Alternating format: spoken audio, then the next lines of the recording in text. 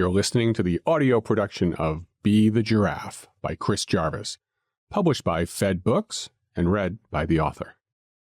Forward by David Meltzer. As you embark on this exciting journey with Chris Jarvis's new book, Be the Giraffe, you might be wondering why I, David Meltzer, am writing this forward. Perhaps the idea of me being compared to a giraffe has left you intrigued, or maybe even a bit perplexed. Rest assured, this is just the beginning of the surprises awaiting you in these pages. My introduction to Chris Jarvis came on a recommendation of a longtime client and friend, Brett Scott. What struck me about Chris was his willingness to drive an hour for what was meant to be a brief 5-minute meeting at one of my events. Predictably, our conversation extended well beyond the planned time, and soon after, Chris became a guest on my live-streamed show, Office Hours. To my surprise, Chris and I discovered that our paths, though unconventional, shared similarities. Who would have imagined that a mathematician and recovering actuary would leave behind a lucrative career solving financial puzzles for the wealthy, just as a lawyer, deal maker, or sports agent would transition into the realm of motivational speaking. Introduction. Are you ready to reach higher in life and business? Holy crap, I'm a genius. Oh my God, I'm a total fraud. Happy Friday to me. After 25 years of literally breaking my back, I sold my company Jade Risk. No, the previous sentence was not hyperbole. Within 6 weeks of the closing, I was scheduled for the spine surgery I had been delaying, mostly because I was too busy running my company. Even though the surgery was scheduled, along with 10 to 12 weeks of painful recovery, I hadn't planned to slow down at all. Despite new ownership, I would retain a key position in the business.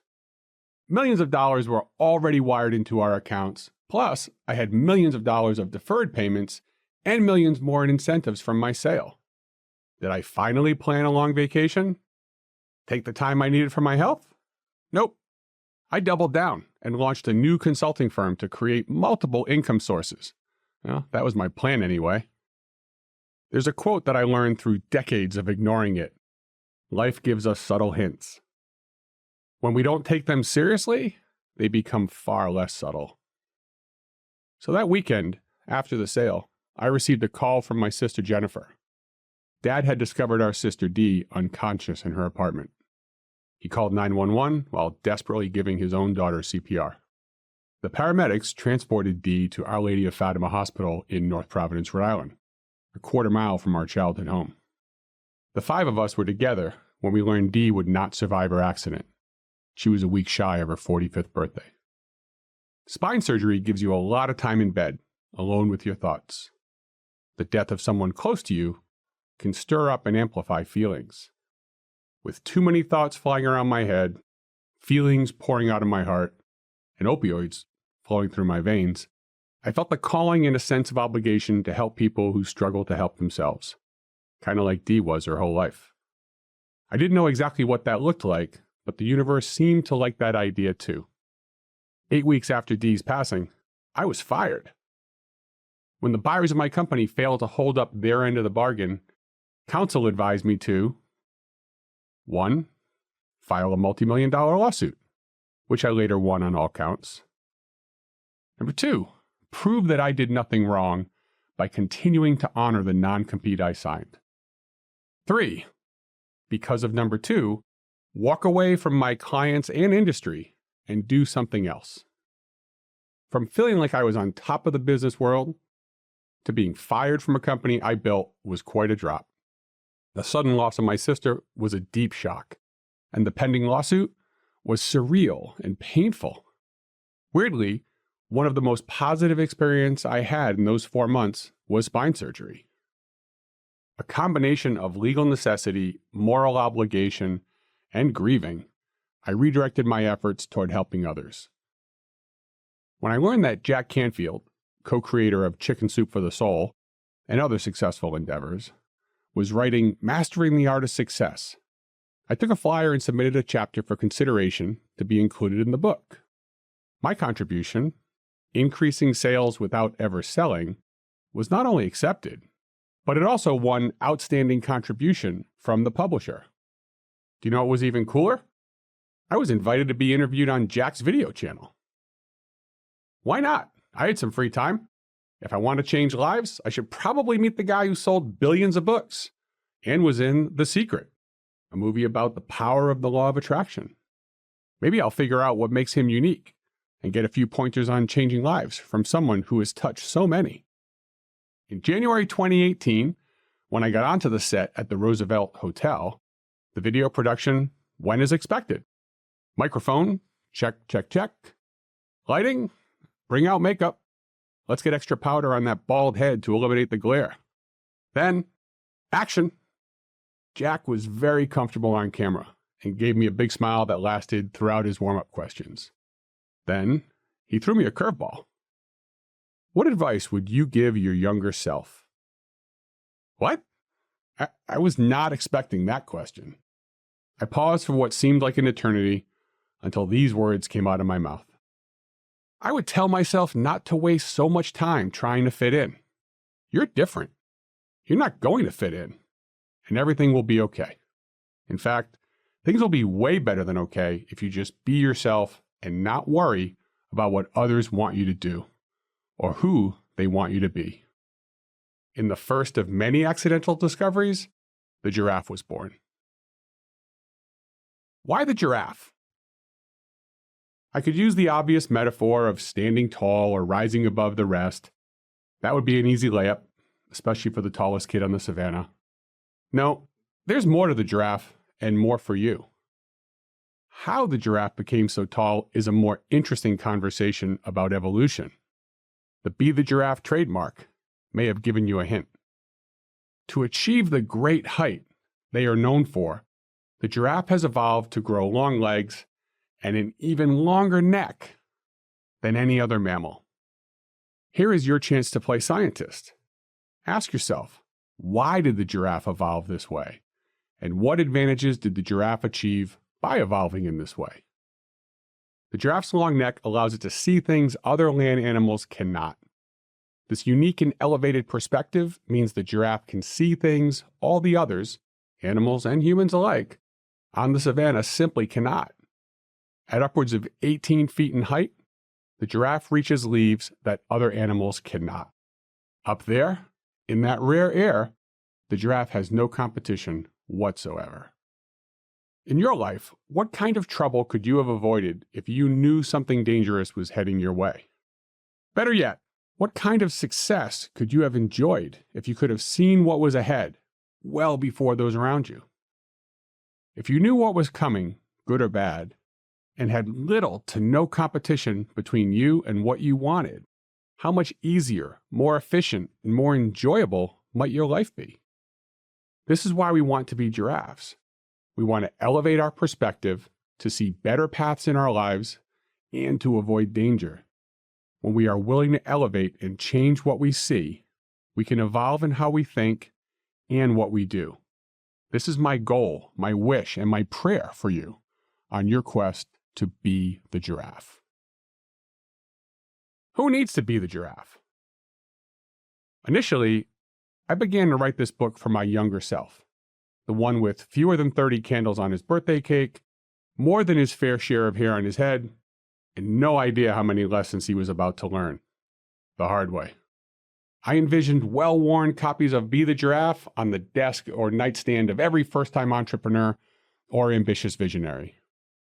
In nature, evolutionary change may take thousands, if not millions of years to be discovered. It only took me 5 years and 14 chapters to see what Be the Giraffe is about and who will get the most out of it. Along this path, I realized that Be the Giraffe is not an audiobook for a younger me. This message is for everyday me, especially today. If you're at all like I am, perhaps you've felt underappreciated, uninspired, and unhealthy for many stretches in your career. Perhaps you feel disconnected or distracted. Are you overworked, overextended, or overcooked? You shouldn't feel embarrassed or ashamed that you are in this predicament. You're in good company. Although, as we'll discover soon enough, you're actually in bad company. Different is better than better. There are many ways to improve your personal and business lives. or to uncomplicate your life as a business owner who may or may not be able to tell where personal ends and business begins. A partial list of all the things I have tried throughout my life and career includes individual and group therapy, life and executive coaching, print and audiobooks, transformational workshops, subscription-based online communities, mastermind groups, and peer groups like Young Presidents Organization and Vistage. Each endeavor has its inherent benefits and its drawbacks. On top of that, the effectiveness of any experience is impacted by timing, your mindset, and the skill of the person trying to help you. It's an inexact science, but I have done a lot of research. After countless hours and hundreds of thousands of dollars, I wanted Be the Giraffe to have multiple mechanisms and media to include the best elements of many techniques. I also wanted the Be the Giraffe materials to do some things these other approaches don't do well, or at all. Be the Giraffe is different in 3 ways. Number 1, context, not just content. The information will be personalized for you based on your behaviors. Number 2, it's comprehensive. It combines business, finance, and transformational experience. Number 3, it's colorful and memorable. Number 3, it's colorful and memorable. Everything is supported with colorful animal metaphors that are fun and easy to remember. In the next chapter, I'll invite you to take the Find Your Wild Factor assessment. Usually $19.95, the link and code in this audiobook allow you to access this unique tool for free. You'll receive a personalized 19-page report providing invaluable context as you continue through Be the Giraffe. I created this tool to help you measure 5 areas of your life. In understanding your natural strengths and biggest challenges, you can decide where to focus your efforts throughout this audiobook. With this context, you will be able to apply all the lessons from Be the Giraffe to your individual situation. Be the Giraffe is a personal development guide that will help you look at money differently, business differently, and life differently. You do not have to be a shark and devour everyone in your path to become successful and wealthy. Contrary to the self-proclaimed enlightened life coaches you may find in your Instagram reels, you don't have to sacrifice financial rewards to be healthy. Be the Giraffe will help you look at and improve all 3 areas. In the research for 2 of my books, 6 Secrets to Leveraging Success and Giraffe Money, I studied the award-winning economic research of Dr. Emmanuel Saez and shared stories from my millionaire and billionaire clients. One of the most valuable takeaways in both books was that super successful people are very comfortable being different.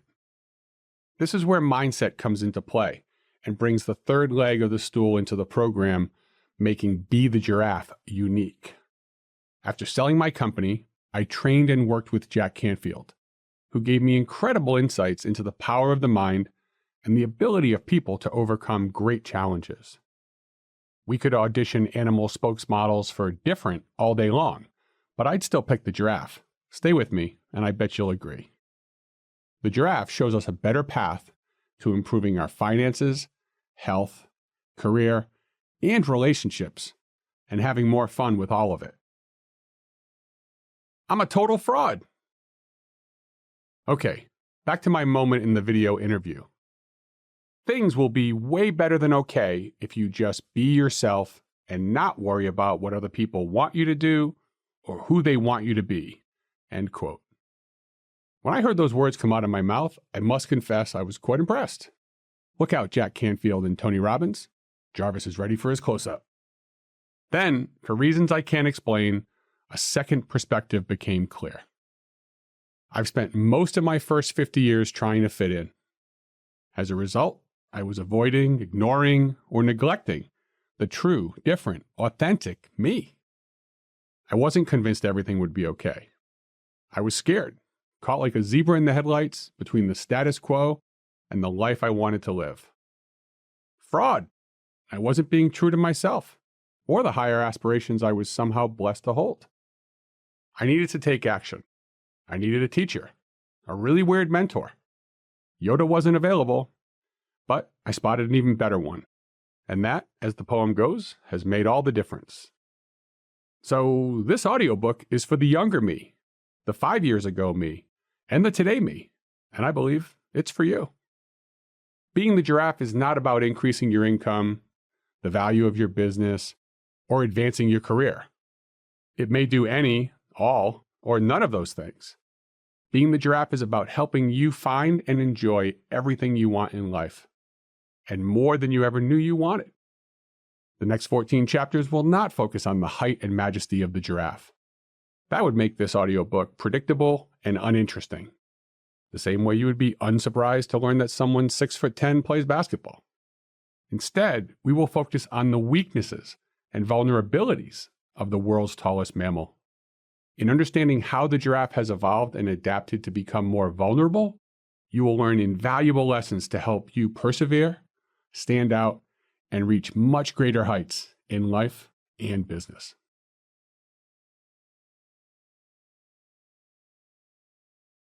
Chapter 1.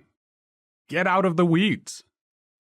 To find out what's ahead of you, would you ask a zebra or a giraffe? What can giraffes teach us about ourselves and our businesses? Many herbivores, including giraffes, spend nearly every waking moment eating and drinking. I guess I'm a grazer, but that's another story. Though giraffes are herbivores, they are very different from the other plant-eating mammals. While antelope, zebra, buffalo, and wildebeest primarily eat grasses, the giraffe eats tree leaves. The nutritional value of grass and leaves is similar, so the difference isn't in what the giraffe eats. The significance is where the giraffe eats. As you might imagine, this difference also affects the taste. Would you like something fresh off the tree, or a salad tossed by wildebeest's filthy hooves? Herbivores are primarily grazers who spend most of their lives with their heads buried in the weeds, or at shoulder height amidst a herd of countless other animals. They have little to no idea what is happening on the outskirts of the herd, let alone what is lurking behind the trees or bushes. Grazers like zebras and wildebeest rely on the groupthink movements of the herd to tell them where to go for their next meal. Their survival depends on it. But giraffes are different. I'd like a table for one, with a view. The giraffe eats standing up, preferably to eat the fresh leaves off the acacia tree. While chewing, the giraffe's head is well above the planes, bushes, and any predators in the area. With an unimpeded view in all directions, the giraffe can survey, stroll, and munch all day, without hurrying after the herd. The giraffe is gloriously independent. Each chapter will begin with the unique characteristic of the giraffe, similar to the one you just read. This will be the cue that what follows will show you how to apply the giraffe's lesson to stand out in your personal life. This may be a way to improve your physical or emotional health, develop a better mindset, strengthen or repair relationships, or simply have more fun. You've likely heard the phrase stuck in the weeds. It means you are so busy doing that you don't have time to think about what you're doing, why you're doing it, how you could be doing it better, or what you could be doing instead. I am not a historical linguist, so I can't give you the phrase's origin, but it sure sounds like the life of a grazing herd animal to me. Are you stuck in the weeds? Does your routine feel predictable and repetitive? Is your schedule full of what other people ask of you? Are you great under pressure because you've had so much practice? If you're like I was for most of my career, you may have an overwhelming email inbox and an endless to-do list. I was so overcommitted at work and at home that I didn't have time to think about a better life, let alone the time and energy to explore ways to change my life. When living in the weeds, there's always just one more clump of grass to eat before we're finished, or until the next blades appear under our nose. Ironically, the more goal-oriented and competitive we are, the more we focus on achieving little goals, and the more likely we are to ignore the more important ones. When our strong survival instincts kick in, our sense of purpose devolves into simply making it through the week. Do you feel a little lost? You're not alone. Only 25% of Americans report having a clear sense of purpose. If you're like I was for much of my adult life, you may find yourself alternating between mindlessly working and desperately searching for purpose or passion, with the occasional pursuit of pleasure. When you don't know what you truly want to do, where you want to do it, or who you want to do it for, it's natural to look at what other people are doing. Looking to others for guidance in a digital world where millions of people are seemingly in the palm of your hand can lead to an even greater anxiety, with a fear of missing out, otherwise known as FOMO. Are you wondering what emails, texts, direct messages, or snaps may have arrived as you listen to this? Let's do something else instead. If only 25% of Americans reported having a clear sense of purpose in their life, what does that mean for the rest of the population? An optimistic view would be to accept the philosophy that ignorance is bliss. If you believe that I don't know what I don't know, and what I don't know can't hurt me, you might conclude that most people are happy. Now, the antidote to ignorance is education, and numbers don't lie. People with household incomes over $75,000 were most likely to experience FOMO. The top 30% of earners in this country are worried about what other people might be doing. According to Psychology Today, approximately 30% of millennials always or very often feel lonely. Approximately 72 million millennials born between 1981 and 1994 represent 22% of the U.S. population. These statistics reinforce the idea that too many of us are going through life on autopilot. This chapter aims to help you change the way you look at your life, become aware of what you need to do more of, and learn how and why you have been sacrificing these important parts of your life. All of these are important to help you find a better path to a life that excites you, brings you joy, and gives you the best opportunity to be happy, healthy, and impactful. Learn the Giraffe 3-step. Step 1 to getting out of the weeds and onto a path that maximizes what you get from this audiobook is understanding where you are. Step 2 will be to craft the vision of where you want to go. Step 3 will be how you plan to make the changes necessary to reach your goals. You can cross out that start with 2 pieces of information. Giraffes are inclusive, not invasive. According to the National Wildlife Federation, an invasive species can be any kind of living organism that is not native to an ecosystem and causes harm. They can harm the environment, the economy, or even human health. How could an invasive species hurt us? Invasive species may negatively affect native species due to direct interactions like predation and competition. For example, native species for resources such as food, light, prey, and habitat. Giraffes are not invasive. They are inclusive. Be the Giraffe is not about getting everyone to act, think, or be the same. On the contrary, this audiobook is about identifying, embracing, and leveraging the qualities that make each of us different. The giraffe is the only animal to evolve to become more vulnerable, and somehow, it always seems to find a way to turn challenges into opportunities and weaknesses into strengths. To be the giraffe means taking an elevated perspective as we look at both our positive and negative tendencies.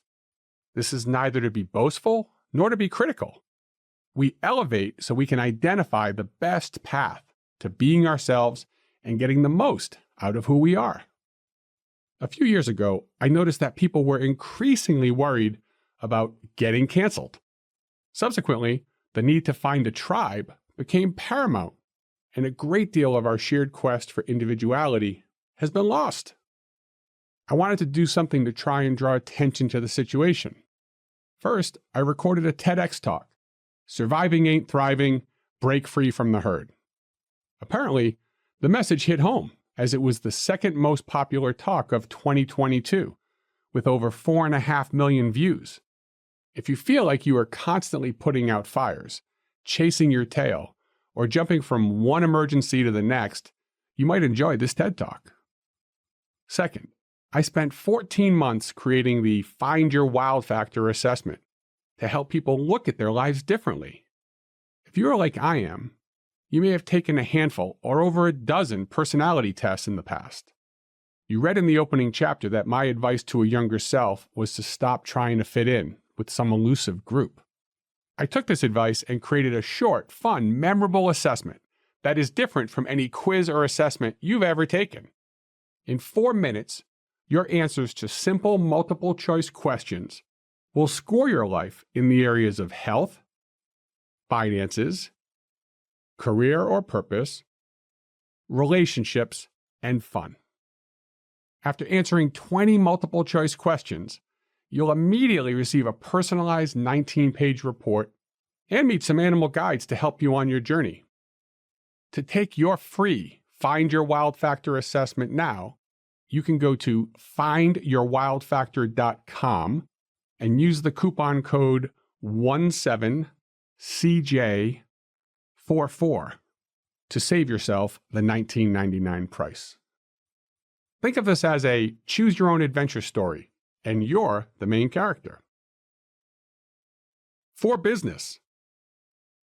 In each chapter, you will find a unique giraffe lesson and then tips for applying it to your personal life to help you reach higher. After this personal application, you will hear For Business. This is where you will find tips for applying that chapter's giraffe lesson to your business or workplace. Whether you're the owner, a manager, or a dedicated employee, these lessons will help you to see things differently so you can have a greater impact and heightened success. Being in the weeds is also known as working in your business versus working on your business, and the same applies to your career. So many professionals are so busy doing what they do that they never take the time to figure out how to do it better, faster, cheaper, more efficiently, or more enjoyably. Is enjoyment even allowed? According to a statistic I just made up, 100% of business owners hate their business at least twice per month. This sometimes coincides with payday, but other factors may come into play. Being a giraffe means you see differently and think differently. Giraffes constantly survey, assess, and plan so they can find a better path before it's too late. When I was running Jade Risk, a firm I founded to help business owners create and run their own insurance companies, I built solid relationships with my 36 corporate clients. I was helping them manage risks, lower expenses, and leverage capital. These relationships generated millions in recurring revenue and a 7-figure annual profit. As I set out to capture highly profitable relationships that clients couldn't dream of leaving, I built a business that held me captive. I had structured the business such that I, Chris Jarvis, was integral to nearly every client. I had no time to do anything creative or innovative because I was too busy weed eating. If I had taken an hour to lift my head and look around, I could have made decisions for the betterment of myself and my clients. But that's the simple step we overlook because it's so simple. Yeah, I really mean it. I'm asking you to take an hour to do nothing but look around. Look in the mirror, look at your loved ones, look at your career. I failed at strategic planning for the same reason that most people do. I was too busy. Because I had so much to do and never enough time to get it done, I looked at strategy as the plan to help me get all the other stuff off my list faster.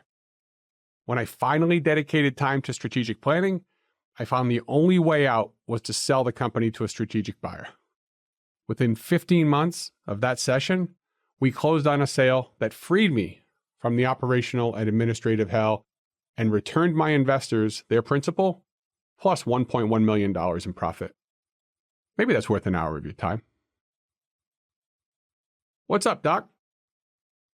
After working with thousands of doctors and lawyers over the last 25 years, I found that most of them resisted doing long-range strategic planning. Why? Because the time they would have to spend working with consultants was time they could be doing another procedure or billing another client for their work. They felt they couldn't afford to take time out of their billable work to strategize. Dr. Larry was an exception. In his 40s, he and his wife Sasha retired from the Army and moved to East Texas to begin private practice as a Mohs surgeon, a subspecialty of dermatology. By the end of his first week, he was booked solid for months. Despite the crazy hours with patients, Larry took time to study the unusual business of medicine.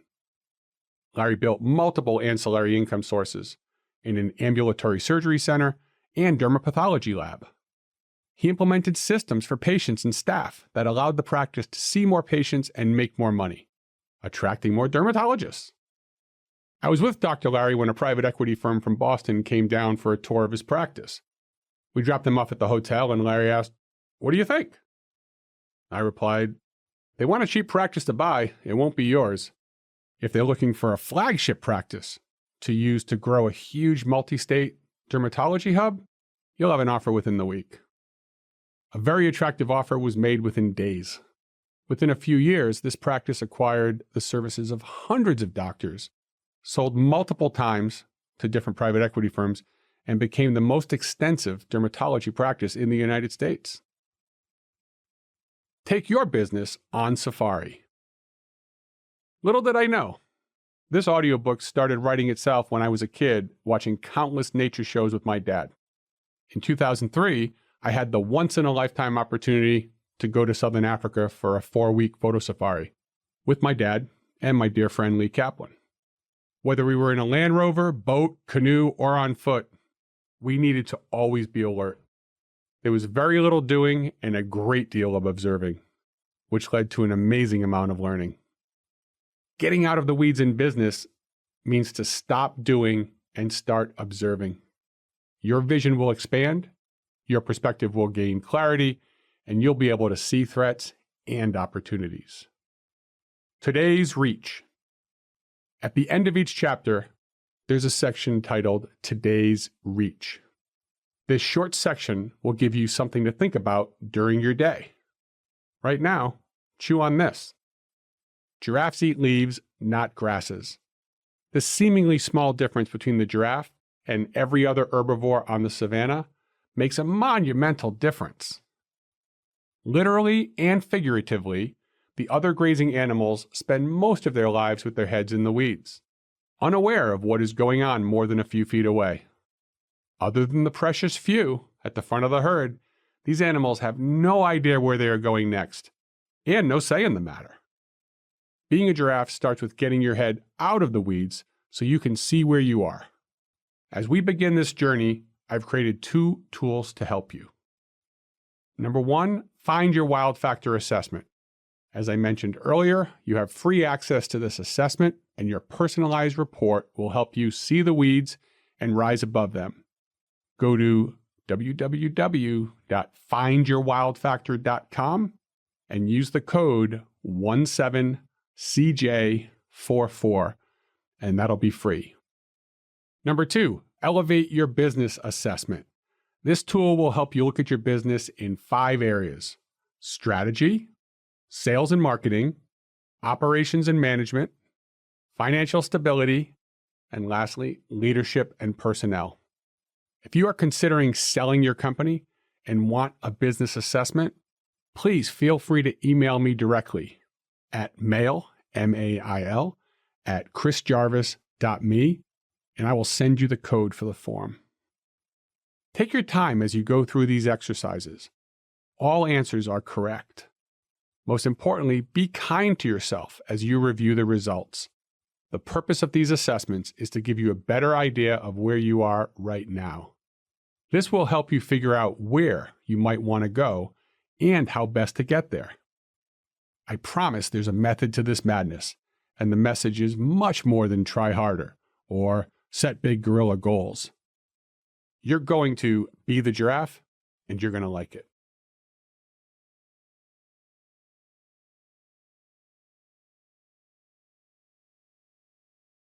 Chapter 2. Avoid the masses and the asses. Smart animals follow the food. Not so smart animals are the food. In the last chapter, I told you that some of my fondest and most impactful childhood memories were with my father, learning about nature together.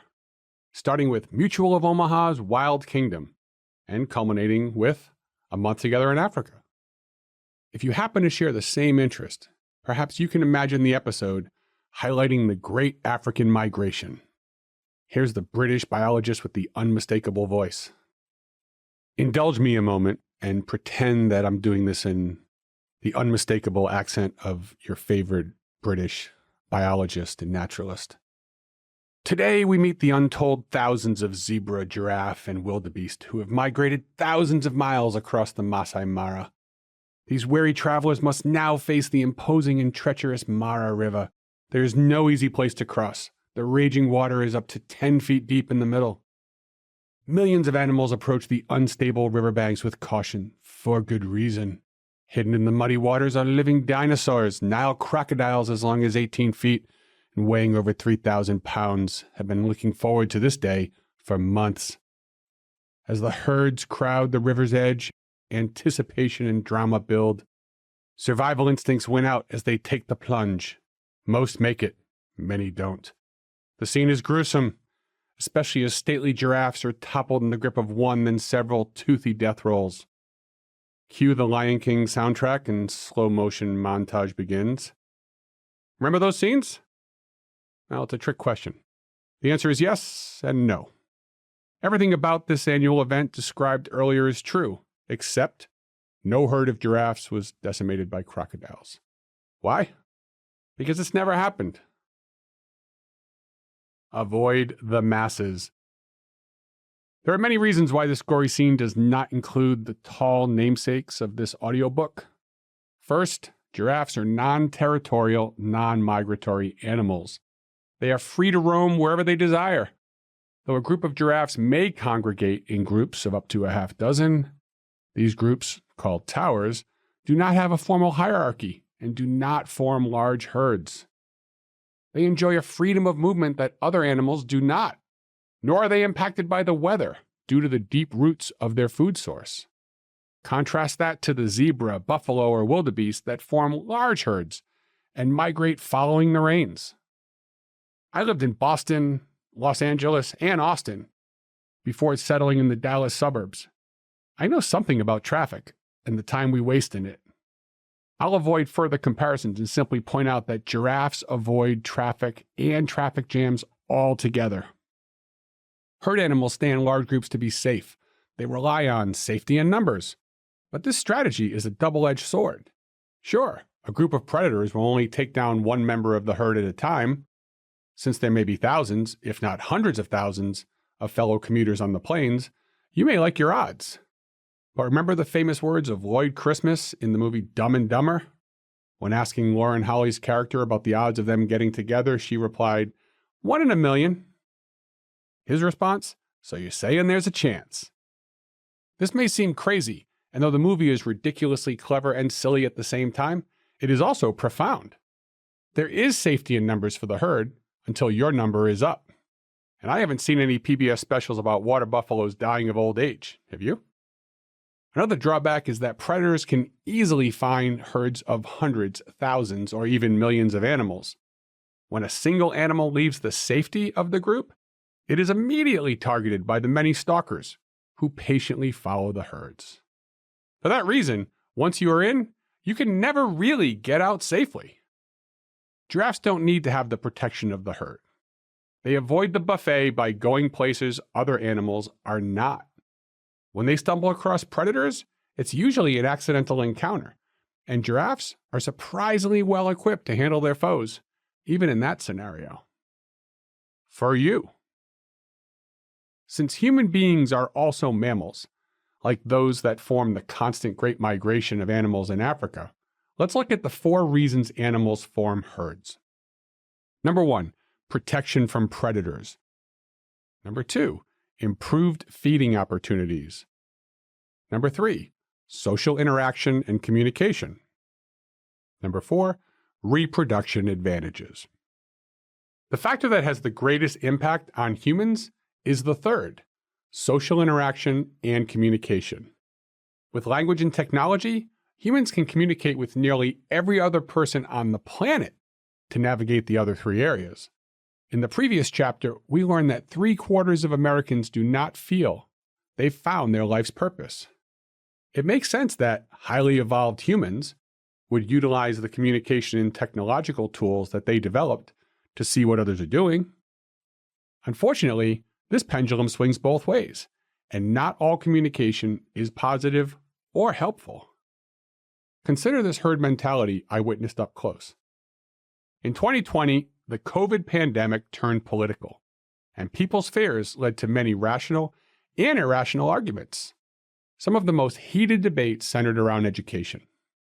Administrators were unprepared and confused. Teachers were put into impossible situations.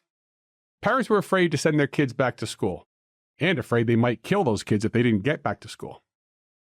My wife Heather was uniquely qualified to help.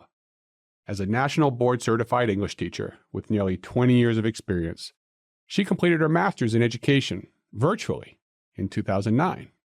Then starting in 2011, she taught virtual high school. She was a decade ahead of everyone and could identify with all three groups: the teachers, administrators, and parents.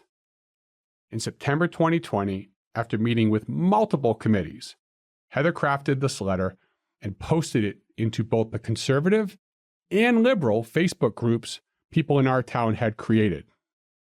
The letter said, quote, "In August 2020, I met with our local school district to give some guidance on creating a dedicated virtual school to be used during the 2020 to 2021 school year. This plan also discussed how virtual education should be integrated into face-to-face learning to support students who were absent from school for a lengthy period of time. Despite my expertise in this area, these ideas were largely ignored. As we all move forward with the beginning of a new school year, hold your school boards and districts accountable. Demand high-quality education for your students, regardless of the delivery method. This is our time to develop innovative educational experiences and delivery methods. Do not be quiet. Educators and districts are in uncharted waters. Do not assume they are on the right track. Ask questions and hold those in administration answerable for their ideas and plans. Please remember this: teachers are being asked to do the impossible. We must advocate for them and our students. Let us challenge the people in charge to make innovative change, but let us do it with kindness and compassion, recognizing that mistakes will be made along the way." That was signed by my wife, Heather Jarvis. The result? The post was taken down and Heather was kicked out of both groups. One of her friends even messaged her, "I can't tell what side you're on." Side? She was on the side of the students. This should not be political. When you are lost among the masses, all you can see are the asses around you. From this story, you can see that there is also the danger of the masses becoming asses when they get nervous and feel threatened. Groupthink can be a dangerous, significantly limiting, and very frustrating thing for anyone, especially a giraffe. Success, and the lack of it, is in your head. In my book, 6 Secrets to Leveraging Success, there is a segment, "You have to be psychotic to be successful." This refers to having a non-herd mindset. The good news is that, unlike how much money your parents had, how much education you have, or where you grew up, you control your mindset. It doesn't matter whether you were born rich or poor, male or female, black or white, gay or straight, Democrat or Republican, devoutly religious or atheist.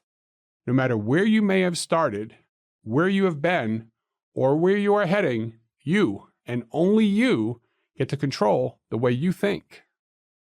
The good news is that the pendulum does swing, and you can change your mindset. This is of the utmost importance, because if you want to be the giraffe, you absolutely and positively have no other choice but to change the way you think. Elevating your perspective is the only way to find a better path to get more out of your life.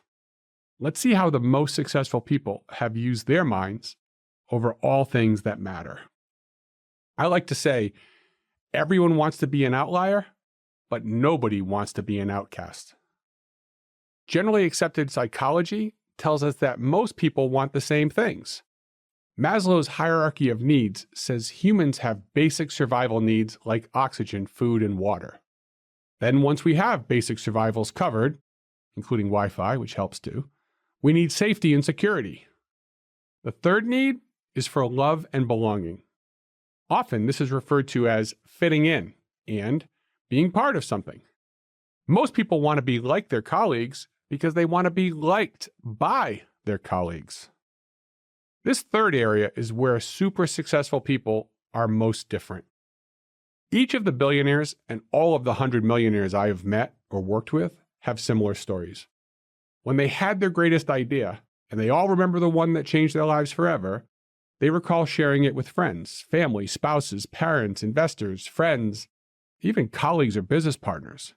Without exception, every one of them was told that their groundbreaking idea was absolutely crazy, or too risky, or downright foolish.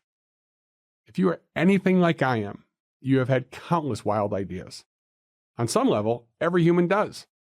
The ability to imagine something we can't see and remember our ideas is one of humankind's major evolutionary advances.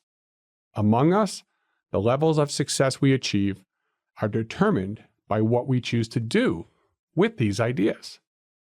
When you share your ideas or dreams, you probably get similar responses. It isn't the idea or the criticism that made the super successful people different. It's what they did with the feedback.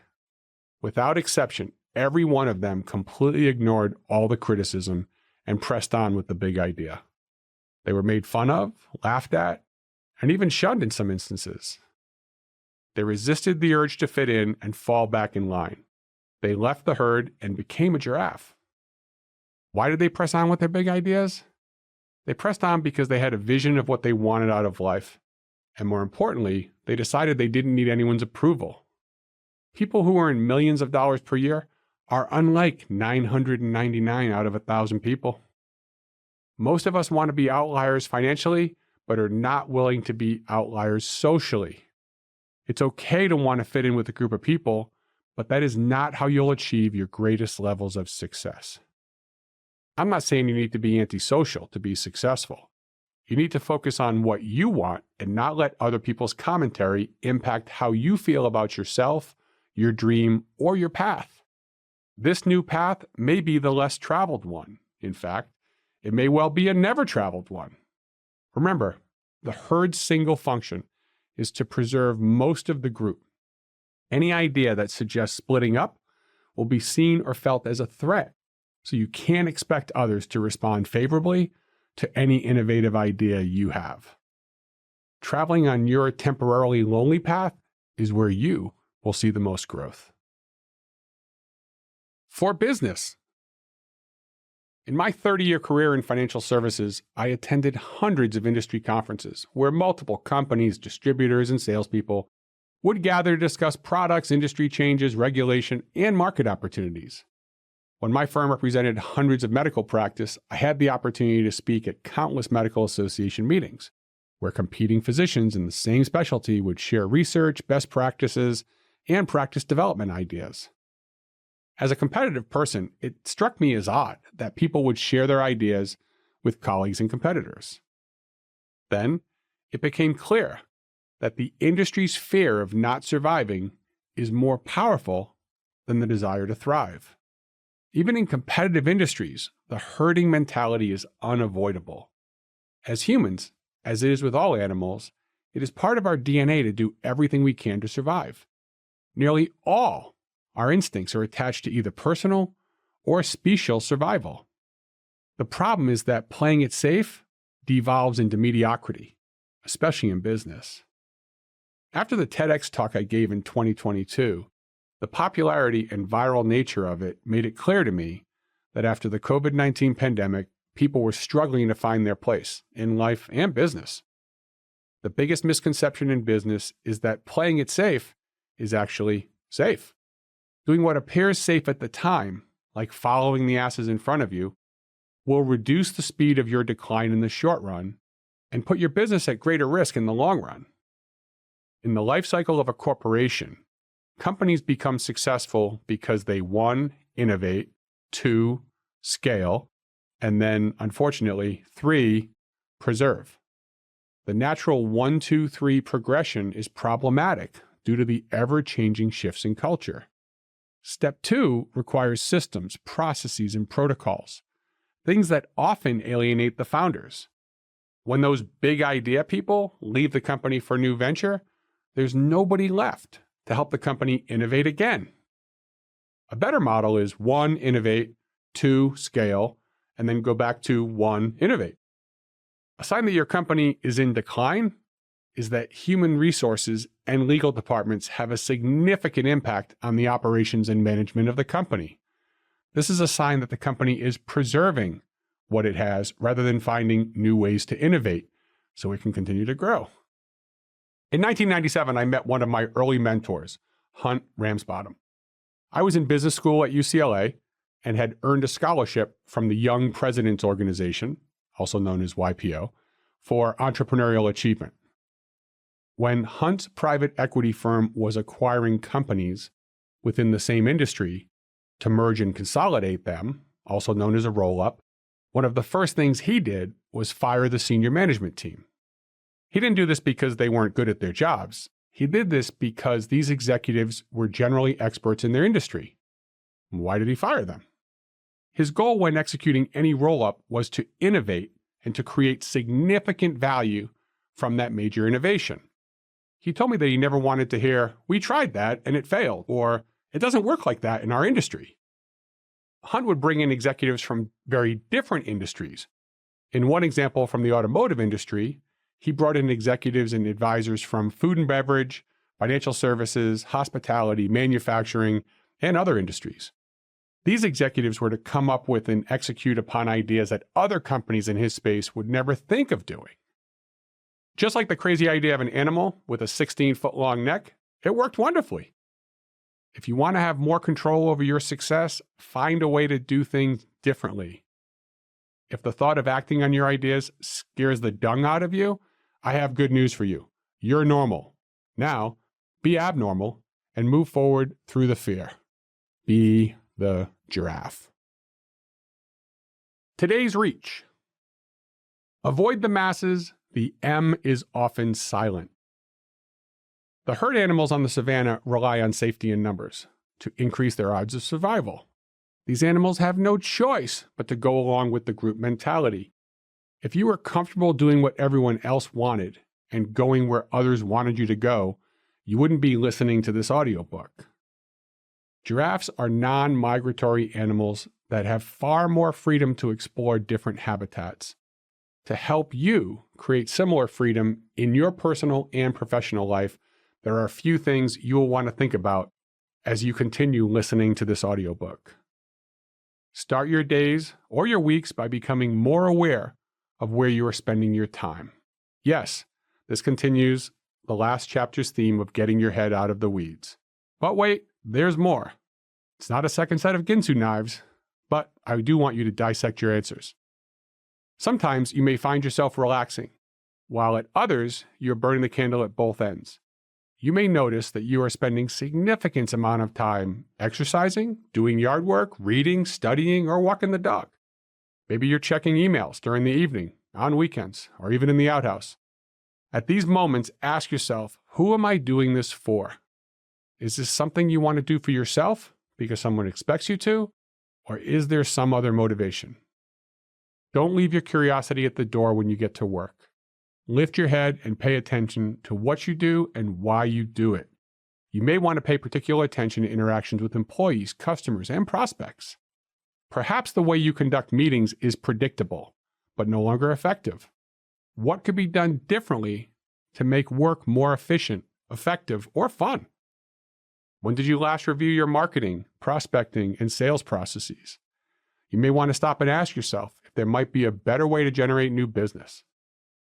Don't be discouraged if you find that most of your activities are connected to other people's expectations or desires. It's great to be able to do things for others at home and work, but take time to understand your motivations and the costs associated with these activities. Giraffes are purposeful. We don't just take on projects and activities because others do them. And giraffes are very comfortable defying expectations. We want to start thinking about why we do things and what else we could do for ourselves and others. What filled your schedule this morning? What's on your plate today and tomorrow? Why?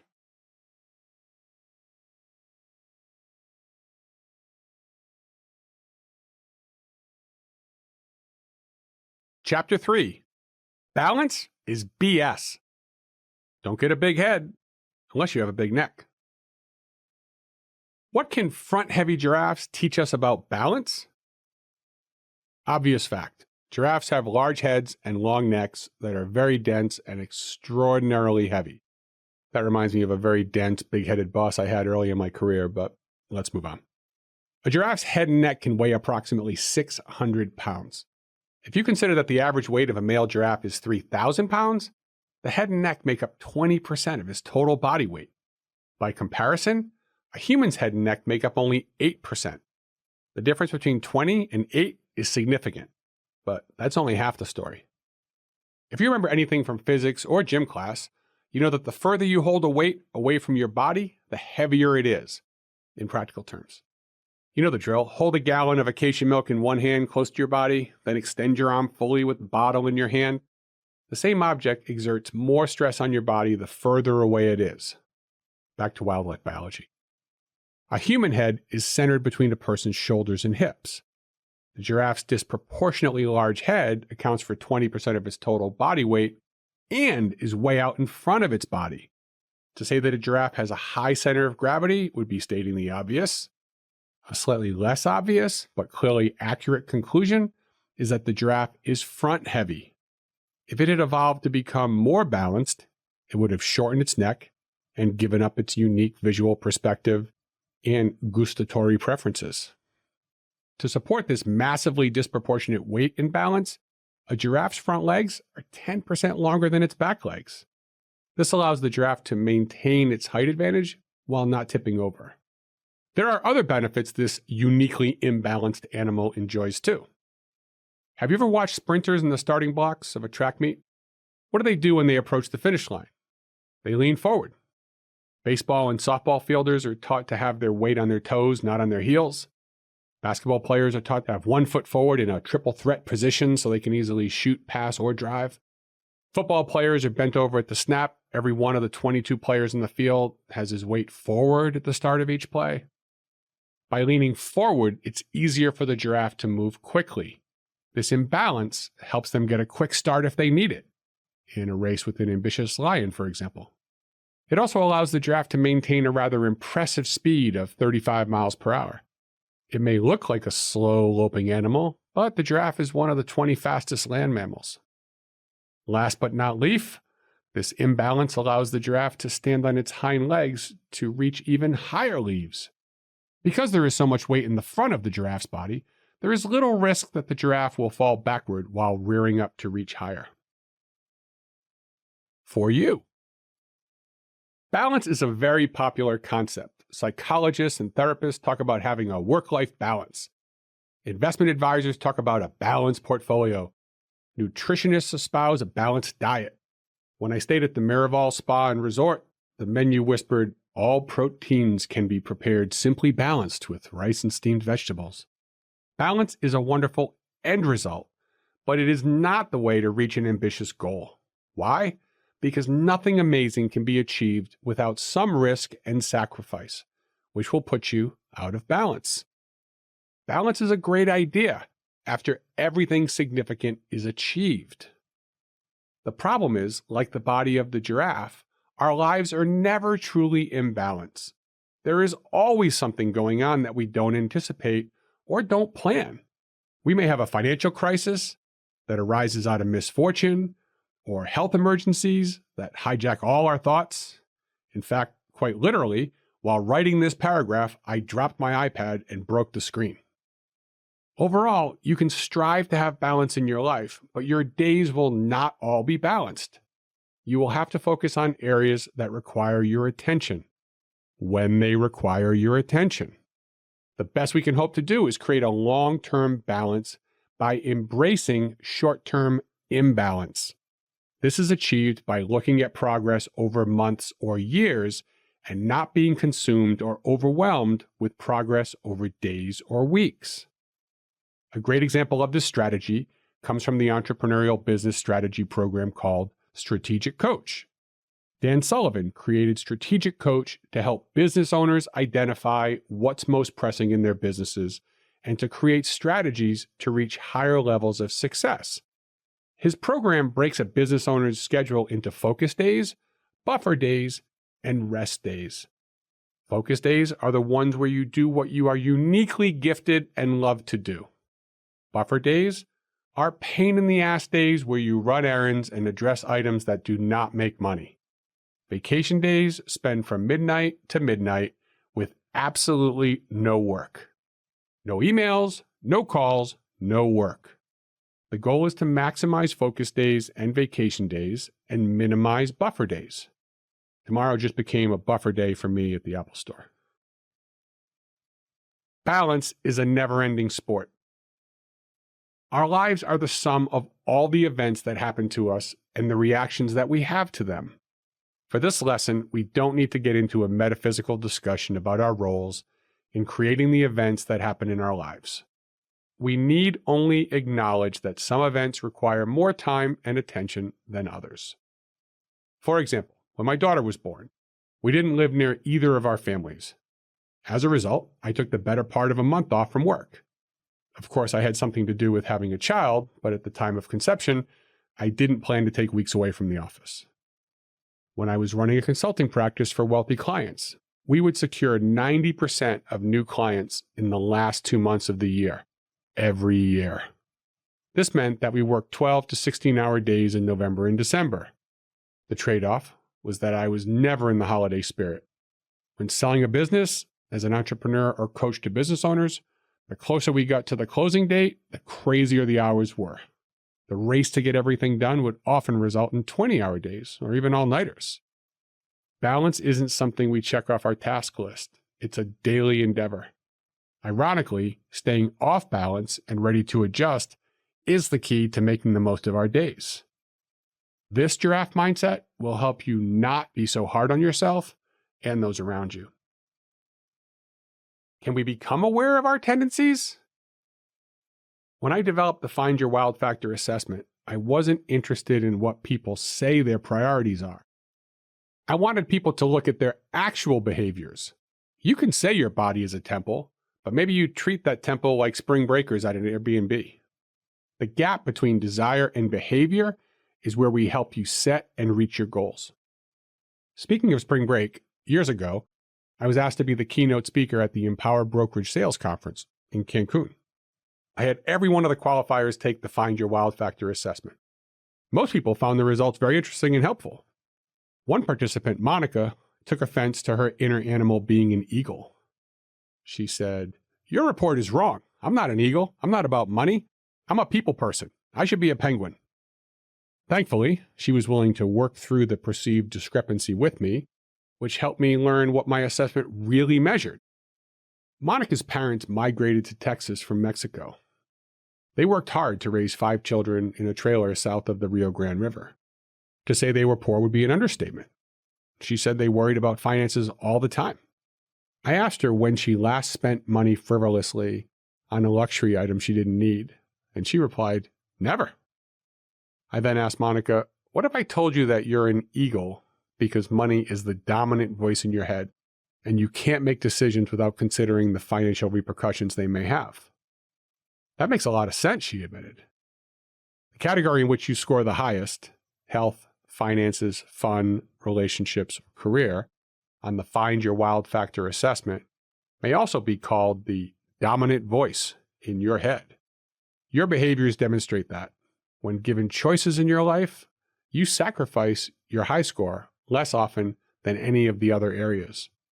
Conversely, it's your natural tendency to first sacrifice your low score. This is also the area of your life that you are least likely to make a priority for yourself. In other words, no matter what you truly desire, and no matter how pure your intentions are, your inner animal is probably calling the shots. But, like the giraffe, you too can evolve. Balance is for turtles. After obsessing about money, career, or even fun, many see the antidote to be balance. It sounds good, but it's a very dangerous trap. Unless you have accomplished everything you want and you have no ambitious goals left, the concept of balance is bullshit. I'm not saying that you can't have a balance of money, health, purpose, relationships, and fun. What I am saying is that the way balance has been presented to you is a big, fat lie. According to the Cambridge Dictionary, balance is the state of having your weight spread equally so that you do not fall. Now, I enjoy not falling, but the problem with the popular idea of balance is the concept of equal. People talk about proper balance as a state when all things are equal. The proper amount of importance or weight given to each area of your life is going to differ by individual. This has nothing to do with the time you spend on each area of your life. It's preposterous to think that you could spend 4 to 5 hours of your day on your health, finances, career, relationships, and fun. You would drive yourself mad trying to do so. Your boss wouldn't be too excited about the 4-hour workday any more than your spouse would want 4 hours of quality time daily.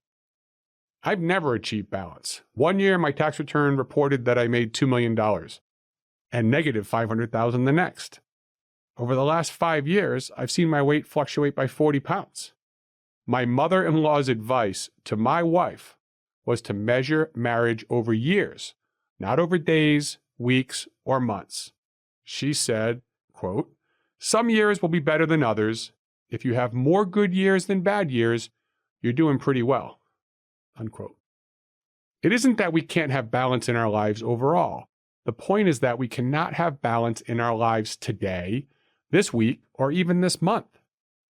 Over the course of a few months or a year, we can enjoy successes in each area of our life, but those months or years will not be great at the same time. My dad used to joke, "Everything in moderation, except moderation." Some thought he was being prophetic. I knew he saw moderation as a formula for mediocrity. There are 3 kinds of people: those who love math and those who don't. If you skip the author bio, which I often do, so don't feel bad, you may not know that I'm a bit of a nerd. My mother of all people once said, "Chris, one of your greatest strengths is that you're much smarter than you look." Thankfully, she's right. I majored in applied mathematics and worked as an actuarial analyst for multiple insurance institutions. The header for this section is not entirely to poke fun at people who struggle with numbers. I understand I was born with a math brain, so I'm grateful, not boastful. But as a mathematician, I was taught to appreciate the importance of formulas, values, and efficiency. Things like 1 + 1 = 2, or 2 × 2 = 4. Or that 19 squared equals 361, which I only know because David Bloomer, my math teacher at Classical High School, was in room number 361 and he painted over 361 19 squared. So in school, you get grades A, B, C, and D. Hopefully there are very few E or F grades. For most schools, A was the best grade. At some point, this wasn't enough. The nerve of my kid's teacher to give other children A's. Society has become so obsessed with numbers that we've lost track of anything that can't easily be measured. And the most important things in life don't have a numerical value. Before you base your next decision on some number, do 3 things. 1, verify it's accurate. 2, confirm that it's important to you. And 3, identify what it would cost you in the other areas of your life to act on this. For business, you may have heard of the 80-20 rule, also known as the Pareto principle. This is very common in finance and management. Simply put, the 80-20 rule says that 80% of your results will come from 20% of your efforts. You could also say that 80% of your profit will come from 20% of your products or customers.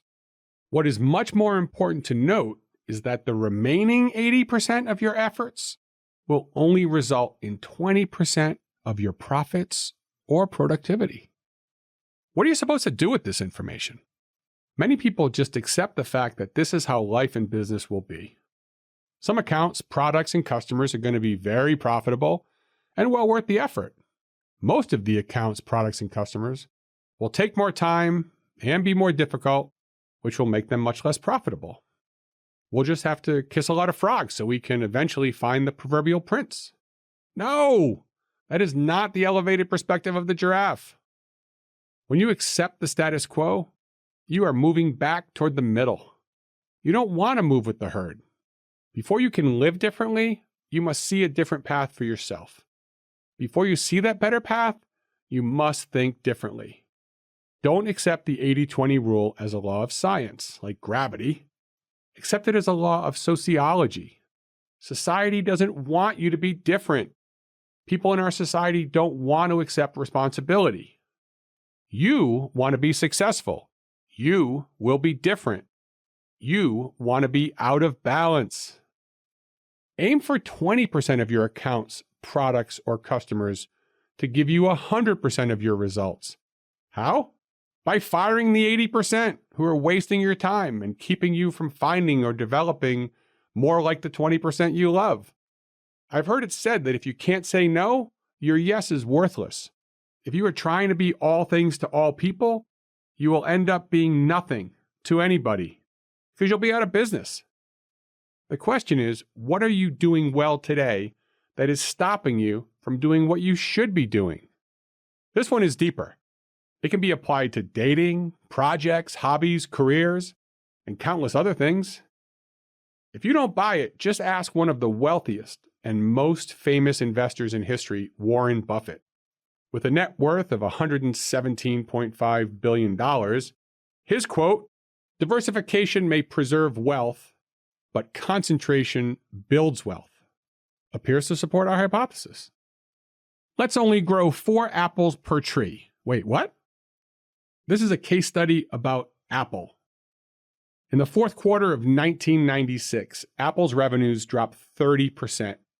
In 1997, Apple fired CEO John Sculley and hired co-founder Steve Jobs to come back and right the ship. 12 years earlier, Jobs had been unceremoniously removed from the company. He was determined to do whatever it would take to make things right. Jobs reflected on his first year saying, quote, "We had 15 product platforms with a zillion variants of each one. I couldn't even figure this out myself. How are we going to explain this to others when we don't even know which products to recommend to our friends?" Unquote.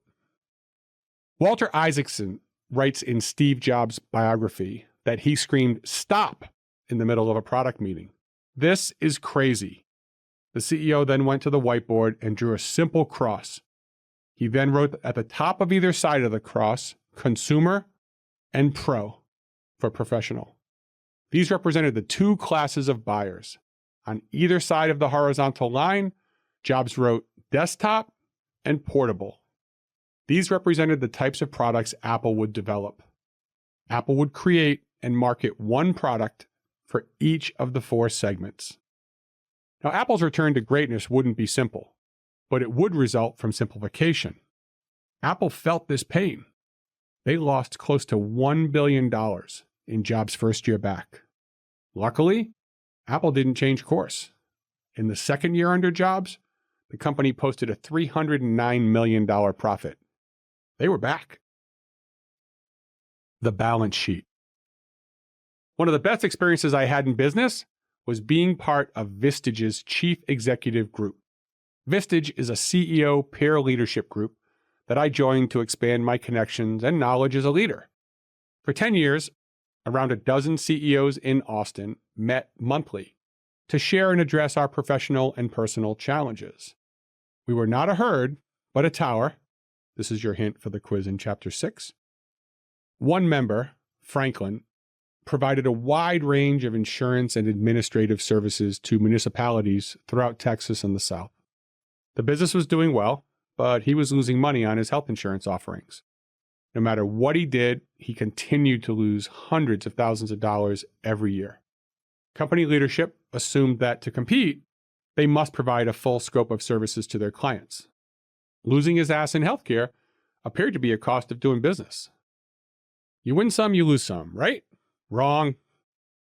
Franklin needed to make a change, and he began by asking his clients if they had any problem with him outsourcing his company's health insurance offerings. They were not only okay with the idea, but they preferred separating the bids for health insurance and other services. He didn't pay someone to take this cash-sucking area off his hands. He didn't close the business and accept defeat to stop the bleeding. Franklin went out and found a successful health insurance administration company that wanted to get into the municipal market, and they paid a tidy sum for access to his client base. He partnered with somebody who paid him for the opportunity to take out his trash. Within 2 years, a publicly traded company bought his business for around $10 million. Franklin improved his balance sheet and peace of mind by unbalancing his portfolio of services. Unbalance yourself and your company. Don't be afraid to turn your company on its head. When surveying successful entrepreneurs for this audiobook, I asked them how much time they spent on the wicked cool, move the needle, special sauce aspects of their business. I was surprised and disheartened to learn that even the most successful business owners spent 60 to 80% of their week running their business and tending to necessary but uninteresting areas.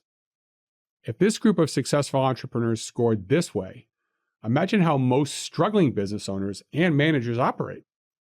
If you're a tech company, this might mean you spend a lot of time on operations, finance, marketing, legal, regulatory, or administrative tasks, rather than developing your amazing software or app. Conversely, if you're a logistics company that transports concrete, then operations is the thing that you do well to be successful. But how can you do it better? If you're a payroll company, then regulatory, legal, and administrative functions are integral to your success. But are they keeping you from innovating?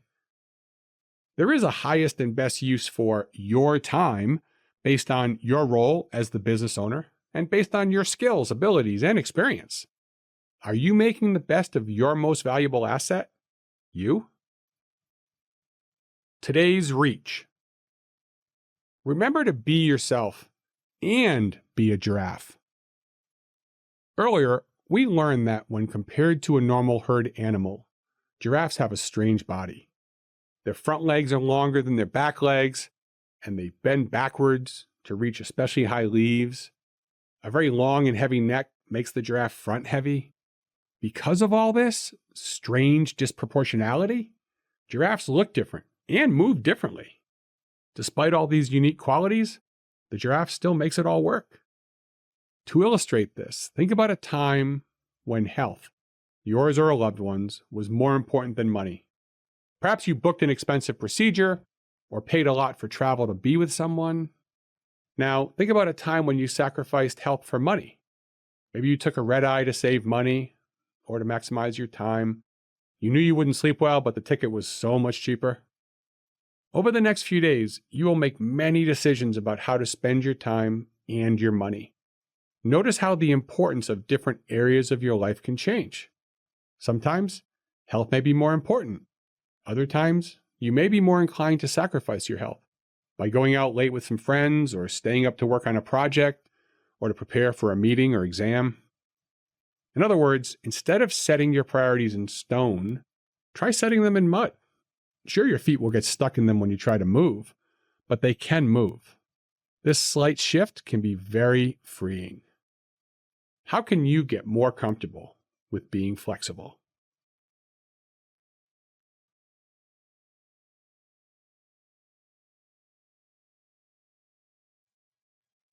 Chapter 4. Swim upstream. I've picnicked at the top of Victoria Falls and whitewater rafted below it, but saw no need to jump into a barrel and connect the two. What can giraffes teach us about decision-making, focus, and mindfulness? Can giraffes even swim? From an earlier chapter, we learned that giraffes are gloriously independent. From childhood, we know that we should always use the buddy system, and we should never swim without a buddy. If we are following conventional wisdom, then we might conclude that giraffes don't swim.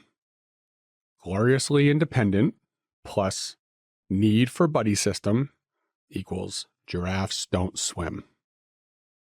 I have never actually seen a giraffe swim, but this audiobook is full of giraffisms that are contrary to popular opinion.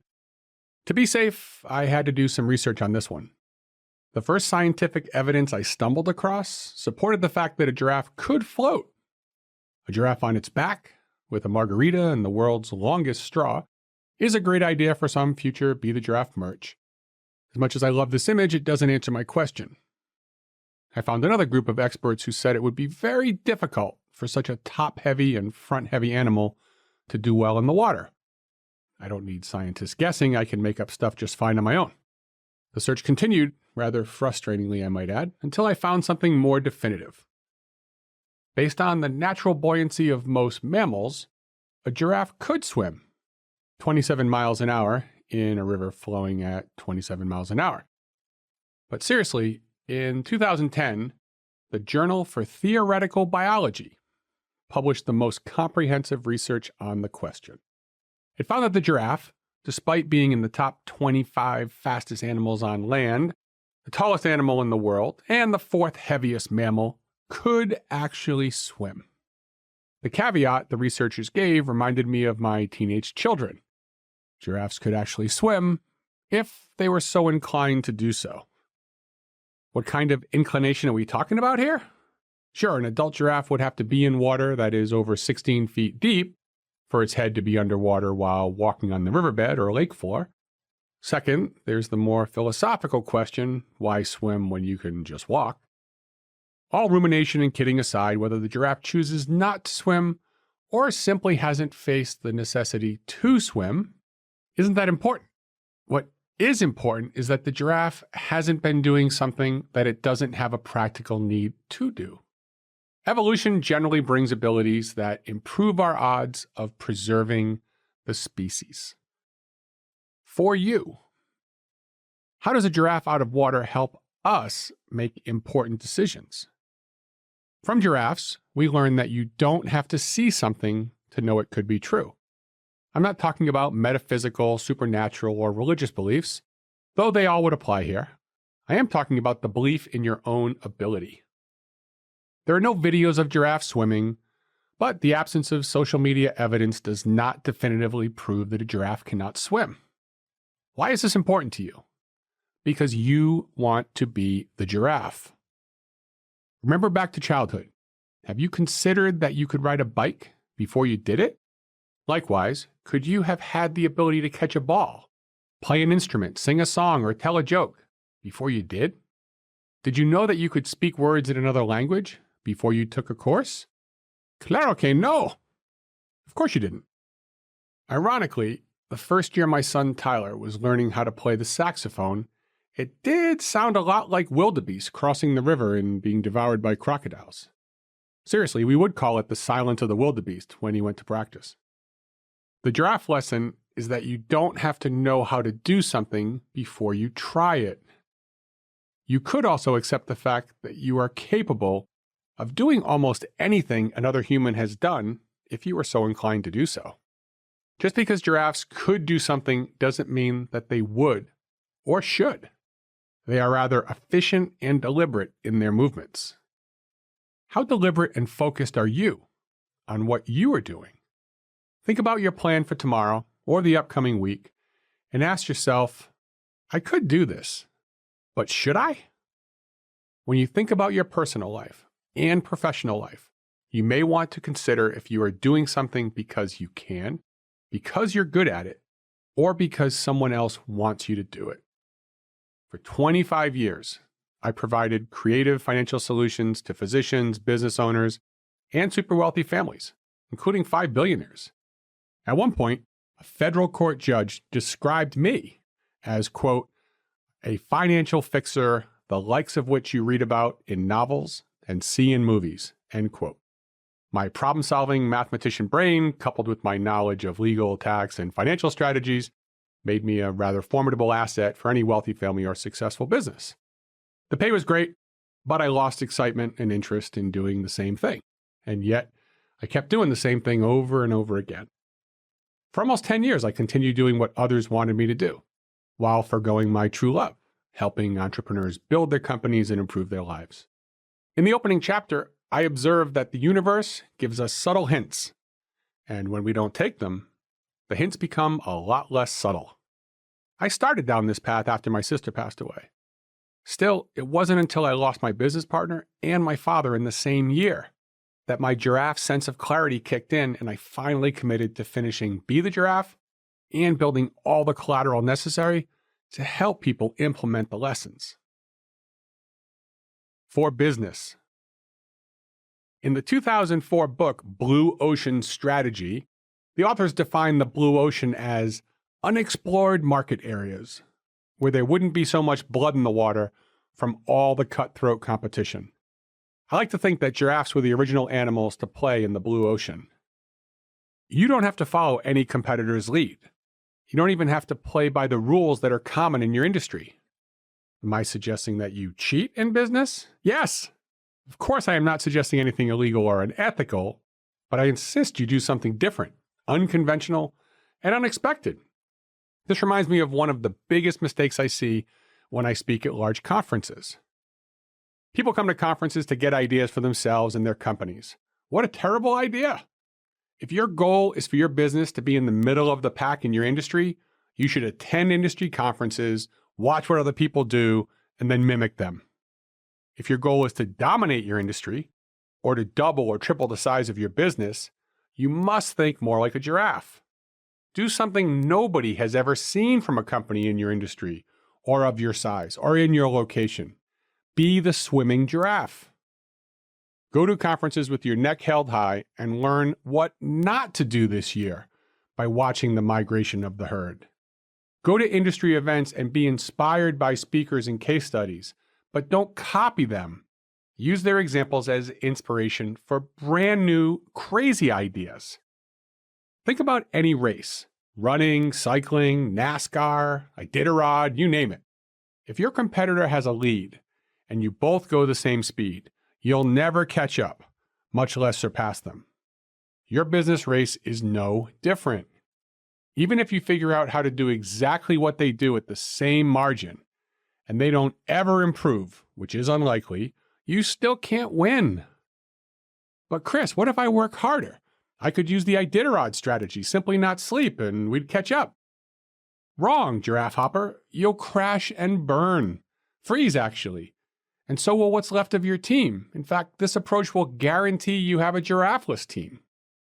To grow significantly and gain market share, you need to play and win a different game. You need to be the giraffe that swims while the others run. What pool do you need to jump into to get there? You may have heard that the Apple computer was not for business use, when people thought there would never be a reason for individuals to buy computers for personal use. E-Trade went to low-cost trades when brokerage firms were making a fortune on stock trades. Here are two examples that I love. The safest car company playing it unsafe? Have you ever heard of overseas delivery by Volvo? When the big disruption in the auto industry was to adopt no-haggle pricing to combat the negative experiences consumers were having at dealerships, Volvo went the extra mile. You can order a new Volvo and be flown business class to Sweden to tour the factory, test drive your car on their track, and tour Sweden.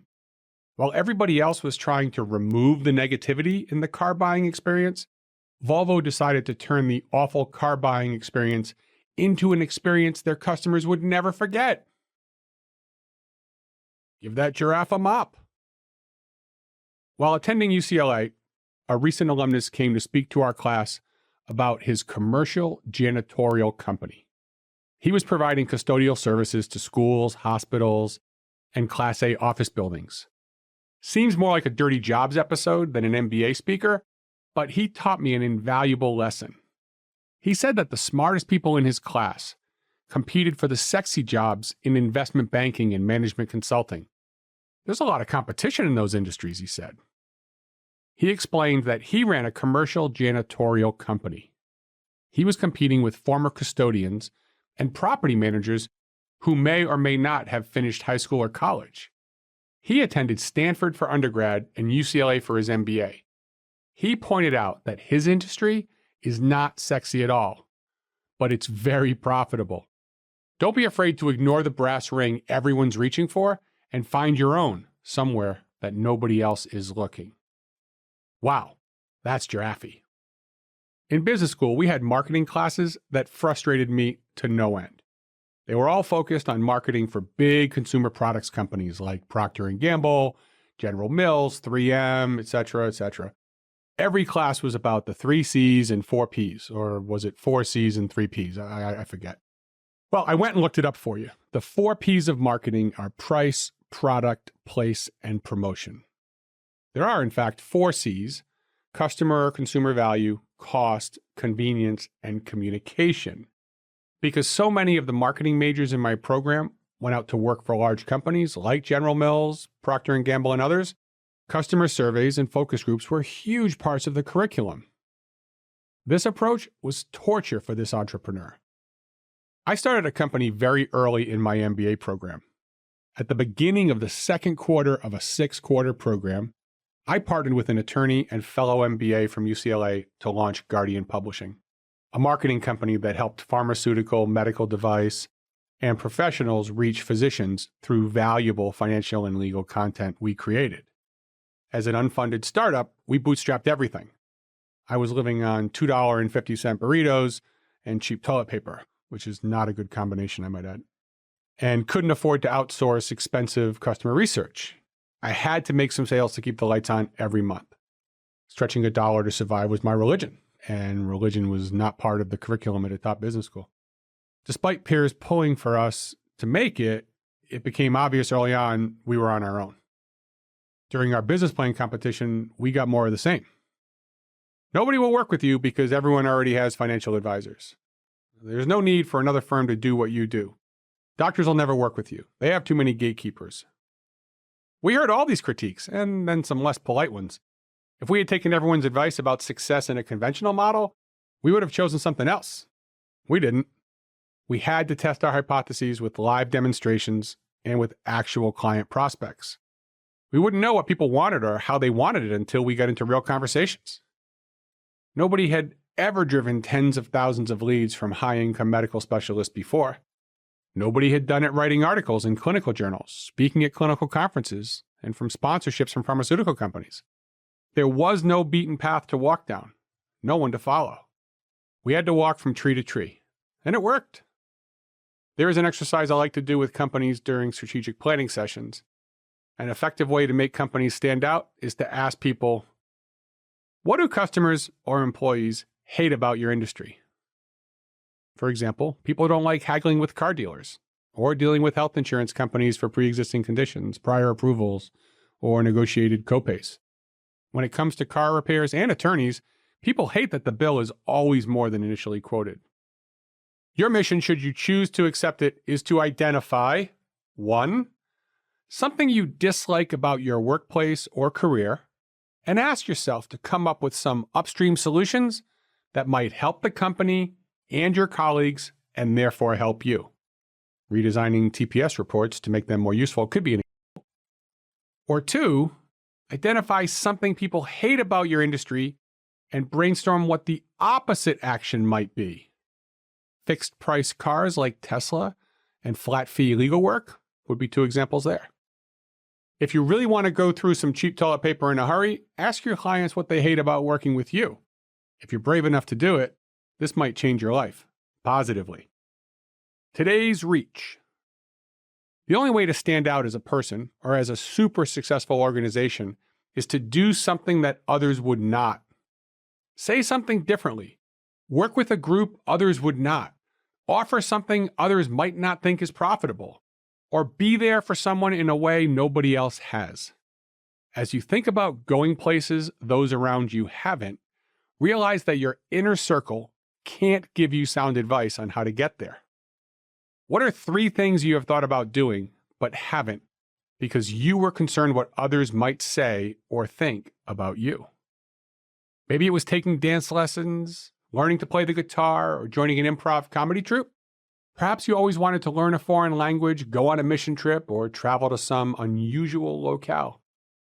If you're filling up for it, write down at least 3 of those things and share each of them with someone. Yes, you can share each with a different person. Then, try some stuff. Run, fly, or even swim. Just don't float downstream.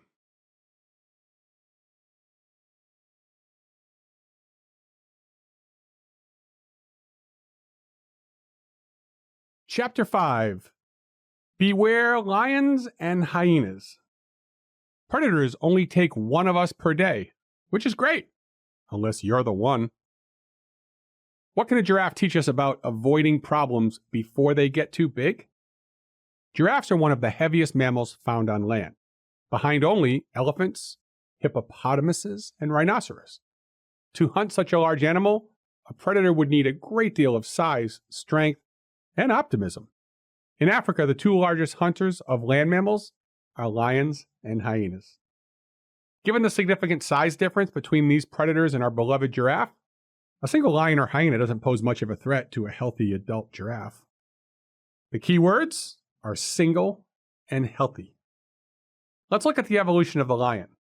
One path could have been for the lion to grow in size, to be able to feed on large prey like elephants, rhinoceros, and giraffes. Did nature make a mistake? Hardly. If a lion evolved only to grow larger, the larger lion's body would have decreased stamina and agility, both of which are necessary for hunting smaller prey. That super buff lion would also struggle to hide its size while stalking prey. If there's any doubt about this, look at who does all the hunting in a lion pride: the females, which are smaller than the so-called kings. By growing larger, a lion would all but eliminate so many of its faster food sources, like impala, zebra, and wildebeest. Nature favors variety and flexibility, so evolution took the lion down a different path. Lions also evolved into apex predators by learning to hunt in groups, called prides. This allows them to work together to hunt much larger prey than one lion could ever hope to tackle. A lion pride may consist of one or more pride males, several lionesses, pre-adolescent males, and even cubs. These groups definitely pose a threat to even the largest walking buffet. Hyenas are similar in their commitment to teamwork, but that is where the similarities between lions and hyenas end. Though hyenas are surprisingly expert hunters, they are more famously known as apex scavengers. Because hyenas work together in a clan or cackle of 20 to 40 members, they can harass wild dogs, cheetahs, leopards, and even small prides of lions into surrendering their kills. These dogs on steroids are cunning. They save energy and risk less injury by only having to hunt a third of their meals. This brains over brawn strategy could only happen in a female-dominated species. Unlike lions, the alpha in any cackle is always a female. She too can be replaced as a leader, but only by another in her bloodline, such as a daughter or sister. You must be born into greatness and power in the hyena world. Though not a serious threat to an adult giraffe, hyenas are not to be ignored. They live up to their reputation as master scavengers because they will take what matters most to a mother giraffe, her child. Leopards and crocodiles also hunt giraffe foals. On a related note, I hate hyenas. For you. While small groups and individual predators can only take down newborn or very sick giraffes, prides of lions and clans of hyenas can take down elephants, hippos, and even healthy adult giraffes. This is why the most dangerous place for giraffes to roam is into a large, hostile group. Like giraffes, we are reminded that there are some people, albeit few of them, who may want to deliberately hurt us. In the same way hyenas significantly outnumber lions, we will likely encounter many more jealous scavengers who want what we have. Giraffes remember that there are times and places where we are more vulnerable. Sun Tzu in The Art of War said, quote, "If you know the enemy and know thyself, you need not fear the result of 100 battles. If you know yourself but not the enemy, for every victory gained, you will also suffer a defeat. If you know neither the enemy nor yourself, you will succumb in every battle." Unquote. Our world, like the giraffes, is full of predators and scavengers that we should take time to identify and understand. The Oxford Dictionary offers two definitions for predator. Predator, a noun. Definition 1, an animal that kills and eats other animals. Definition 2, a person or an organization that uses weaker people for their own advantage. Predators are significantly outnumbered by their prey, which makes sense because a large percentage of predators in any population would result in mass extinction. Though the small number of hunters does not threaten the total population, that doesn't minimize the severity of the situation for the one animal that is targeted. There's a very small percentage of people who will try to exploit us or cause us pain. Because the damage they can cause us is so severe, it would be irresponsible to ignore the risk. The giraffe teaches us to keep an eye out for predators, so we can avoid them before an encounter where we must defend ourselves. On one end of the spectrum, you have the emotional predator, defined as someone who enjoys watching or causing pain in others. On the other end of the spectrum, you have the accidental predator. These people don't mean to hurt you, but their interactions often end with biting. A simple but weirdly untrodden path to more happiness in life is to spend less time with people who make your life harder, and more time with people who make your life easier or more enjoyable. Picture our giraffe friends, hanging out occasionally but taking plenty of time to refuel while they take in the view. Emotional eaters. I'm not advocating for labeling people as predators, but I'm also not advocating being naive prey. Let's start with the actively predatory people. The giraffe teaches us the value of identifying and calmly avoiding those predators by keeping a safe distance. This holds true for people and situations. Many years ago, I went through a very messy divorce. Like most couples, we had certain topics that were hot buttons that would lead to petty comments or downright hurtful interactions.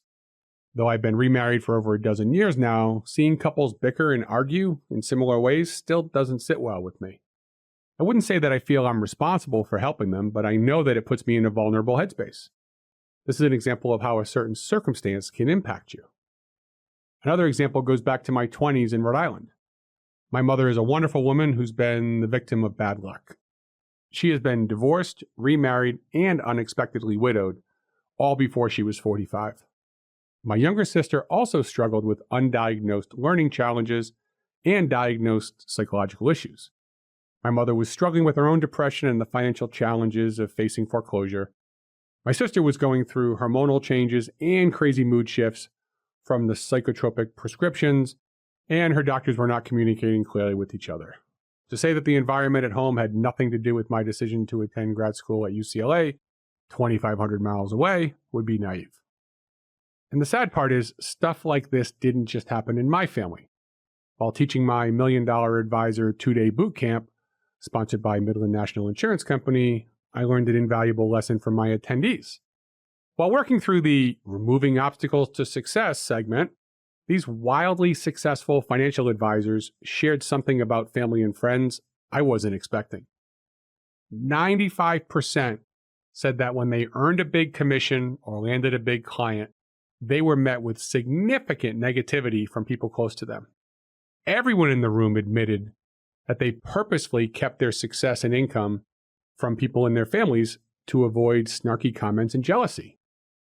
How can your success not be impacted, at least subconsciously, by the attitudes and expectations of people around you? Are there situations, conversations, or people close to you who aren't particularly positive, encouraging, or supportive? If you have ever watched any of the famous movies that depict salespeople, Glengarry Glen Ross, Boiler Room, or The Wolf of Wall Street, or if you've ever worked in a high-pressure sales situation, perhaps on Wall Street, you know where I'm going.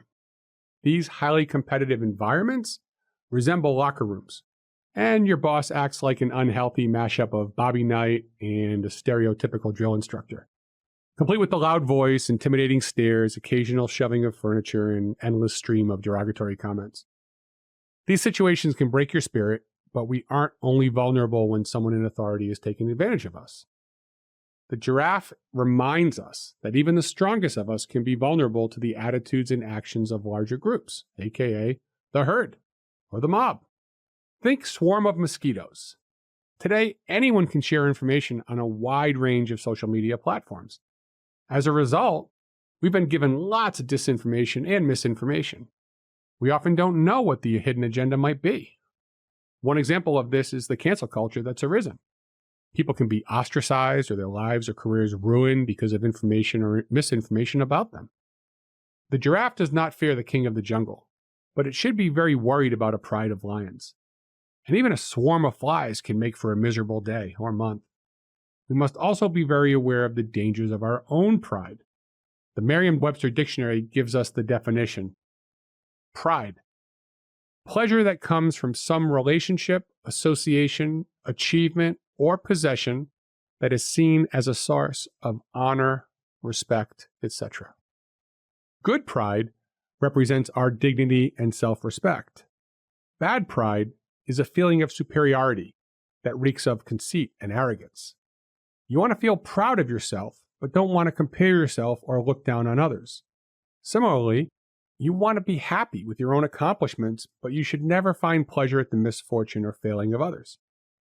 As it relates to pride, we can take responsibility for ourselves and still be sensitive to the feelings of those giraffes in training.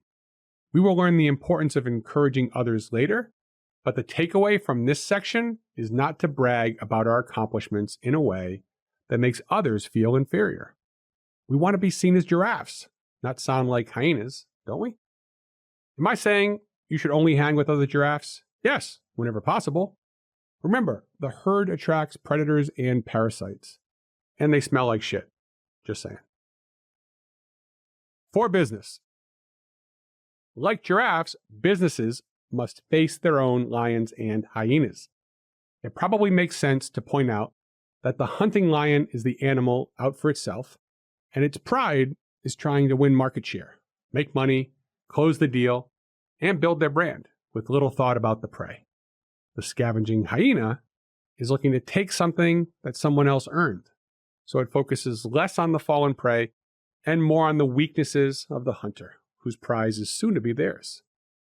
If you run a fine dining restaurant or want to start one, you probably think about other nice restaurants as your competition. If you run a bookstore, you likely consider other bookstores as your rivals. Though you must pay attention to direct competitors, the giraffe teaches us the most dangerous predators approach carefully and undetected. In this restaurant example, stealthy predators are everywhere, especially where you're not looking. The expansion of fast casual dining, food delivery services, delivery of prepackaged meals, and delivery of prepped meals has threatened fine dining. In other words, companies that ship high-quality ingredients to people's homes are a threat. All forms of entertainment are a threat because a major element of fine dining is the entertainment value of the experience, right? All restaurants face the challenge of simply getting people to want to change out of their pajamas and go out in public. So what are you going to do about it? One of the most valuable lessons I learned from a speaker was in a Vistage group meeting focused on the biggest personal mistakes made by entrepreneurs. He stated that, as entrepreneurs, we tend to hire fast and fire slow. The explanation, an excuse actually, for this is that we hire based on what people have done, and we fire based on who a person is. The obvious takeaway is to hire slowly and ensure that we truly understand who people are before we hire them. Not all were as shiny as Jade. In the years leading up to the sale of my company, Jade Brisk, we navigated some dangerous terrain. Our original business plan called for direct sales to business owners and indirect sales through financial advisors. I thought it would be a clever strategy to grow through the efforts of commissioned salespeople without having to pay salaries and benefits. I thought I was filling my karma tank too when I recruited great folks whom I had known for 20 years. Since they had financial challenges, I figured they would work extra hard toward a win-win scenario. Relying on people who were backed into their own corners and not highly supervised was a disaster. An outside salesperson convinced my head of operations, as well as other independent salespeople, that they could take Jade's clients, put us out of business, and create a competing company. They went so far as to falsify documents to show Jade's outside investor, in an attempt to create a distraction while they tried to hijack the business's clients. My investor was furious with me when he heard the accusations. He threatened to shut the company down and walk away with a $500,000 loss, and let the hyenas have the clients. Luckily for me, he was a rational and diligent person. I asked for a meeting where I gave him power of attorney to review my financial accounts. He took his time and found that I was telling the truth. None of their accusations were true. This saved the company, but it was a horrible scare. 14 months later, he recouped his investment, plus another $1 million in the sale. I've shared this story with many of my clients, colleagues, and friends. Amazingly, many of them had similar experiences. The takeaway from this story is that when you sacrifice your guidelines, principles, or morals for money, two results are almost assuredly guaranteed. Number one, the money is always much less than you hoped. And number two, the sacrifice is always much more than you feared. Today's reach. Beware of hunters and scavengers who are looking out for themselves and who don't have regard for who you are, what you need to do, or how important it is for you to be different. If personality conflicts are the biggest problems we face in our organizations and in our lives, then we should be extra careful not to hire people or be around those who have different goals, expectations, and values. Make a list of the 10 people you spend the most time with at work and out of work. Then ask yourself whether these people are a positive or negative influence on your life. Positive people are those with whom you would like to spend more time. Negative people are those with whom you would like to spend less time, whether that's practical or not. What can you do to increase the amount of time you spend with positive people? What can you do to limit the time or the impact those negative people are having on you? Hanging out with an immature giraffe is way better than being in the company of even the most polite hyena.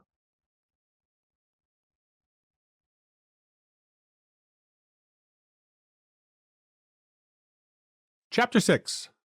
Build your tower. There is strength in numbers, unless everyone you hang out with is an idiot. Why do we call a group of giraffes a tower? And why do you want to build your own? We've already discussed the herds of buffalo, wildebeest, and zebra. Herd is an appropriately boring name. Other animals have much cooler names for their associations and congregations. A pride of lions, that's cool. Who wouldn't be proud to be among those rulers of the plains? As you know by now, because you're enrolled in this zoology course, audiobook, hyenas are in a clan or cackle. If you have ever seen hyenas surround, torment, harass, and scare another predator into surrendering its kill, you know how cackle is a fantastically appropriate name. Imagine coming across a murder of crows. Do you think that might be where Alfred Hitchcock got the inspiration for his epic movie, The Birds? What about a shroud of apes? Buffalo are called a gang or obstinacy. A crash of rhinoceros seems appropriate. Is that better than a stench of skunks, prickle of porcupines, or leap of leopards? Okay, enough. As stated, a group of giraffes is called a tower. When they stand next to each other, their necks and heads rise up to form what looks like a tower. Their bodies form the walls of the tower. I bet your friends and family won't get that trivia question right. Try asking. According to Merriam-Webster, tower can be both a noun and a verb, each with multiple definitions. As a noun, tower is 1, a building or structure typically higher than its diameter and high relative to its surroundings. 2, a towering citadel or fortress. Or 3, one that provides support or protection. Bulwark, a tower of strength. As a verb, tower means 1 towered, towering, towers. Or 2, to reach or rise to a great height. Or 3, to exhibit superior qualities, to surpass. Her intellect towered over the others. Some synonyms? Better, eclipse, exceed, excel, outclass, outdistance, outdo, outgun, outmatch, outshine, surpass, top, or transcend. What do you want from those around you? Protection and support sound like solid contributions. Why? The giraffe doesn't just want to survive. It wants to thrive. The tower helps you reach or rise to a great height by exhibiting your superior qualities. This is perfect. A tower of giraffes can see in all directions at once, scouting destinations and paths others won't see. The tower will identify potential threats, and then, vamoose, long before the herd starts to wonder where their pal Zeb went.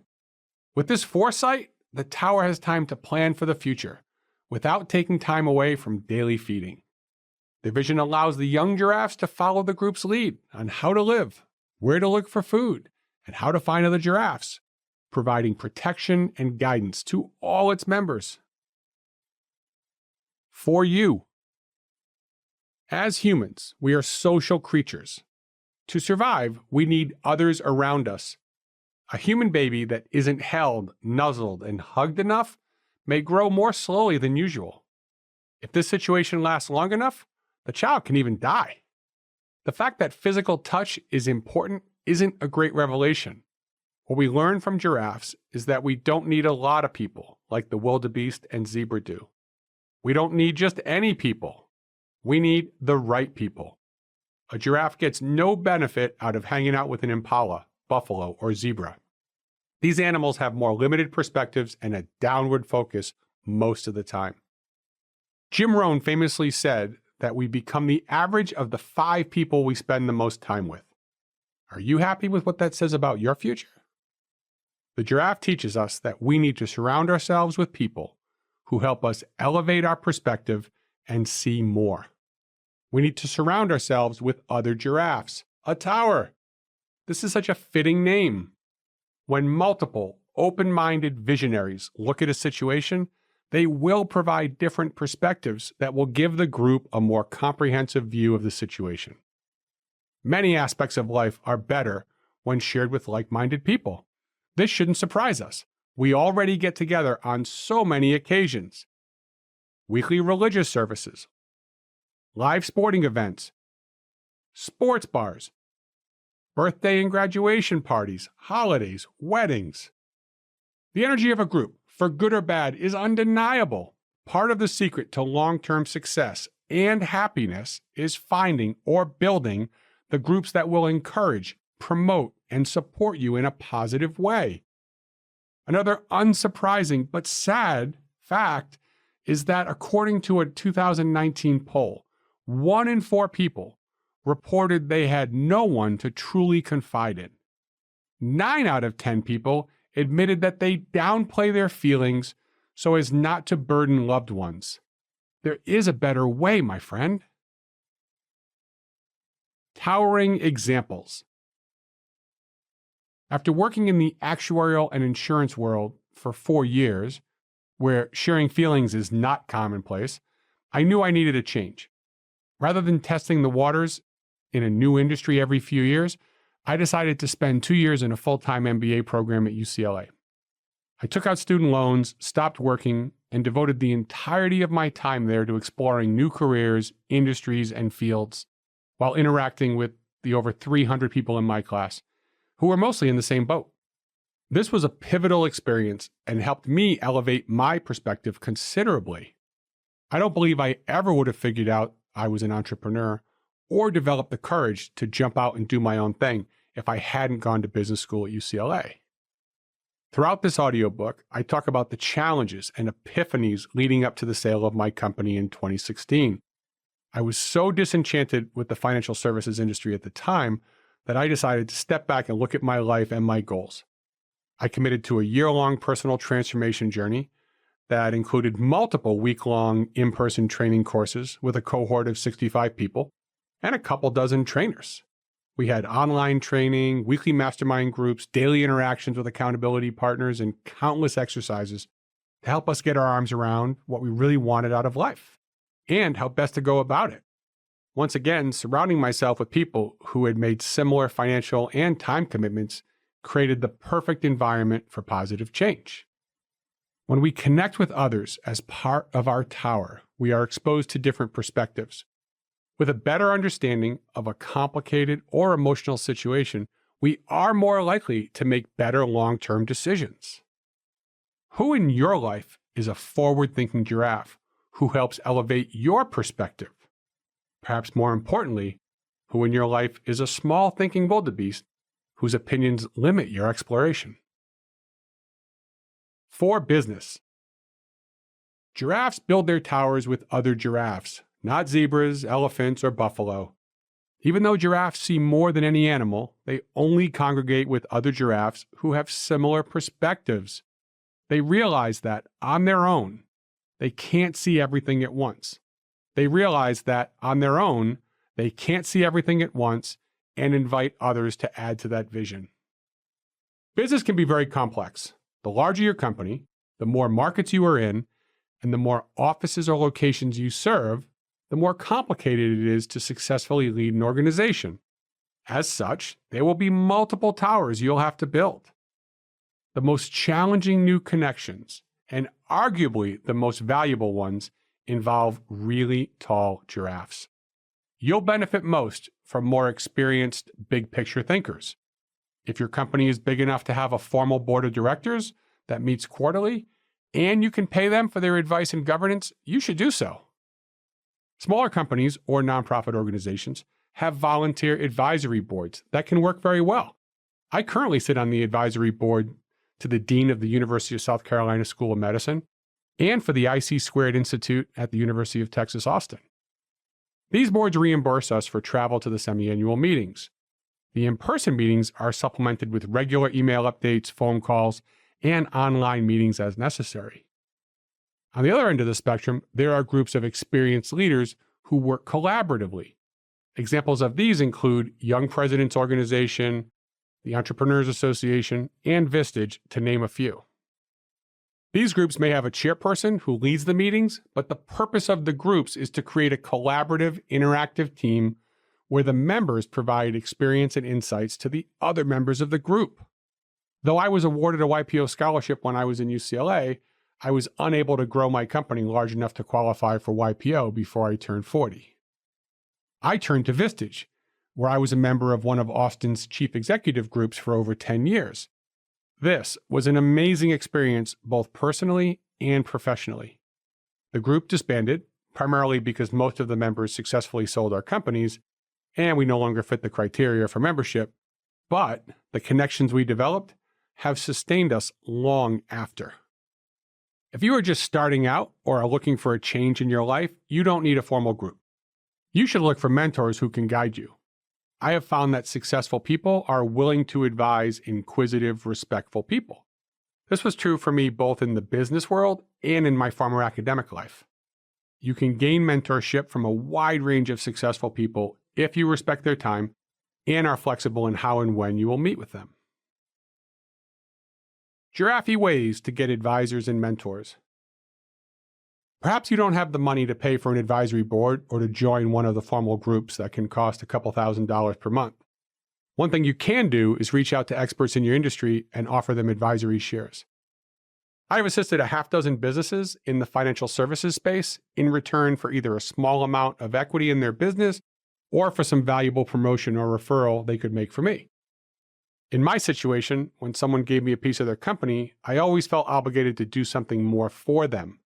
In the case of one wealth management firm, because I was so impressed with their investment returns, I sent them 2 of my clients for money management services. In the case of a health tech venture studio, I returned the favor of their equity by introducing them to potential investors, including the most influential practice management consultant in the country. In the case of yet another client, I allowed the CEO to co-author an article that Forbes magazine had asked me to write. Today's reach. The people you surround yourself with are going to have an impact on your life. How much impact they have and whether that impact will be positive or negative is entirely up to you. Once you find these trustworthy, heart-centered giraffes, it's up to you to create situations where they can have a positive impact on you, your career, your finances, and your well-being. Imagine and describe the person you want to be, personally, professionally, or both. Then identify people in your life, or the people you want to be in your life who have these qualities. Ask them to lunch, breakfast, or coffee for a discussion. Tell them you respect them and would like to ask their advice. Another method for identifying people who can advise you is to start by listing the difficult decisions or significant challenges you face. What person, persons, or groups of people faced similar challenges successfully? Ready? Now it's time to take action. Who will you contact today to build your tower? There is strength in numbers, but a special kind of power with your tower.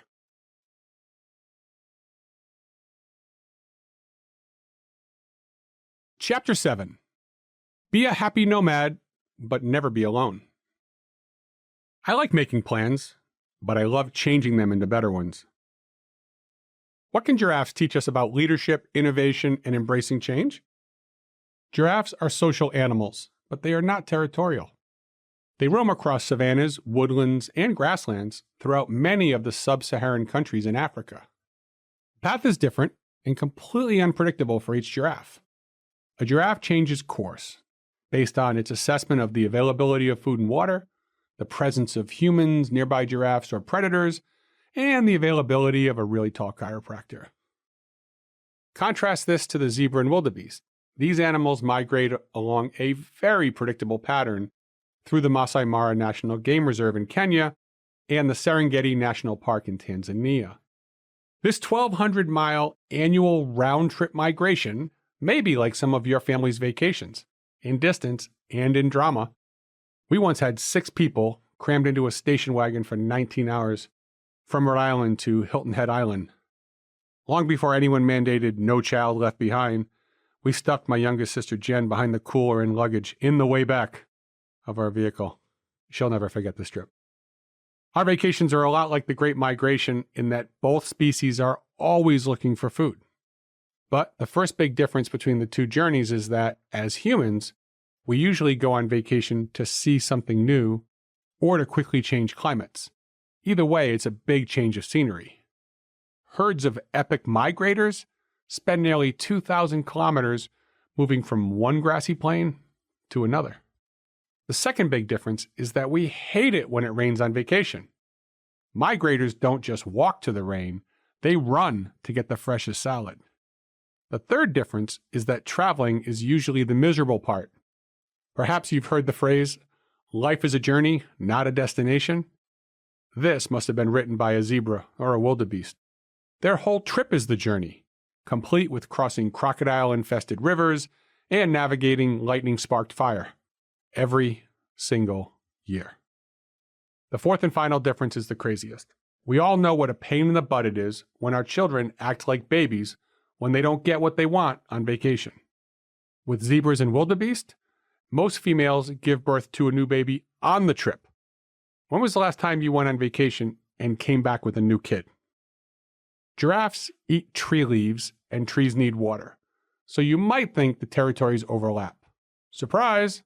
We touched on it earlier, but since trees grow roots that are often as deep as the tree is high, trees can access water from underground aquifers in areas that don't have enough surface water to grow grass. This is why we see pictures of thriving trees in deserts or plains where the grass is dead or dormant. The giraffe can survive in areas where other herbivores would starve. The giraffe's ability to live without a herd gives it a great deal of freedom and allows it to survive in areas where other animals would not. They might go north when the masses are heading south, or just have a staycation in a grove of acacia trees on the side of a rocky hill with a great view. As J.R.R. Tolkien said, "Not all those who wander are lost." This is true for our tall friends. Giraffes always seem to find each other. Obviously, otherwise they'd be extinct. The giraffes go on their own individual journeys to find what they're looking for. They are nomads, but are never truly alone. Private, but not isolated.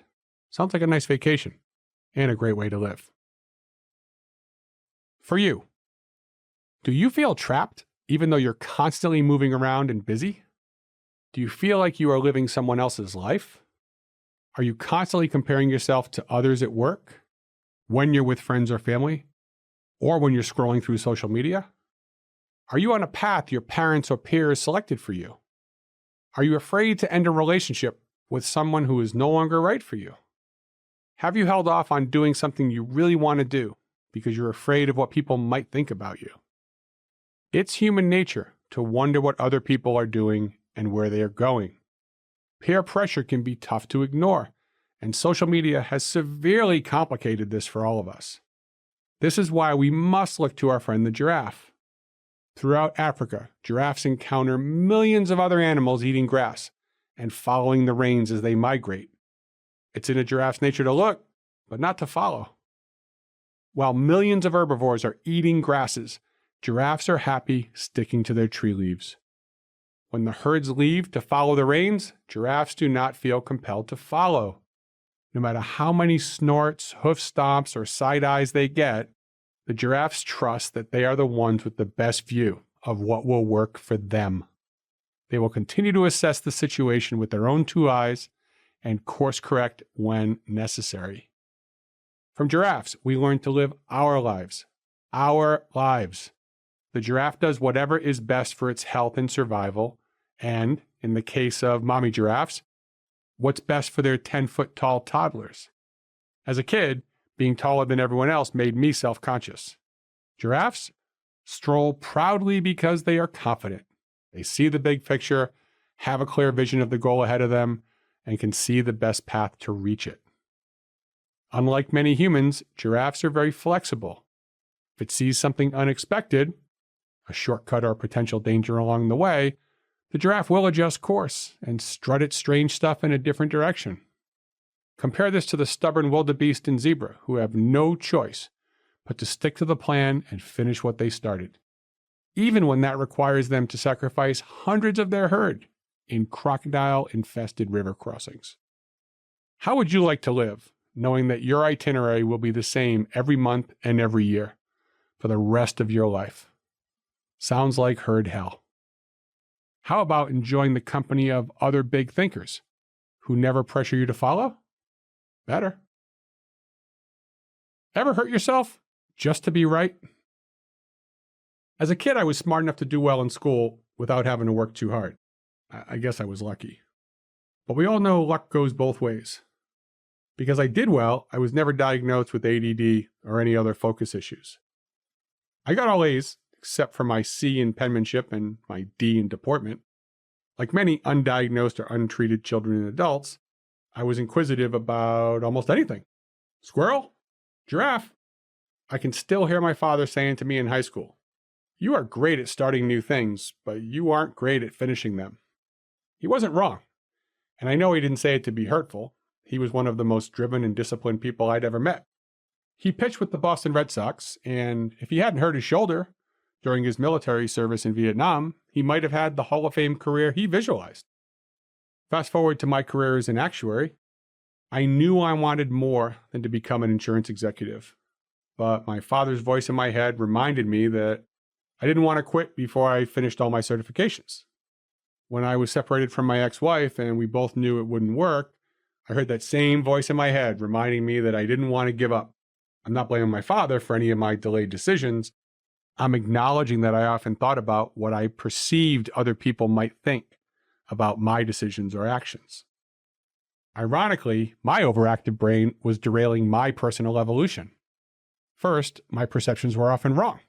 Second, and more importantly, other people's perceptions of me shouldn't have mattered. What someone thinks of you is none of your business, which is a quote I learned from some sage giraffe. Is there something you didn't or don't want to do, but you continue to do it to make someone else happy?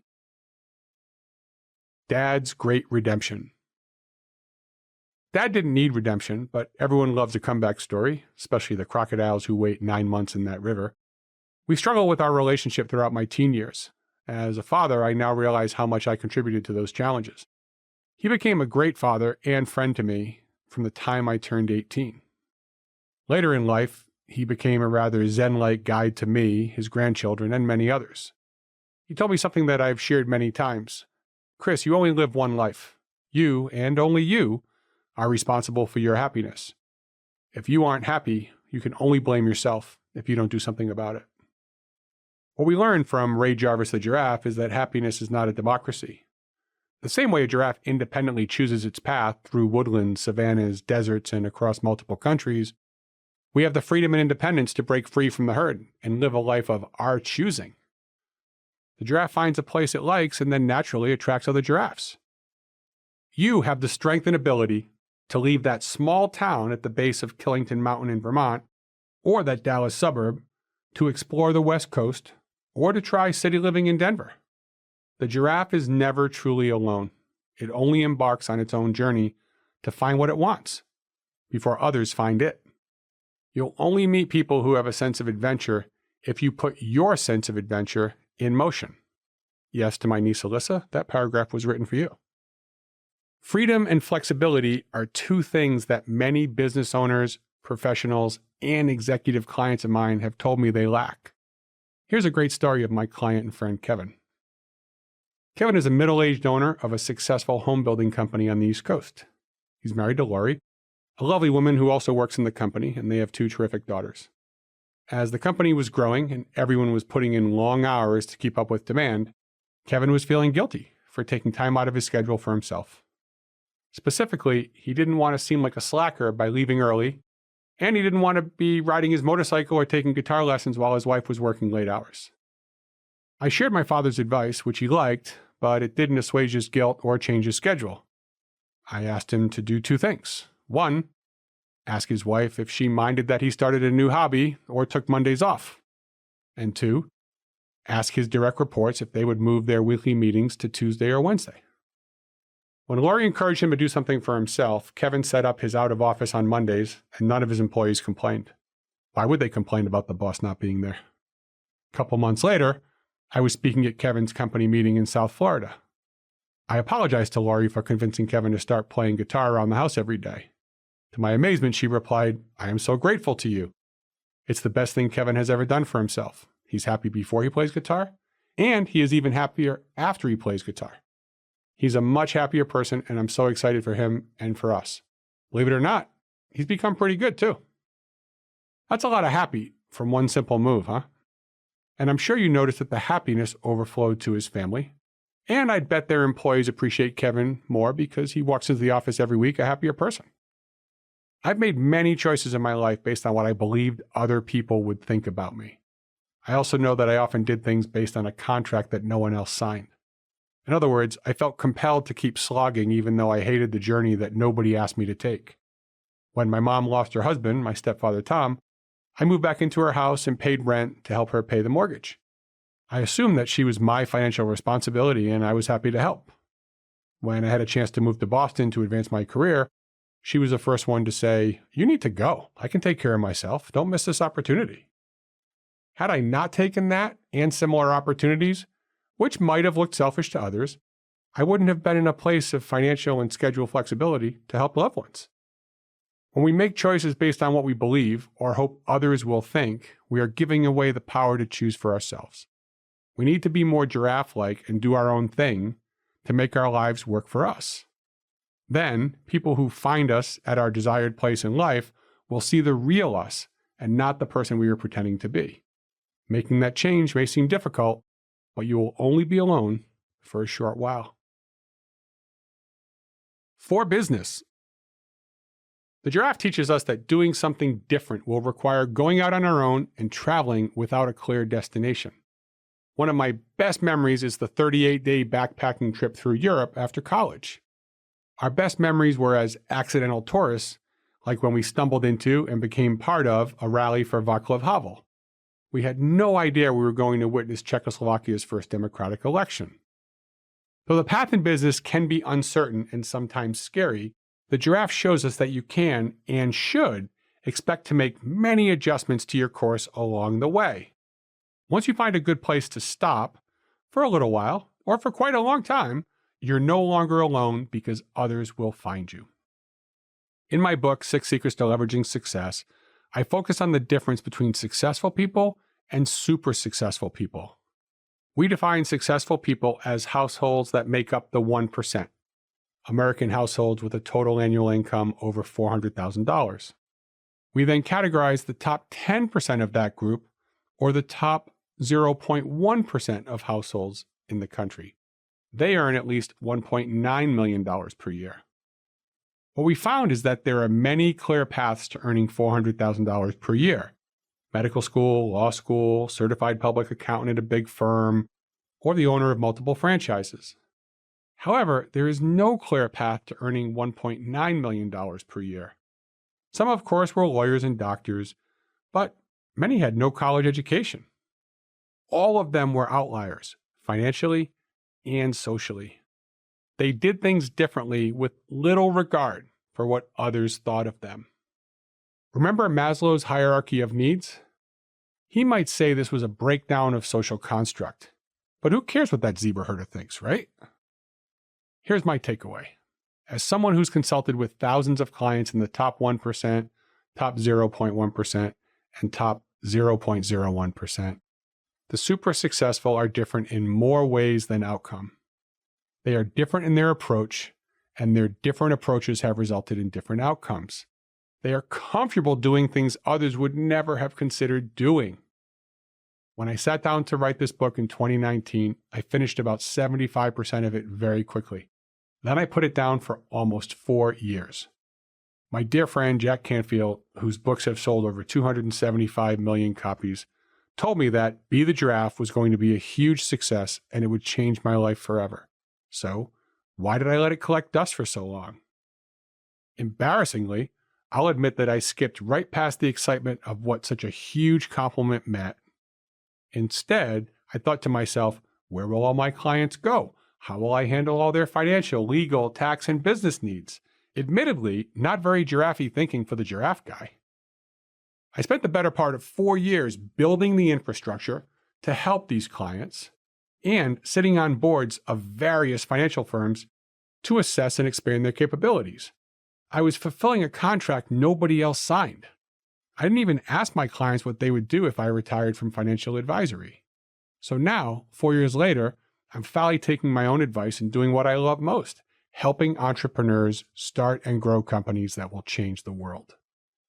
Remember, when we talked about how the best ideas people had, the ones that led to their success were often called crazy by family and friends around them? Gordon Logan, founder of Sport Clips, was a partner at one of the Big 8 accounting firms when he got his big idea. He told people he was going to start a sports-themed hair-cutting company for men and boys. One of his partners told him, "Congratulations, Gordon, you just invented a barbershop, and there are already 50,000 of them." Nearly all of my clients shared similar reactions. "You're crazy. What are you thinking? Do you want to lose everything? Why can't you be happy with what you have going on now?" Fast forward 20 years, Sport Clips has over 2,000 stores nationwide. There are hundreds of franchisees employing tens of thousands of people. Gordon sponsors a NASCAR team and a NASCAR race to raise money for veterans. He's created so much opportunity for so many people, given back to multiple causes, and he lives a great life. Gordon was the only member of our Vistage group who self-reported high scores, in fact, the highest scores, for personal and business life every single month for over 10 years. He took nobody's advice, went out on his own, and he is not alone in any way now. Lastly, I'd like to honor my good friend Jack Canfield. When he was pitching his Chicken Soup for the Soul book, he and his co-author Mark Victor Hansen met with 144 publishers. Seriously, they got 144 rejections. People don't want to read about stories. It's a stupid title. Who's going to take this title seriously?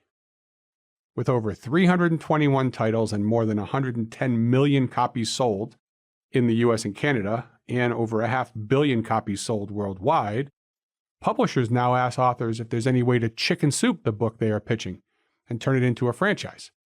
Jack and Mark went way out on a limb and ultimately changed the way publishing and storytelling were viewed. They were out on the frontier alone, but millions of book sales proved they weren't alone for long. Today's reach. Doing more and being more are phrases that both translate to being different. Different starts out with some loneliness. You will meet many people, but will not be with them for the entirety of your journey. You may enjoy some of it together, but they have their own journeys. When it comes to breaking away from people or responsibilities, consider these questions. 1. Where is some place you'd like to go, but fear that people close to you might be critical or unsupportive? This could be physical, political, self-care, or professional. Number 2. What responsibilities have you taken on that need to be reviewed and renegotiated with other people? 3. What have you been afraid to do because you feared someone wouldn't approve? Rather than focusing on what others might say, can you think of something about these actions that may make you happy or relieve you of some stress and anxiety? The bad news, perhaps, is that multiple answers come to mind. The good news is that you only need to pick one action step, but you must pick now and take action today. Hope to see you at a nice leafy treetop sometime. Via con giraffa!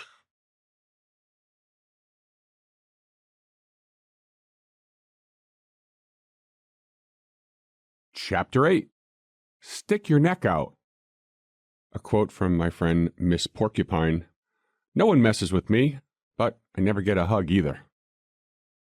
What can giraffes teach us about betting on ourselves without ever gambling? Evolution has done something unique for the giraffe. But before we get into this unlikely success story, it's important to understand some basics of evolution. Among other distinctions, we all know the basic categories of animals: predators and prey. The unique traits and strategies of the predator and prey mean neither is ever 100% successful, and the most common protective strategy is to rely on safety in numbers. Let's get off the dry savanna and find some shade. What do you notice when you look up at the monkeys? They have evolved to become gifted tree dwellers with long limbs, light bodies, thumbs on all four limbs, and a strong tail. These traits allow monkeys to quickly climb and jump between limbs and find safety in the treetops. Meerkats, warthogs, and other small ground mammals have developed strong claws and shoulders that allow them to burrow underground to avoid predators. Not every individual survival strategy relies on avoiding predators. Some animals are not built for speed, climbing, or burrowing, so they must protect themselves in creative ways. A tortoise has evolved to have a hard shell that frustrates many would-be attackers. A porcupine has sharp quills that make it very difficult for an animal to bite it. Armadillos curl up under armor-plated skin. The Colorado river toad, marine toad, and the golden poison frog all release poisonous secretions to protect themselves from would-be predators. Toads that are brown or green are obviously trying to blend into their surroundings. Others, with bright colors or noticeable warts, choose to advertise or threaten what might happen if they were to be messed with. These animals found a way to be left alone, in plain sight, like moody hormonal teenagers in our homes. Whether a prey species has evolved to live predominantly in the trees, burrow underground, or develop some type of shield, they all have one thing in common. Almost all herbivores have evolved to become less vulnerable. Their evolution strategy and physiology minimize risk. The giraffe is the only animal I have found that has evolved to become more vulnerable. The giraffe has the same 7 vertebrae in its neck as a human does, but the giraffe's neck is as long as a man's entire body. And if you've watched any nature documentaries, you know the neck is the most vulnerable body part. At up to 18 feet tall, the giraffe can't hide that vampire's fantasy from predators. This vulnerability is unlike any other, but somehow it works because the vulnerability offers a unique advantage. As an herbivore, the giraffe spends most of its time eating. But unlike their grass-eating siblings, the giraffe feeds on the leaves at the top of the trees. You know this. But have you considered that it's a calculated risk? Increased vulnerability is a trade-off giraffes have gladly chosen. The benefits far outweigh the possible adverse outcomes. For you. In the wild, many animals hide and run away from trouble. Others choose to scare off would-be attackers with colorful displays and poisonous secretions. From giraffes, we learn that there may be a better way to avoid undesired outcomes. Being able to outrun a lion when your life depends on it is a nice thing to be able to do. Running away or hiding from difficult situations or people is a short-term solution. By avoiding these issues, we don't resolve them. The same way a giraffe can kill an attacking lion with a powerful kick, there are times when you must be strong and stand up for yourself. The giraffe teaches us that an aggressive attack isn't the only alternative either. The giraffe evolved by sticking its neck out. This is a very different tactic from what other animals did. By being more vulnerable, the giraffe can see paths that others can't. When dealing with challenging people or situations, we first must accept our responsibility in having allowed the situation to become what it is. By handling it in a certain way, or not handling it, as the case may be, we've gotten ourselves into this predicament. Now, we need to focus on what we can do differently to improve our situation. And as you've learned by now, being the giraffe doesn't usually come naturally. It takes bravery and effort. In the case of critical hyenas, you may want to remind yourself of the giraffe's majesty. As we'll discover, the way a giraffe walks can unsettle potential predators. Proudly stand up for and be yourself. Initiate discussions rather than run from them. Share your thoughts and your feelings. Most importantly, try to elevate your perspective to see the other person's view of the situation. This is a better path. When I didn't get into Duke University, I begrudgingly went to the University of Rhode Island. For years, I had a chip on my shoulder that I should have gone to a better school. When I was applying to business schools, Stanford responded to my application saying, quote, "You are at an academic disadvantage to other applicants. We do not recommend you apply again," unquote. This perpetuated what I already thought about myself. As I started writing books and conducting seminars, my subconscious motivation was to convince everyone how smart I was. After doing many of the exercises in this audiobook and in the Be the Giraffe video course, I became more aware of my own insecurities. After taking the risk to survey attendees at my conferences, I found that the focus on my accomplishments made me appear unapproachable, which was the exact opposite of the result I wanted. One-on-one, I took great pleasure in teaching people from my mistakes, but something needed to change on stage. When I exchanged the subconscious need to prove my intelligence for the conscious effort to show people how vulnerable I could be, something magical happened. My seminars became much more effective. I received higher scores, received lengthy feedback, and was hired by a large percentage of the attendees.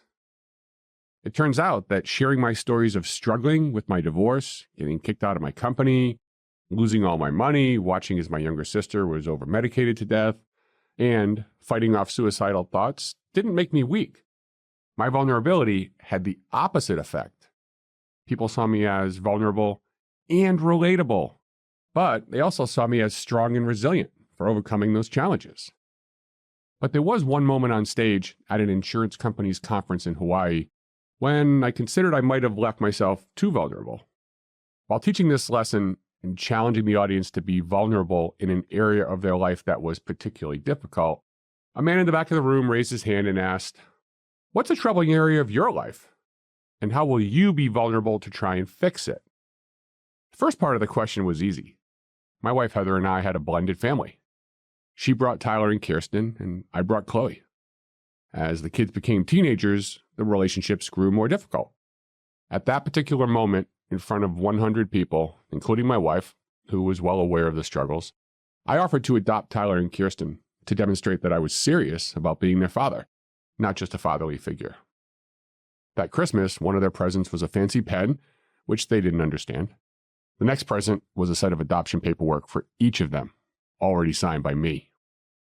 Putting myself out there in a way that demonstrated my love and commitment considerably improved our relationship. It's probably the best thing I've ever done for another person in my life, and I get to do it for two of my children. For business. There are human resources reasons, strategic planning reasons, marketing and sales reasons, and even financial reasons to increase your vulnerability. Human resources. A business is a complex set of interpersonal interactions. You have employees, managers, vendors, independent contractors, supervisors, and colleagues. You also have customers, clients, and distributors. And all those companies have people who will deal with many people at your company. You may have investors, bankers, and board members.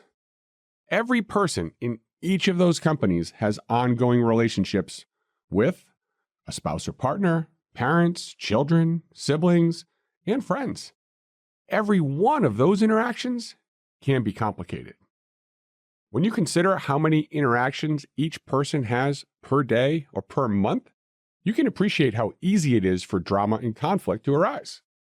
The key is to create a culture that accepts this fact and promotes healthy ways of dealing with it. Strategic planning. In 2007, Starbucks was experiencing its worst decline in the company's 36-year history, prompting the return of the founder and original CEO, Howard Schultz. When he returned, he didn't claim to be the savior. He didn't tell everyone that things would be all right. Schultz made himself extremely vulnerable to his employees, openly admitting how bad things were. He said that if things don't change, Starbucks will go out of business. His vulnerability and transparency were very well received, and the staff rallied behind him. Starbucks bounced back and built one of the most valuable and lucrative brands in the world. When I'm asked to speak on innovation or to help a company find an innovative solution, I see the same problem over and over and over. Companies are too short-sighted. They are only looking at their closest competitors. As a result, they only see small or incremental changes. That's like a zebra looking for ways to improve by only looking at other zebras. Who knows? Maybe a giraffe is a prehistoric zebra who decided to stick its neck out and change its stripes. It's that out-of-the-box thinking that has led to some of the world's most creative acquisitions. I have two examples. 1. In 2019, I consulted with an LED lighting company in Austin, Texas. Despite having lower prices than their competition, they were not winning accounts with their proposals. To circumvent the proposal process, where they were failing horribly, we decided to partner with a low-flow toilet manufacturer. That may seem crazy, but the toilet company had a track record of helping its corporate customers reduce their water use.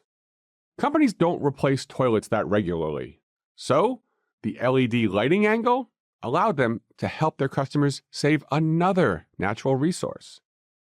Number 2, in 2006, Google acquired YouTube for $1.65 billion. That's billion with a B. At my 25-year business school reunion, my classmate, Susan Wojcicki, former CEO of YouTube and head of Google Ads before that, told us about the criticism she received for suggesting and completing that acquisition. Not all acquisitions go well, but Google now makes more per month from YouTube ads than they spent on the entire acquisition. Marketing and sales. There are both traditional and non-traditional ways to think about marketing and selling, and, of course, learning from the giraffe. I'm a partner in Mission 3A, a health tech venture studio. When I'm raising money, people want to know about the downside. I tell them that every new venture has a risk of losing all the capital they invested. Since it is a tech company, we spend most of our money on coding and marketing, not on property, manufacturing, or equipment. If nobody buys our products, they will lose all their money. Even though coding and marketing is much less expensive than property, manufacturing, and equipment, if nobody buys our products, they'll still lose all their money. By sharing the downside of any investment, you build trust with your potential investors. Trial attorneys rely on a similar strategy in court. You may not think of trial attorneys as marketers or salespeople, but they are constantly trying to win over the jury. What they say, how they say it, and when they say it are all important. A common strategy among defense attorneys is, let the jury hear the worst stuff from us, not from the prosecution. This is much better than a bombshell revelation being dropped on them close to their deliberations. In this example, being vulnerable by sharing potentially damning information may build trust. Today's reach. My first company enjoyed a great deal of marketing and sales success, affording me the opportunity to share the principles of giraffe selling with audiences all around the world. Nearly 20 years ago, after speaking to the Mass Mutual Agency of Greater Houston, CEO J.K. McAndrews gave me a gift that is making its way into this book today, a paperweight that still sits on my desk. What would you attempt if you knew you could not fail? The best part of this question is that it gets you thinking about what you would do, why it would be important, and what it could do for you and others. Nowhere does it offer any qualifying statements or suggest any cautions. The answer to this question tells you exactly what you would want to do if you didn't have to worry about the downside. When I finally gave this question long, hard consideration and accompanied that pondering with over 5 weeks of meditation, I made the decision to dedicate myself to finishing this audiobook and all the related resources to help you be the giraffe. Whether at work, at home, or with extended family or friends, I bet you already know an area that would benefit from vulnerability. You know it because the thought scares the dung out of you, doesn't it? What's sorely lacking in a valuable personal relationship? What could you share that would begin to fill this void? What new problem does your company want to solve? If you have no clue, admit it and ask for help. Someone might go for your throat, but you'll be able to shake them off and your tower will ride into your rescue. Being yourself isn't a gamble because no matter what other people do, you win.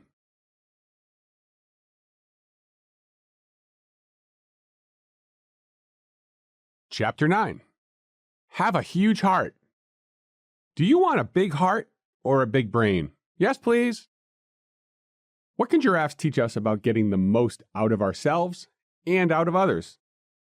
You're this far into the audiobook because you want to elevate your perspective and see better paths to health, wealth, and happiness.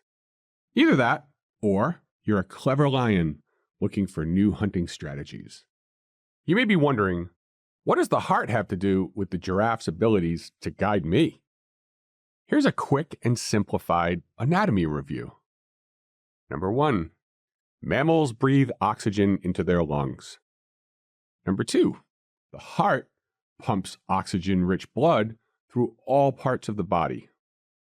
3, the brain is the biggest consumer of oxygen. Despite being only 2% of a human body's weight, the brain uses 20 to 25% of our oxygen. You're making the connection, aren't you? Heart power equals brain power. Consider that a human heart pumps oxygen-rich blood less than 2 feet to our brains. The giraffe's heart must be strong enough to pump blood 7 feet to reach its brain. To accomplish this Herculean task, a giraffe's heart is 2 feet long and weighs about 25 pounds. By comparison, the human heart weighs 8 to 12 ounces. The giraffe is much larger than a person, so relative size is a better measure. Pound for pound, the giraffe's heart is more than twice the size of a human's. Without such a huge heart, the giraffe couldn't support a long neck. Without the long neck, well, you already know some of those perks. The giraffe's huge heart is the secret evolutionary advantage that supports these key giraffe attributes. For you, when you took the Find Your Wild Factor assessment, some of your lower scores may or may not have surprised you. If you read the personalized 19-page report you were emailed after taking it, you'll learn that everything we do in life is a trade-off. Until this point, you've sacrificed the areas with lower scores for the areas at the top of your list. Whether this was a conscious effort or the result of subconscious conditioning is irrelevant. What is important is that many people may want different outcomes, either a higher score in one or more areas or a different hierarchy of your categories. To achieve this reprioritization in your life, the giraffe motivates us to elevate our own perspectives so we can find the secret to evolving and enjoying what we want. In the amateur veterinarian anatomy lesson at the beginning of this chapter, you'll learn that the giraffe requires an enormous heart to pump so much blood up those long necks to reach the brain. Without this giant heart, the giraffe would lose its vision and perspective. With a proportionally sized heart relative to its body, the giraffe would have to hold its head below its shoulder, so gravity would bring blood to the brain instead of keeping blood from getting there. Interestingly, The heart is the secret to the giraffe's ability to see what others can't. Like the giraffe, our secret weapon is our heart. We don't need to wait millions of years for our hearts to double in size. We can lean on our hearts to improve our vision of a better life by adding greater weight to relationships and projects that touch our hearts. We can also benefit by listening to our hearts more often. In 2009, Simon Sinek became a household name when his Start With Why TED Talk went viral, reaching 10 million people. His premise was to point out that individuals, as well as businesses, flourish when they have a strong understanding of why they do what they do. During my research, I found countless studies showing that having a clear sense of purpose has positive impacts on humans. Unsurprisingly, multiple sources connected a lack of purpose with multiple negative results. How could your sense of purpose impact your health? Mental and emotional health. With a sense of identity and enhanced self-worth, individuals report less stress, less depression, and less anxiety than individuals who claim to be searching for purpose. Those with purpose appear to set more ambitious goals, be more engaged at work, and report greater motivation. Engagement and motivation. Without purpose, there is an increase in apathy and disengagement. These are precursors to depression. Coping and resilience. Feelings of altruism and being involved in something greater than yourself provide increased motivation and more positive responses to obstacles and setbacks.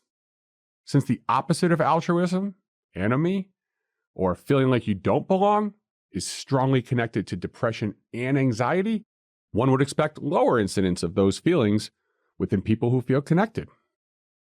Belonging and connections. Purpose-driven people report having stronger connections with friends, family, and colleagues. This may be a result of shared beliefs and values, as well as an understanding and acceptance of others who have different purposes. Those reporting a lack of purpose in their lives report increased feelings of loneliness and being more critical of others. When I first read this list, I thought about my own life. When I was much younger, healthier, and working for someone else, I used most of my sick days each year. Since I started working for myself 25 years ago, I don't think I've taken 50 total sick days, including the 14 days I was in bed with COVID, 7 days after I tore my Achilles, and the 5 days I took after back surgery, and another day or two here and there. Why have I worked so hard, and where did I find the oxygen to keep going? Think back to when you were excited about something new in your life. Did you get up early and stay up late thinking about it? Did you take on more responsibility for things you care more about or less about? When you really want something, how much more pushback can you handle? How do you feel when you meet someone new who has a passion for something you love? Purpose and passion come from your heart, not your cranium. Purpose helps us prioritize, make decisions, push through adversity, and achieve more. The benefits don't stop there. As social beings, this sense of purpose helps us connect with others, which is an integral part of our survival. My mentor, friend, and brother. Throughout my career in financial services, I met a lot of good people, and a number of people I wish I hadn't. I assume this is the case in most industries, but my observation is that there is a greater likelihood of finding selfish people in high-paying or highly competitive industries. My absolute favorite person in the financial, insurance, wealth management, and estate planning worlds is my friend Doug. Ironically, Doug is a highly competitive man, having been recruited to play quarterback for Penn State under Joe Paterno in the mid to late 1970s. Now, what makes Doug such a happy person, a wonderful conversationalist, and a gifted advisor and mentor is his patience. This patience comes from his clear understanding of his purpose in life.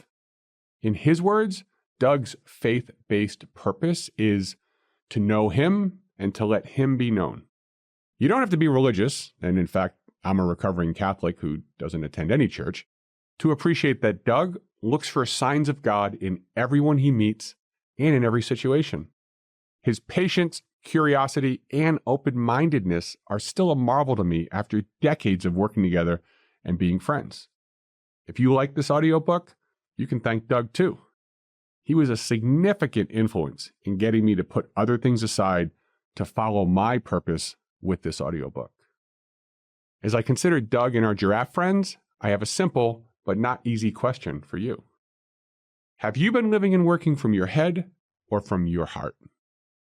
When it comes to our 18-foot-tall role models, their heads are only a small part of their makeup, and without their big hearts pumping life throughout their bodies, they wouldn't last a second. Our brains consume energy, lots of it, but our hearts deliver energy. Living from our heads is exhausting. Living from our hearts is energizing for us and for those in our tower. Mama knows best. My mother, Dorothy Fogarty, is the hardest working and most thoughtful person I know. I'm not the only one who thinks that way about her. For 30 years, she drove 50 miles each way to her job at Quality Beverage, the largest independent Anheuser-Busch distributor in the United States. The company's creed is to always do the right thing. Each year, they award one employee with the Spirit of the Creed Award. Mom won the first award in 1997, and won it again in 2005, and again in 2010. In 2020, she was voted the award again, but they decided not to give her the award. Instead, Quality Beverage decided to rename the honor the Dot Fogarty Spirit of the Creed Award. When your peers, bosses, customers, or direct reports honor you, it's because you did something for them that nobody else did. That's what it means to have a huge heart and to follow it. For business. Survival of the fittest. Only the strong survive.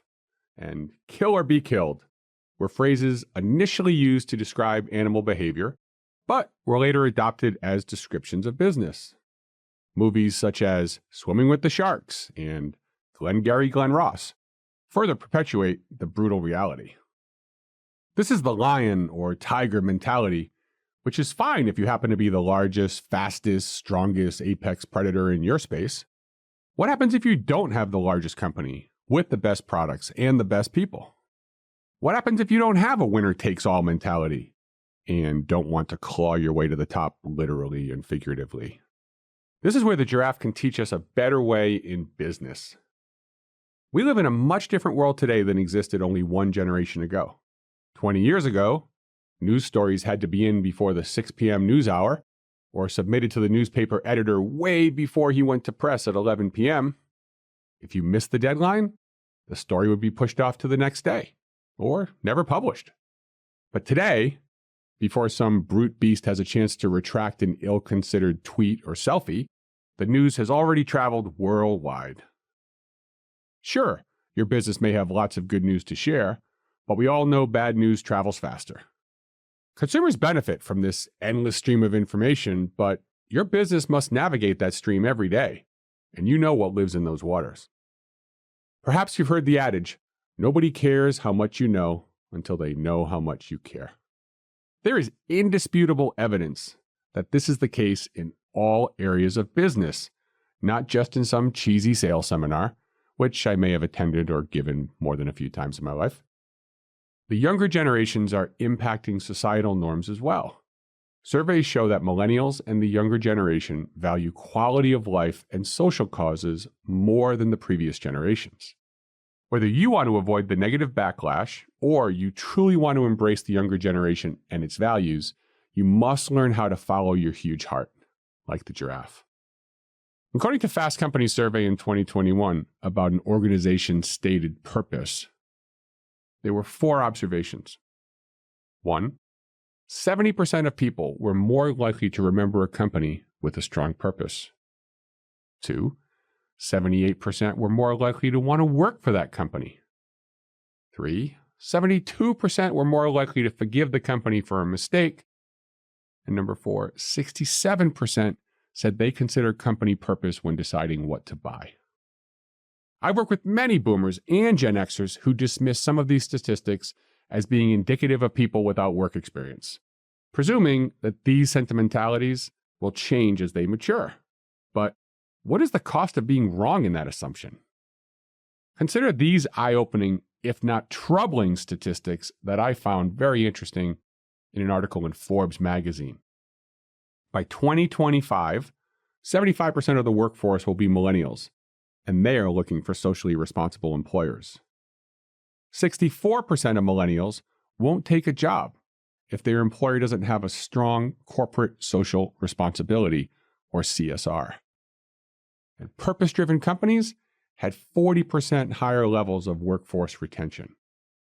Perhaps millennials are unrealistic in their expectations in the workplace, and they will change jobs much more frequently than the older generations did. What will that mean to those of us who employ them?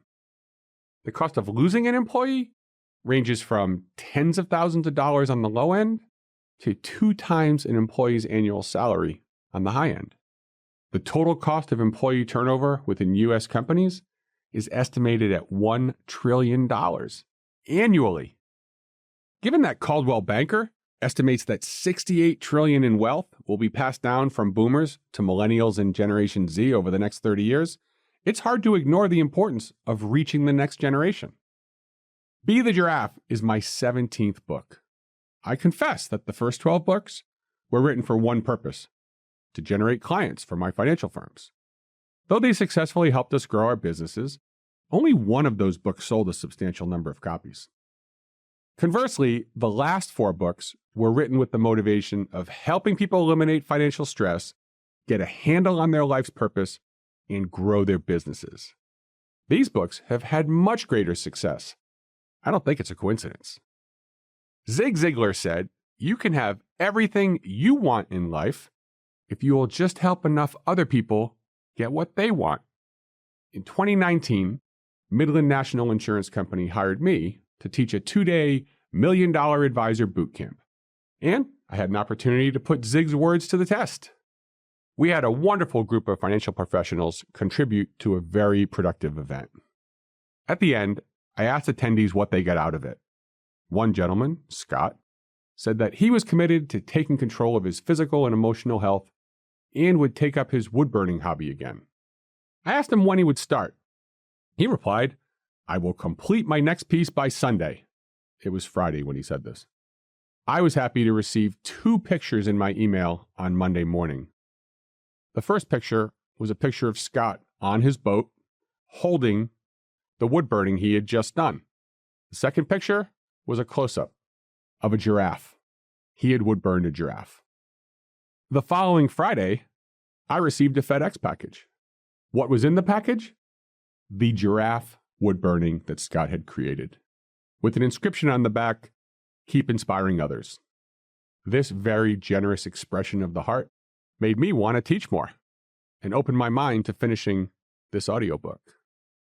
The giraffe's enormous heart is the reason it can support the long neck.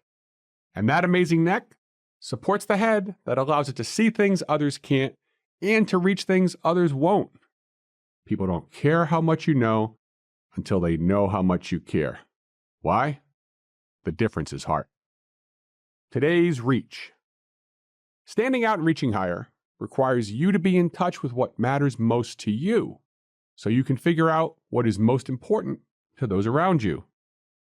Think of a particular interaction that's touched your heart. Go ahead. I'll wait. I bet the memory can be characterized by the generosity of the soul. Remember, the heart lives by giving it all away. And the more life it sends to the other parts of the body, the more that comes back to it. Ask yourself, what's the one area of your life that's starved for oxygen? Here's the giraffe view of the answer. Which one person do you know who needs some heartfelt kindness and generosity? You know what to do now. It's going to make somebody's day, and make your day too. Pause this audiobook, please, and do it now.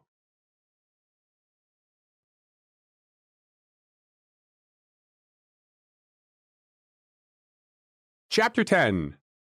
Feed differently. There's stupidity in numbers. Just ask around. What can giraffes teach us about building better, stronger, more unique relationships? You already know that billions of African herbivores eat grass. They follow the rains, decimate the terrain, and constantly migrate to greener pastures. They must keep moving because the grazed plains look more like the aftermath of a Burning Man event.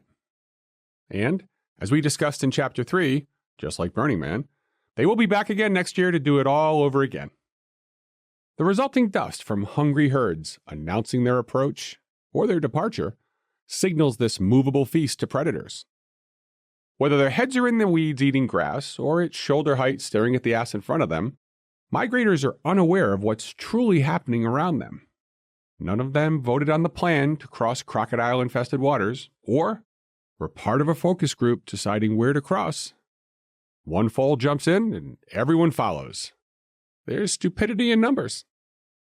I suppose giraffes could eat grass, like they could probably swim, but wisely chose the pristine leaves of trees. They can consume up to 75 pounds of leaves and twigs daily, so they're just as busy munching as the herd. The favorite tree of the giraffe is the acacia, and this flora-fauna relationship is the most magical since Jack and the Beanstalk. The acacia has developed a couple of clever defenses to keep from being munched down to its trunk.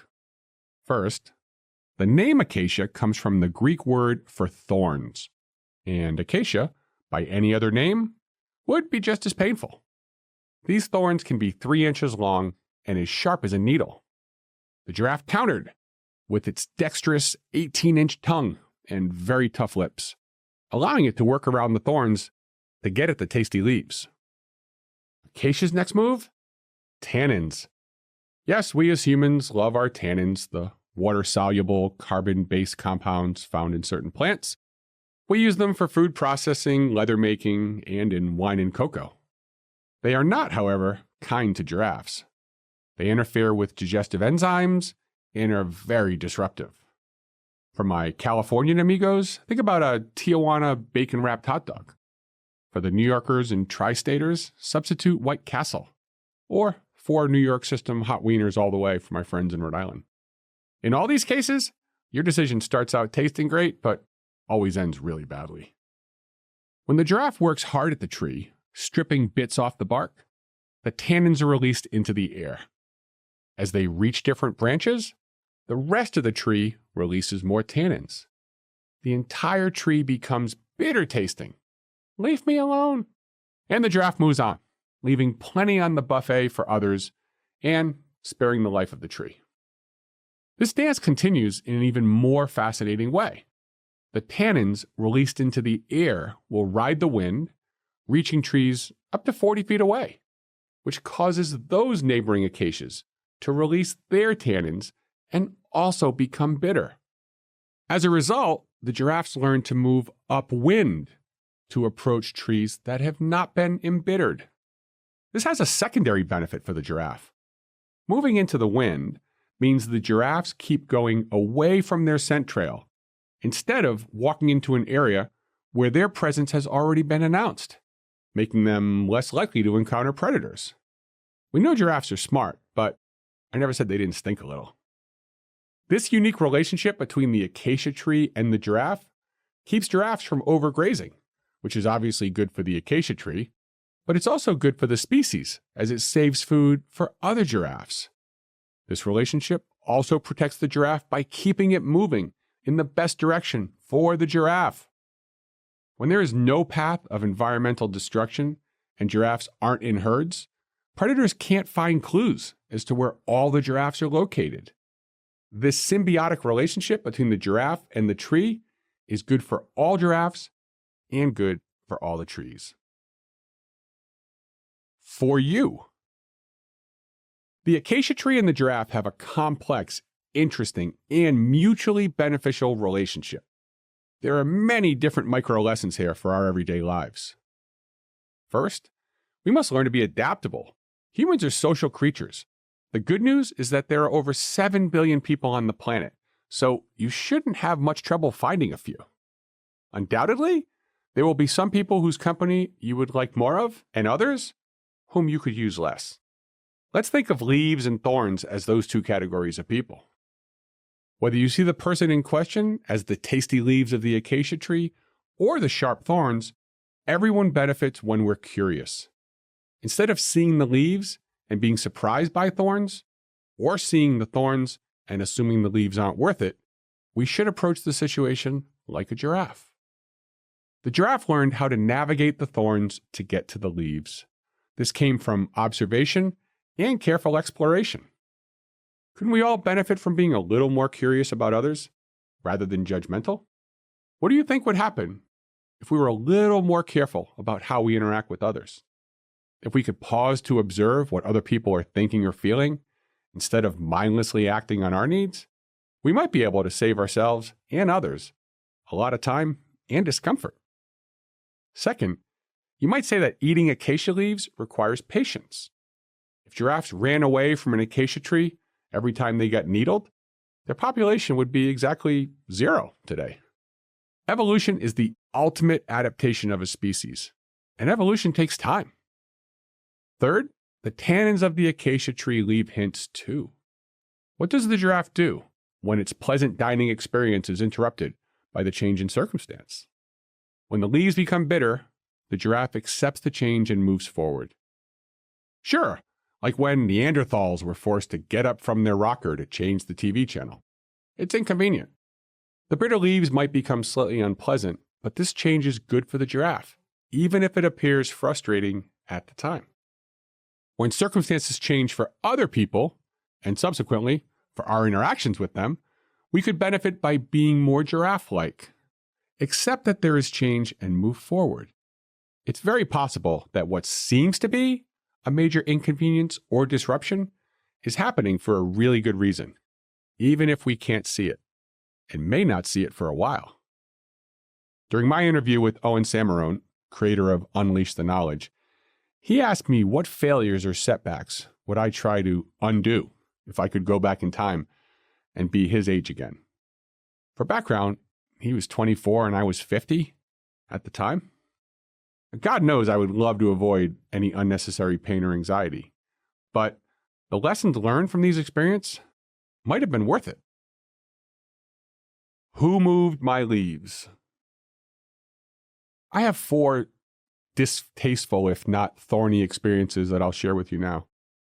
1, when I was applying to business school, I was rejected from programs that were ranked higher than UCLA. But while there, I realized there was an entrepreneur inside me dying to get out. And UCLA had the best entrepreneurship program of the schools on my application list. 2, I was kicked out of a company I started. It cost me millions of dollars and set me back years, but it gave me the opportunity to work with entrepreneurs and wealthy families, where I learned so many valuable lessons and made invaluable contacts. I haven't wished for 1 minute in the last 15 years to be back in the old company or anything like it. 3, like many people, I experienced a painful divorce. At the time, I thought I might never date anyone seriously again. Now, I've been happily married for 12 years, have successfully navigated a blended family scenario, and have a good relationship with my ex-wife and her new family. 4, after I sold my company, the acquirers fired me and threatened not to pay me the millions of dollars in deferred payments they owed me. After 4 years in federal court and well over $700,000 in legal fees, I was finally awarded some of what they owed me. More importantly, the drawn-out legal battle gave me time to explore other options and end up where I am now. The longest lesson of my life. Matt and I met in freshman English class at Classical High School. We played baseball and basketball together all 4 years. He was voted funniest guy in our school, deservingly so. Though I moved 2,500 miles away, I would still see Matt and other high school friends when visiting family. Decades later, it was heartbreaking to hear that he was diagnosed with multiple myeloma, an incurable form of cancer that attacks the blood and the bones. I was back in Rhode Island for my 20-year college reunion and planned to see Matt before the festivities. When I ran into a bunch of classmates at the airport, I asked Matt if a longer visit Sunday would be better than a shorter visit on Friday. He agreed and told me to go have fun. On Sunday morning, I called Matt to let him know I was on my way. His wife, Kim, answered the phone and told me that Matt had a tough night and finally got to sleep. I could come over, but he likely wouldn't wake up. I didn't want to watch Matt sleep. I wanted to hang out. So I told Kim I would see him 11 days later when I came back to Rhode Island. Matt passed away that Friday. For 8 years, I carried that event as my biggest regret in life. I hated myself for not making a visit with my sick friend the top priority on my trip back. Fast forward to 2020. My father had been fighting multiple myeloma for 7 years. He needed to be hospitalized just after the COVID-19 pandemic hit. Thankfully, he was discharged, but his prospects were scary. Dad lived alone in a condo building with exposure to hundreds of people, and he was getting out of the hospital with no idea what kind of risks he was facing with COVID. I called one of my clients and I asked if I could rent his jet. For $21,000, the price of the pilot and fuel, I could pick up my father and bring him home with me. I'd never spent more than $2,000 on a plane ticket, but I couldn't risk it. My dad was very weak for the first few days, then began to recover. We had a wonderful week with him before he showed some signs of delusion. Was it possibly dementia or just a side effect of all his meds? I brought him to the hospital for blood work. They sedated him, and he never woke up. If I had not carried the pain and self-hatred over Matt, I don't know if I would have spent $21,000 to bring my dad home. I wouldn't have spent that last 10 days with him, which I had no idea would be his last 10. My greatest regret in life gave me my greatest gift. You just don't know what you have sometimes. Can you think of a time in your life when you had something happen that seemed awful at the time, but ended up being a blessing? Here's a hint from the giraffe. Every bitter change or thorny exchange can turn out good for you. Fourth and finally, the Giraffe Acacia soap opera teaches us about the importance of timing in any relationship. The leaves are sweet, but hard to reach. Once you interact with them, your behavior that was tolerated at first is now the irritant that makes the leaves bitter. If you're the giraffe, you may think that continuing to eat until the tree sees how important it is for you to be correct is the right move. But you will eventually learn that the harder you try to make the situation change, the more bitter the tree grows toward you. If you leave the tree alone for a while, the bitterness wears off and the leaves become sweet again.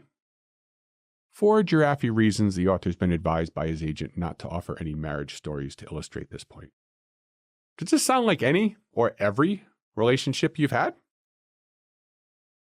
For business. At first glance, the acacia tree may seem to tease the giraffe with its tasty leaves, only to become bitter and shun the giraffe. But upon closer inspection, you see that the little dance between the acacia tree and the giraffe, and the other acacia trees, and the other giraffes, is a thing of beauty. All the seemingly competing parties benefit from this give and take. Maybe you've heard the phrase, nature always finds a way. In what might be my favorite lesson of this audiobook, that is certainly the case, as feeding differently is such an important lesson for any business. Why? Because there are so many inherent conflicts of interest in any commercial enterprise. Consider the following areas where businesses must strike a delicate balance for mutual benefit. Employees want higher pay, but payroll reduces profitability. Employees want greater benefits, but benefits cut into earnings. Customers want high-quality products, but product innovation is expensive. Customers want great service. Service departments are expensive. Customers want lower prices. Lower margins require greater efficiencies. Employees want more time off. Employers need employees to work harder. Vendors want to sell more product. Employers want to carry less overhead. There is nothing wrong with either party for wanting what they want. As frustrating as this juggling act can be, it gives you the opportunity to create a more giraffe relationship with the other stakeholders. In fact, there are multiple applications of this lesson.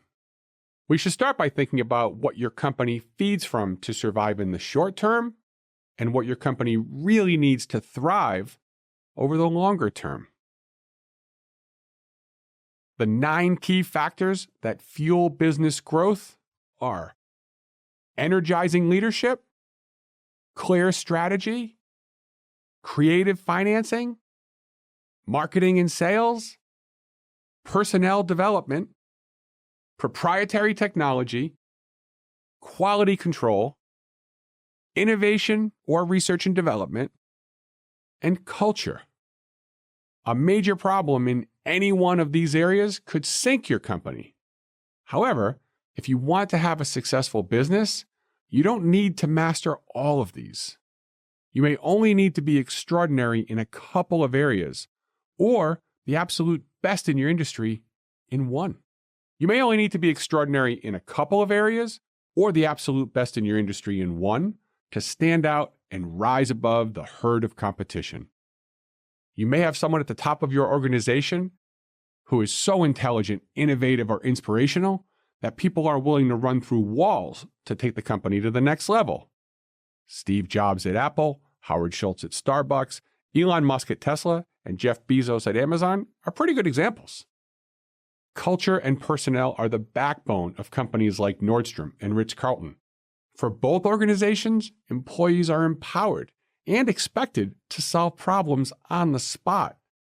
I've had Nordstrom workers drop off my tailoring at my home after hours so I could have my tux in time to board a plane for a formal event in another country. Perhaps you've had the pleasure of staying at a Ritz-Carlton. If you have, and you had some type of problem with your room, your meal, or your delivery to the business center, you may have noticed something different. The first person you talked to about your problem was the last person you told. That person will not leave you until the problem is solved. As a result, many people are willing to pay more for these two brands because they value extraordinary service. When you think about your company, with which group of people do you have a uniquely positive relationship? Do you have an extraordinary relationship with your salespeople or distributors? Do you pay them more or support them considerably better than your competitors do? What do you do for your customers that nobody else in your industry does? USAA sells a commodity product, insurance. To every other company, they have policyholders or insureds. Not at USAA. They call their customers members. Their 2019 ad campaign features customers claiming to be members for life. Does this work? Hell yes, it does. In my experience, the average retention of a property casualty insurance company is around 80%. The niche market of military families is their acacia tree, and they enjoy an outrageous retention rate of 96%. For you more advanced data giraffes, USAA has the highest net promoter score in home insurance, auto insurance, and banking, and they've had it for 11 straight years. If you don't know where your acacia tree is, think about where you can go for help. Yes, there are a great many business consultants, but you don't need a consultant yet. What you need to do first is ask the people who know the most about you right now. Ask your customers questions you're afraid to ask. I promise you'll wonder what took you so long. Ask your team questions that make you feel vulnerable. That's half the challenge. The next half is following up on what you hear. My first financial company provided financial planning, insurance, and investment services to physicians. We had a specialty knowledge of asset protection, which was a hot area at the time, with many states suffering from medical malpractice crises. Helping physicians protect their wealth against lawsuits brought us lots of attention, but the bulk of our income came from investment management fees and insurance commissions. At the time, there were over 1 million licensed financial professionals who could have sold any of our clients the exact same products we did. So, we developed a wonderful marketing strategy to stand out in a specific niche. We wrote several financial books for doctors and a continuing medical education monograph that any specialist in any state could use to satisfy annual licensing requirements. We then leveraged the credibility we earned from those publishing credits to publish over 200 articles in 50 different medical journals and to speak at over 200 hospitals and medical societies. Our specialization in one niche and our unique knowledge about asset protection led over 15,000 doctors to contact us. In the competitive business landscape, you could try to please and attract business from everyone, to be grasses for the masses, or you could be the acacia tree, thorny and out of reach for some, and that's the point. Another challenge with targeting the masses is what I like to call the Walmart effect. The only tried and true strategy for reaching outrageous numbers of customers is to be the low-cost provider. It's an easy idea to grasp. We'd all rather pay $9 than $10 for the same item. The problem is, it's the most dangerous business model. This approach to gain clients will end up being a race to zero profit. Focusing on feeding the masses will eat your company alive. When you're spread too thin, the masses will come, trample what's left of you, and move on to the next. Your business will look like the aftermath of Burning Man, and you'll be the one who ends up burnt out. Giraffes will appreciate your unique position and visit you regularly, but not too often. Acacia trees are honest about who they are. They tell their customers about their limitations and politely ask them to take a hike occasionally. Today's reach. Giraffes and acacia trees have one of the most interesting relationships in the natural world.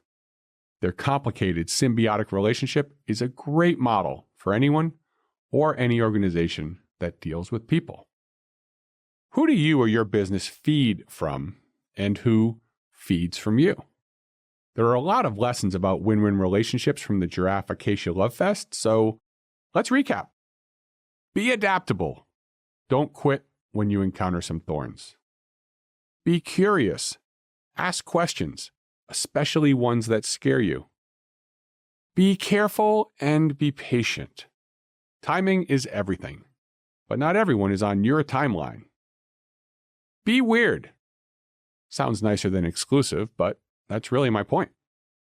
In your personal or business relationships, which one of these attributes do you need to work on today? Surprise! I have a recommendation. Who do you need to ask scary questions about yourself or your business? Like, what's an area I can improve on as your partner? Or, what do you like least about doing business with us? Ask those questions and you might get an earful of thorns, but look for the leaves.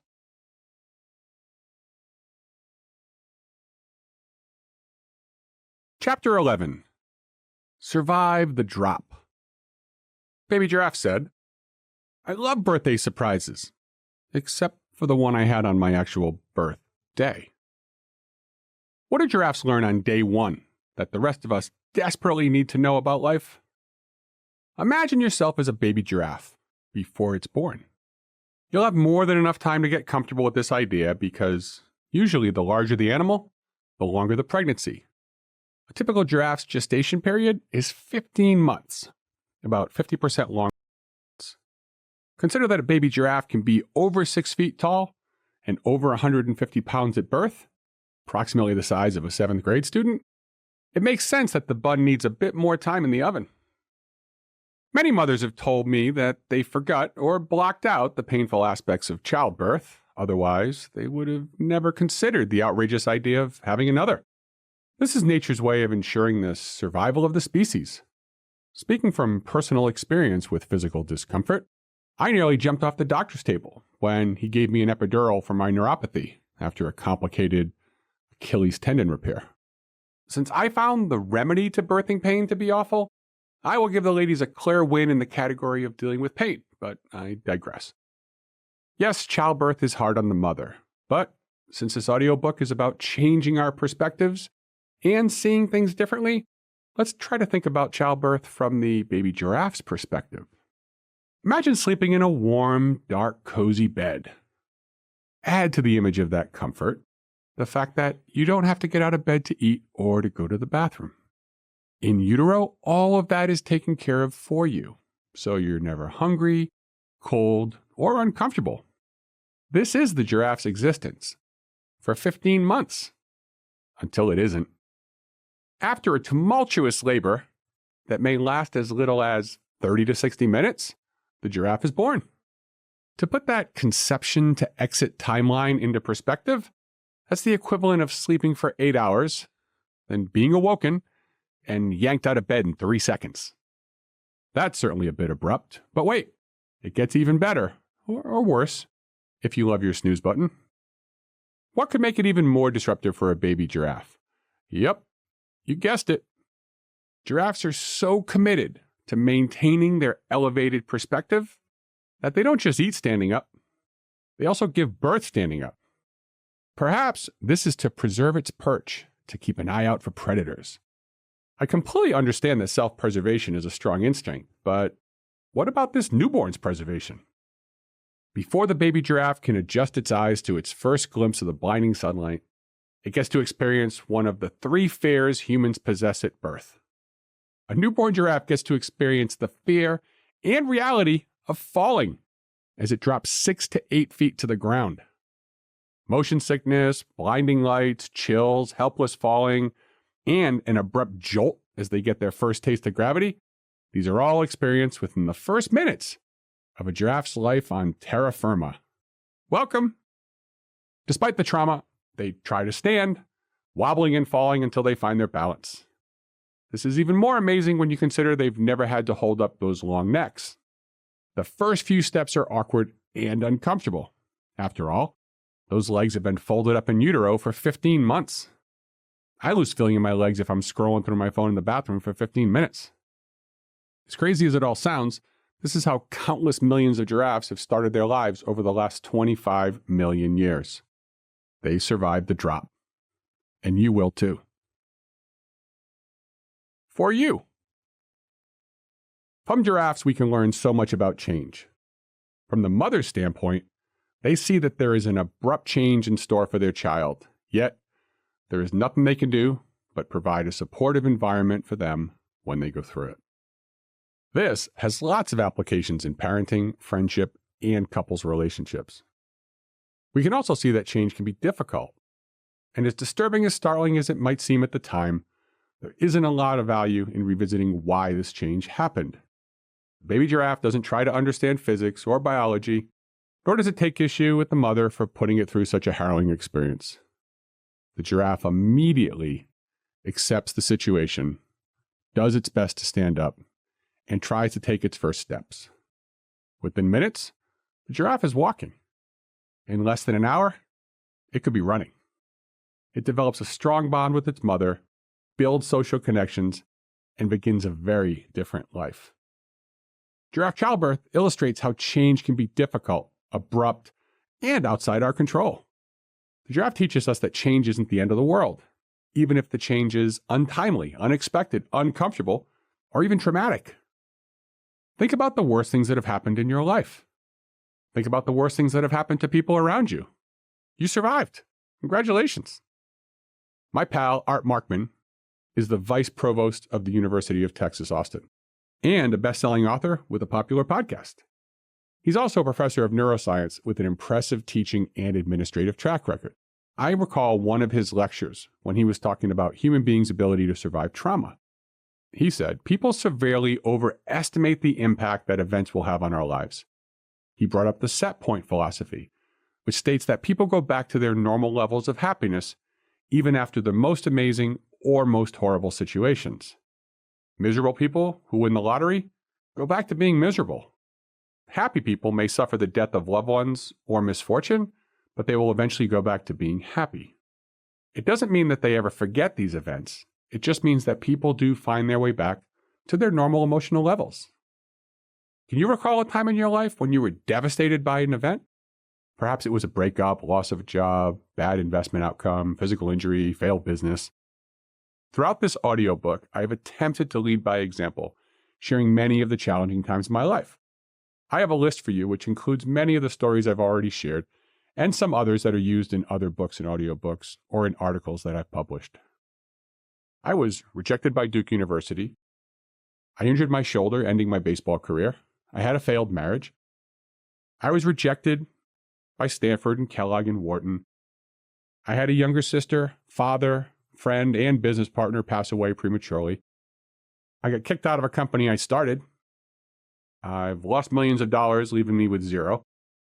I've had failed businesses, and there's countless others that, like childbirth, maybe I've forgotten or blocked out. For each of these events, I can look back and see that the pain I felt was temporary. I have great memories of people who are no longer in my life, and a greater appreciation for the lessons I learned from the chapters that have closed. In your experience, did you find it helpful to be constantly sharing, rehashing, or complaining about the event? Alternatively, did you find that when you were busy with something else, you were able to take your mind off the negative event and focus on something else? I just watched the Arnold Schwarzenegger documentary on Netflix and felt the need to add something I learned there into this audiobook. He said that his taskmaster father taught him to stay busy and be useful. When asked if he was depressed when his brother and father passed away, he responded, "Depression is something I never had time for because I was too busy." The baby giraffe has no time for therapy. It must stand up, get on its feet, and get moving. My friend Anna Rubio, a physical education teacher and founder of Streamline Miami, taught me a lot about survival and about thrival. When she got fed up with losing her students to gangs and gang violence, she decided to do something about it. She didn't get funding for her nonprofit, an organization sorely needed to help her inner city kids. She didn't get much support from her student parents either. Still, she took it upon herself to help the kids attending her school and the other schools in the area. She campaigned for resources and built a relationship with the University of Miami. She traveled around the country, speaking out for people to help their teachers and their schools. She stood up and got busy being useful. In 6 years, the school she served went from a D rating to an A. How did they do it? Anna took it upon herself and never stopped moving forward, even when she heard a chorus of no's and a symphony of, "You can't do that by yourself." She rallied other teachers, administrators, and even my wife and me from over 1,200 miles away to help her. Here's a quick and easy exercise that should make a point rather quickly. Take your two hands and clasp them together so you alternate your fingers. This is also called clasping your hands. When you look down, the top thumb will either be your right or your left. If your top thumb is your right thumb, the next finger will be your left thumb, and then your right index finger, and then your left index finger, and so on and so forth. If you look down and your top thumb is your left thumb, then it will go left thumb, left index, right index, so on and so forth. Now, whichever thumb is on top, take a moment and move it. Shift your fingers down so that the other thumb is on top. If it was your left, now it's your right. If it was your right, now it's your left. How does that feel? If you are like 95% of my seminar and live event attendees, it probably feels pretty awkward or even uncomfortable. In a live seminar, I can often see people shaking their hands out and going back to how they started. This exercise shows you that anytime we do something different, even something that seems rather insignificant, it feels off, odd, awkward, or downright wrong. The natural tendency is to go back to something we're more familiar with. When you make a change in your life, you will likely feel uncomfortable. If you typically get up at 6:30 in the morning to get ready for work, you can imagine that adding a health routine that has you getting up at 5 a.m. to go to the gym will be a little uncomfortable. If you're working on your finances and trying to save money, you may have to tell someone no when asked to go out. This won't be easy at first, but you will survive. You're listening to this audiobook because you want to make your life better. Now, different isn't always better, but better is always different. So you need to learn to be comfortable with being uncomfortable. You must do this, or you have to learn how to be happy with what you have and never want more. For business. My go-to quote as an undergraduate in the Sigma Phi Epsilon fraternity was, "The whole is greater than the sum of its parts." I've carried this quote to every culture, community, and nonprofit event. It means that together we can do more than we can as a collection of individuals. It means that together we can do more than we can as a collection of individuals. When you apply this chapter's giraffe lesson to your company, you must first understand that your company is made up of individuals, and you sell to individuals. Even if you have a business-to-business offering, there's an individual in that organization deciding to work with you. What you need to appreciate is that these people will be dealing with changes, and they will present you with changes. As a giraffe, you will stand out, and people will look up to you. Leading by example is the most powerful message you can send, and your actions will attract people who act or want to act the way that you do. If a leader focuses on placing blame on others, he'll build an organization of blamers. If you look for the positive in every situation, you'll attract people who want to look at things differently. Zebra and wildebeest multiply, hyenas attract more hyenas, giraffes attract more giraffes. You may be familiar with the phrase, an ounce of prevention is worth a pound of cure. Or, as I have to say in any other country, a gram of prevention is worth a kilo of cure. Being a giraffe will help you see many changes approaching and give you time to prepare. But no matter how much you plan, your business will be forced to deal with abrupt and involuntary changes that come not only from your personnel, but also from your industry, competitors, regulations, technology, and the economy. If you're running a public company, you're aware of how small things can have a significant effect on your stock price. It makes sense that you could fall short of an analyst's anticipated income numbers and see your stock price drop. What's crazy is that you could meet or outperform estimates and still suffer. I had a client in the technology space explain that a smaller company could outperform its expected earnings, but if two of the industry leaders reported lower than expected earnings, the entire sector could see a drop in stock price. In a smaller company or professional practice, this is an even greater challenge. You may not have investors, but you likely have very limited resources. If you had lots of money and lots of people, you wouldn't be small. As a small company, you can't just issue new stock and generate years of operating expenses. You must make payroll, pay rent, and pay your suppliers. What happens if one of your biggest clients is treating your staff poorly? You don't want the negative energy. You want your staff to respect you as someone who protects and respects them. What if you can't afford to not have the client's revenue right now? What do? You're going to do the right thing. And if there's a drop in revenue, you'll survive. You'll have to initiate some big changes in your company. These will not be abrupt to you, since you're the one making the decisions, but your choices could be rather abrupt and disruptive to your employees, customers, vendors, or partners. During my decade in Vistage, most of the tough decisions our chapter members made were very unpopular and extremely uncomfortable for at least one person. In some cases, the decisions were unpopular and uncomfortable for everyone. One of the most common lessons that we learned over time was that the fear of the decision was much back or repercussions that decision caused. There was not a single event of the hundreds of events we discussed in the group where we looked back and wish we had waited a little longer to break bad news, fire someone, or discontinue an unhealthy strategic relationship. Even the baby giraffe teaches us to look to the future and to pick our heads up when we have an unexpected fall. With the right attitude and a commitment to taking a determined step forward in some direction, we can move toward a better outcome, even after the most startling situations. Be the change. The changes needed to become a giraffe will seem abrupt, startling, and scary.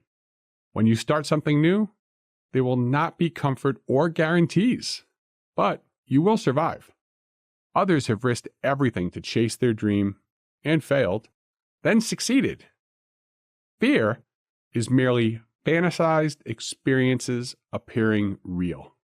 Don't let fear hold you back. Look in the mirror and channel Gloria Gaynor, I will survive. The giraffe has no idea how to stand or walk, but it sure does try. It takes this action in the absence of surety. Call it faith. Faith is the assurance of things hoped for, the conviction of things not seen. And that's from Hebrews 11, 1-2. When you are doing something big, you have no other choice than to give your heart to it. Pouring your heart into something can make the endeavor even scarier. But consider this. The guaranteed outcomes from not changing and not trying are regret, failure, and everything else you're afraid of. How's that for a motivational meme? Several years ago, I was at an insurance industry conference in Las Colinas, Texas, at the Four Seasons. I ran into an old friend, Tim Olson, a regional vice president for a whale of a company. Think about insurance company logos. You'll get it. He asked me how I was doing. At the time, I was pretty unhappy with my life, and I didn't sugarcoat how unhappy I was in the financial service industry. His giraffe response? I think you like it just the way it is, Chris. I know this because you're a brilliant and resourceful guy. If you wanted it to be different, you'd change it. Those words dropped me. My water buffalo response? Fuck you, Tim Olson. Who the hell are you to tell me what I want? I don't even know what I want. How can you? Okay, I was thinking that while chuckling and mumbling something about nothing. As I tried to get up off the ground and get moving, I realized Tim was right. I took the scary steps necessary to sell my company, change the way I work, and started focusing on writing, teaching, and speaking. Thanks again, Tim. Today's reach. Drops happen.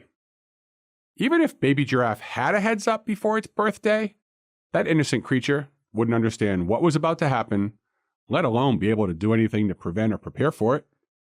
That's how many drops in life happen, of course. Don't worry about those. Worry just makes you worse. If you hang around giraffes who want the best for you, you'll have the pleasure of some tough but true words from your tower. Pay attention to those. Their wisdom can sometimes make the difference between death and life. But for this moment, I invite you to focus on another type of drop, the ones you initiate. Maybe we can call them leaps of faith. There's no guarantee you'll land in the best outcome, but I promise you can learn a lot if you keep trying and keep leaping. But I promise you can learn a lot if you keep trying and keep leaping, and you will eventually make it. So I will adapt some giraffes from my friend Tim for you to take into consideration. I think you don't like things the way they've been. I know this because you're intelligent and resourceful. You want to be different and are ready to change. What big change will you start today? Not just decide to change, but what action will you take to make the dominoes start dropping for you?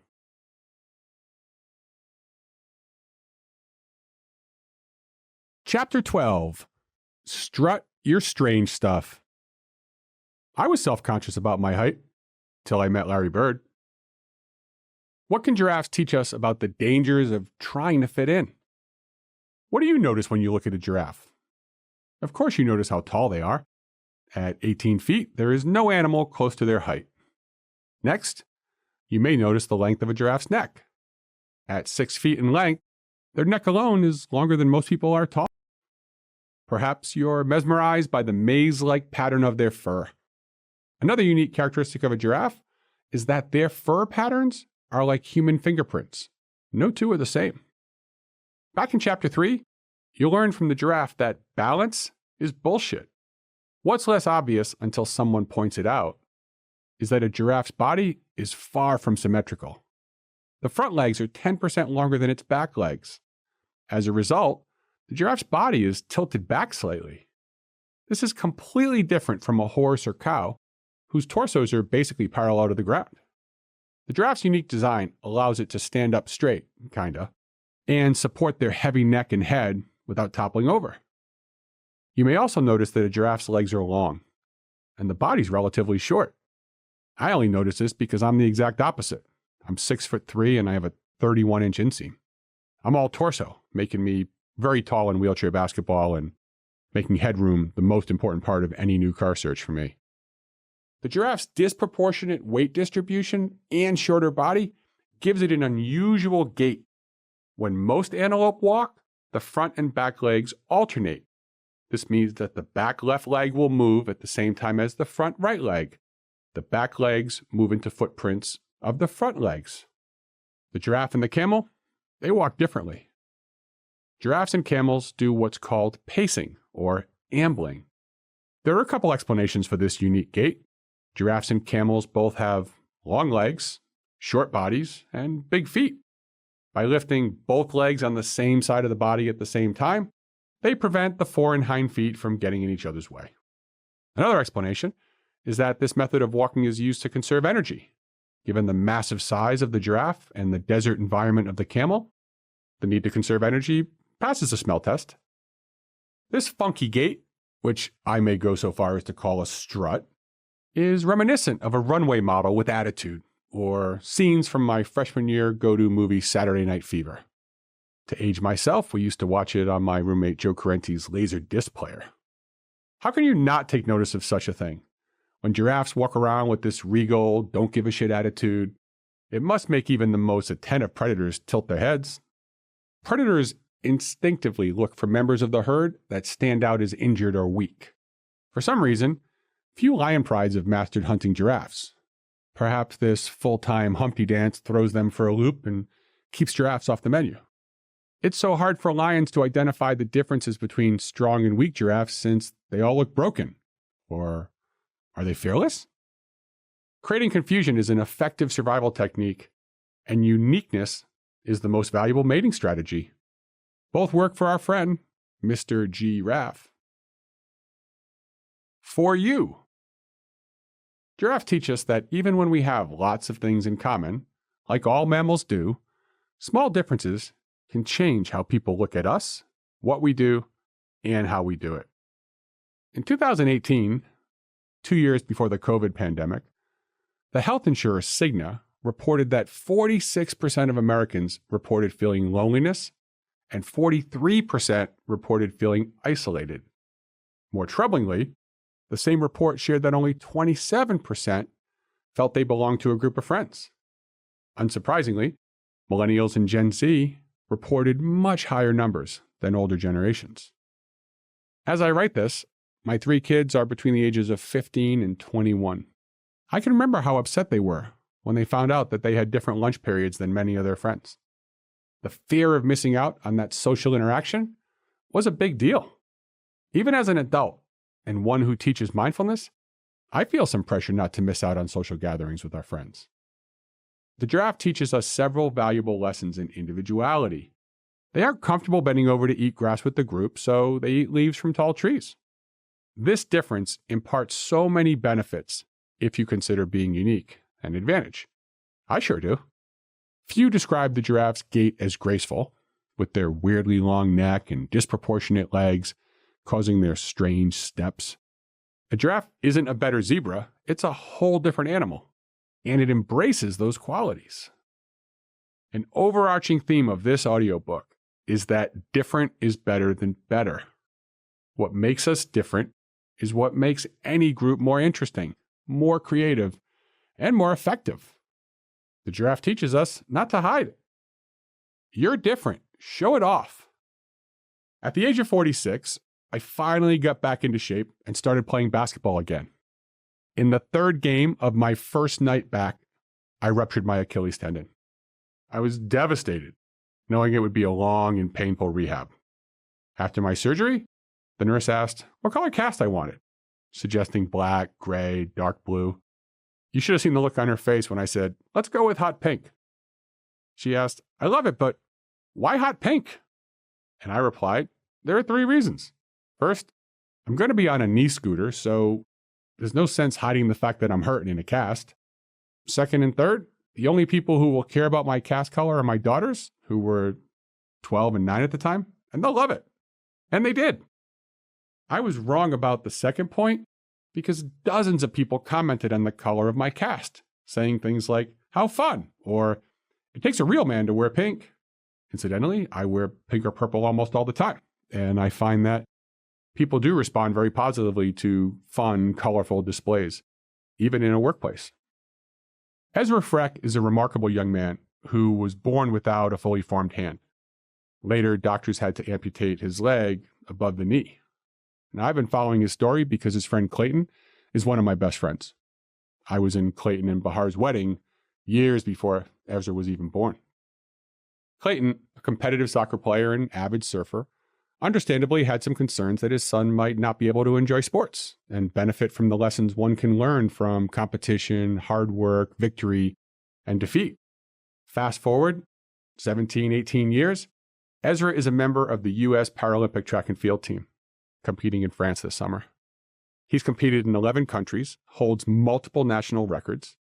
During the Golden State Warriors' historic 2015-2016 season, they were attempting to set the record for most wins in an NBA season. At age 11, Ezra was asked to give the pregame speech to the Warriors on the day they were to break that record. When he was 9, he was a guest on the Ellen DeGeneres show. When Ellen asked him if he had any advice for other kids, he responded, "Everyone is different. Whether you look different, you think different, or you act different. Mine happens to be I look different. And it's very obvious. But that doesn't mean that a kid with 4 limbs doesn't have challenges. Everybody has challenges, and everybody stares at everybody. So you just got to know that being different is okay." Take a moment and think about what you've been hiding about yourself and why. Imagine in your next interactions with the people who are closest to you. What's the best possible outcome that would result from you sharing the most unique experiences from your past or your seemingly unusual desires for your future? You might be surprised. For business. When coaching startups about niche markets, elevator pitches, and developing raving fans, we like to say, if you try to be everything to everybody, you will end up meaning nothing to nobody. Poor grammar aside, the point's profound. The giraffe teaches us not to hide, but to proudly be ourselves. When you combine this with the lesson of being vulnerable and sticking your neck out, you learn to lift your head, enjoy what you are, and be okay with what you're not. In the third lesson, we discovered how Apple abandoned product diversification and a balanced product mix to focus on doing only 3 things. That wasn't the first time the company stuck its neck out. When Apple first came on the scene, they didn't try to take over IBM's market share. Instead, they went for a new market of computer users, students. Apple was able to upset the PC market in 1984 with the tagline, "The computer for the rest of us." And soon there will be 2 types of people, those who use computers and those who use Apples. In 1999, at a peak in the stock market with the growth of the .com companies, E-Trade ran a commercial with the tagline, "Be your own sugar daddy." They proudly claimed E-Trade, the #1 place to invest online. Those of you from the Jurassic period, like I am, might remember a soft drink with the slogan, "The Uncola." You get the idea. Celebrate what makes you unique, but stay with me. I'm not interested in lame motivational quotes or boring platitudes. If you don't be the giraffe and take some scary steps, you will be both lame and boring. Stay lame and boring, and your only companions will be vultures. I'm not trying to be cute. This is for real. After meeting the famed business consultant Jay Abraham, I agreed to fund, or executive produce, a film about his life and career. As an executive producer, I was given a free one-on-one meeting with Jay to discuss my business. He sent every producer the same 100-page questionnaire and offered to review it before the meeting, which I did. When I got to his office, he started off by apologizing because he didn't have time to review my intake form before the meeting. He went on to confirm my suspicion that no one has ever filled out the form before meeting him. He then had his assistant Destiny schedule another meeting with me to go over the form. Mission accomplished. I stood out and we had multiple discussions. When I registered for a Jack Canfield event, my main purpose was to sit down with him and discuss the Be the Giraffe movement. Every day of the conference, I wore a different shirt with a giraffe on it. Does branding work? On day 6, we came back from a break. Jack said he was in the hotel gift shop and picked up something for one of the attendees. He asked the group, "How could I not buy this from my friend Chris Jarvis? Come up here." What was Jack holding? A multicolored stuffed giraffe. When I had the opportunity to work with my first billionaire client, it could have been an intimidating experience. This family had over 200 full-time employees in their family office. I had 3 employees. When they asked me how large my organization was, I told them it was small because what we did wasn't time-intensive. I said that we were successful because we were very creative in our upfront planning, and then noted that once the planning is done, the execution was relatively easy and straightforward. What my new client was paying for was the creativity, not the administration. If they wanted someone with lots of employees and overhead to handle mundane tasks, we were the wrong group to hire. I was confident in what I offered, and he became confident in me. Because I decided to do business differently and not try to blend into the herd, I was able to be in the company of some other giraffes.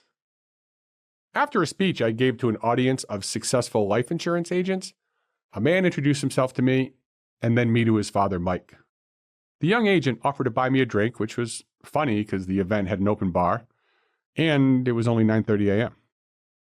He proceeded to tell me the story of his father returning from the Korean War.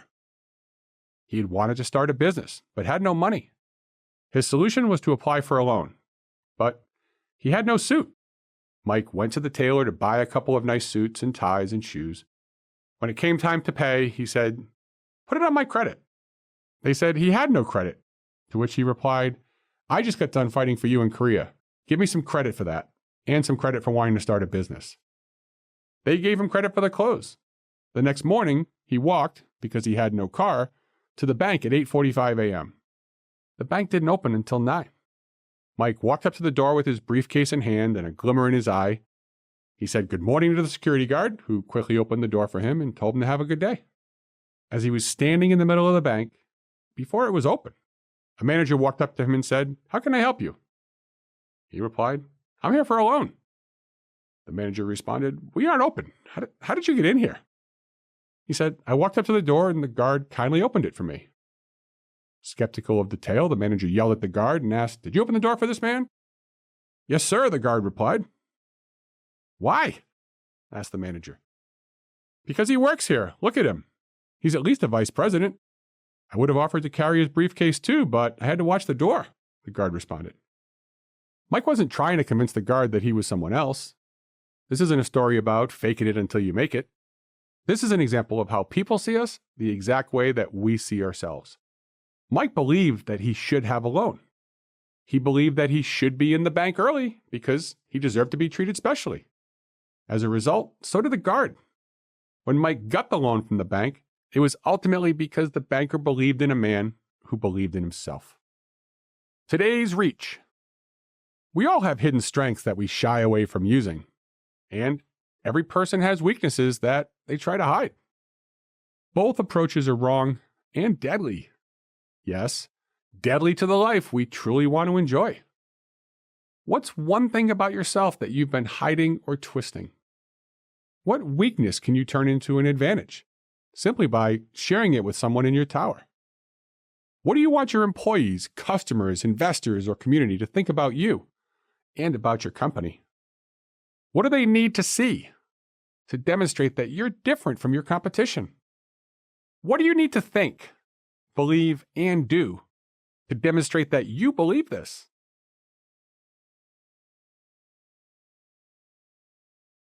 Chapter 13. Taste the pea. I'm open to new ideas, especially my own. Early in this audiobook, I shared the story of my amazing safari in 2002 that became the motivation for this audiobook. My father and my friend Lee Kaplan joined me for a once-in-a-lifetime experience, spending 24 days mainly in South Africa, Botswana, and Zimbabwe. On this bucket list trip to 5 different parks and game reserves, we took photographs of countless animals from dozens of species. One of the experiences that left a lasting impression on me involved giraffes. Shocker. Sure, I've watched lots of nature shows, visited many zoos, and had several pets. I've even seen my share of animal mating. I wouldn't call myself a pervy Dr. Dolittle, but I've seen what I've seen, and it all looks pretty much the same. What surprised me on safari was when our guide stopped the Range Rover and whispered, "This giraffe wants to mate. You got to see this." I thought giraffe mating might be interesting, in the same way watching someone walk a tightrope is interesting because of the unusual perspective of watching at the spectacle. This wasn't what our guide was talking about. As is the case with most mammals, male hormones drive the process. Without a place to take a long, cold shower, the male giraffe sets off to find a female in estrus. Giraffes are easy to spot, but the females have no outwardly visible sign of being in season, so nature created a different reason to lure the males and females closer to one another. Witnessing this in Botswana, I couldn't help but think back to my own lumbering approaches to single women back in Boston. In both cases, the females stood still and looked elsewhere, ignoring the curious male's attempts to interact. Back in Botswana, as the male giraffe approached each of the three females, he rubbed the side of his head against the female's buttocks. The female instinctively began to urinate. The male giraffe then caught some of the urine on his tongue. Curling his lip, he triggers a phlegm response, which allows him to determine if the female is ovulating and ideally suited for breeding. Once the male notices that she is in estrus, the smooth talking begins. This experience was a bit of a Goldilocks and the Three Bears scenario. The first female was too cold. The second female must have been too hot for him. The third one was just right. I'll just leave the story right there. Tasting the pee is the giraffe's unconventional key to continuing its species. What else would you expect? For you. Abraham Lincoln famously tweeted, "I do not like that man. I need to get to know him better." Male giraffes taste the pee of their potential partner as part of the successful continuation of their species. Could we call this an exercise in efficiency? Sure. But there's more we can learn too. We don't have to like or trust every new idea or every person we encounter, but we'll do well to give each a little consideration. Society progresses and ultimately finds success when we open our minds to new ideas, different people, and other cultures. I can be very opinionated, and this often takes the form of snap judgments and reactionary responses. In the case of stumbling across a king cobra, this can be a wonderful attribute, but it isn't always helpful when meeting new people or considering different paths.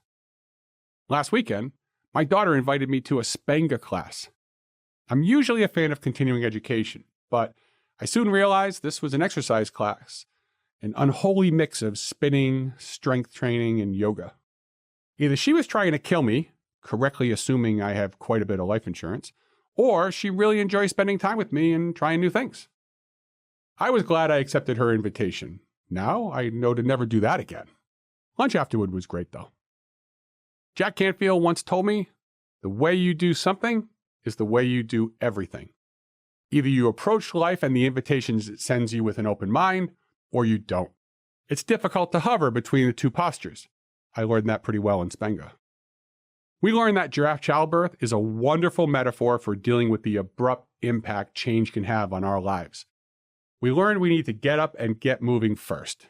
Maybe there will be time to complain or analyze the situation later. So far, we've focused on what to do.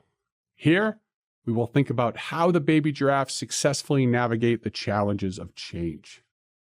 Relatively speaking, giraffes have one of the largest births of mammals. A baby giraffe is 1/10 the size of its mother at the time of birth. Compare that to humans, who are born 1/22 the size of their mothers, elephants at 1/26, and giant pandas at 1/900. Giraffes do more growing in utero, meaning they need more parenting before they even get started. Doesn't that sound like the life of an innovator, visionary, entrepreneur, or giraffe? They need some encouragement, guidance, and reassurance so they can go out and do great things. Earlier in this audiobook, I mentioned that I was raised Roman Catholic. In high school, I met, became friends with, and dated many Jewish classmates. However, it wasn't until I was 45 years old that I attended my first bar mitzvah. My wife's best friend, Dana, invited us to her son Sammy's bar mitzvah in Westchester, New York. I can honestly say it was the most moving religious experience I have ever attended. In Catholicism, several of the sacraments that I participated in were group activities: Holy Penance, First Communion, Confirmation. Multiple children of the parish completed the training together in the Catholic faith. In Judaism, the bar mitzvah and bat mitzvah are individual events. A teenager about to enter a very confusing and difficult stage in life is surrounded by his or her family, friends, and religious leaders to welcome him or her as a member of the Jewish community. Perhaps it was only the Irish Catholic New England upbringing, but my experience of religion included a lot of commandments and sins, heaven and hell, and the fire and brimstone forecast. Since Jesus was Jewish, I falsely assumed that Judaism and Catholicism were very similar. This ceremony was warm, inviting, and even somewhat casual. The men in the temple greeted each other with heartfelt hugs and even in some cases kisses on the cheek, not the more common firm handshake I learned from Father Connerton during my altar boy training at St. Augustine's Church. What was amazing about this sacrament was that everyone there was focused on celebrating the teenager. All their speeches and toasts at the after party were about building him up, demonstrating just how much he was loved by so many people and encouraging him on his journey into adulthood. I wasted so much time in my teenage years worrying about making a mistake on the basketball court or on the pitcher's mound that I often found myself playing not to lose instead of confidently playing to win. I was so fearful of rejection that I didn't ask a girl to dance until I was well into my 20s, and I needed liquid courage to do it even then. If I had had this sort of encouragement as a teen, I can't help but wonder how much more enjoyable my childhood might have been and what that might have led me to try much earlier in my life. I found the ceremony to be the most inspiring religious event of my life and exactly what people that age need. Mazel tov! I see two other periods in our lives when we need similar reinsurance, support, and guidance. Working backward, retirement comes to mind. I just saw my mother retire after 60 years as the hardest working person I've ever met. Instead of a memorial where we talk about how wonderful someone was after they've passed, I propose we create the pre-morial to be a gathering of our closest friends and family to boost our spirits and to encourage us as we turn 65, 70, 75. This is something I would gladly help someone build into its own industry. Hopefully, long before I need such encouragement. Who's in? The other time when we need extra help is when we transition into a new career or business. This could be when we leave the house to get a job, join the military, graduate from college, get kicked out of our parents' house after moving back after college, or leave a job to start our own venture. Realizing the importance of having encouraging guides, visionaries, and sentries in your own life is a perfect start to thinking differently. But if you want to truly be the giraffe, you must be this for others as well.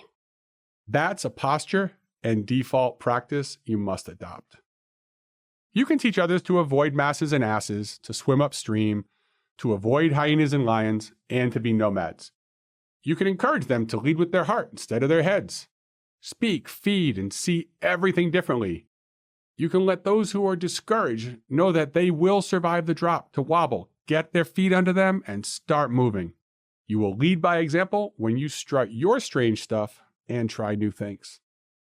One day, while my family was sitting at the dinner table, my wife Heather told the kids that I'd be in Chicago that following day. All three of the kids asked interesting questions. Kirsten, 13, asked, "Why are you going to Chicago?"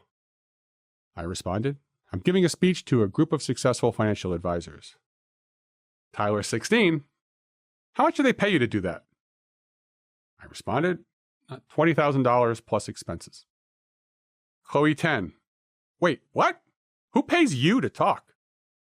I used to joke that, with teens and tweens in the house, that I go on the road to speak, so someone, somewhere, will listen to something that I have to say.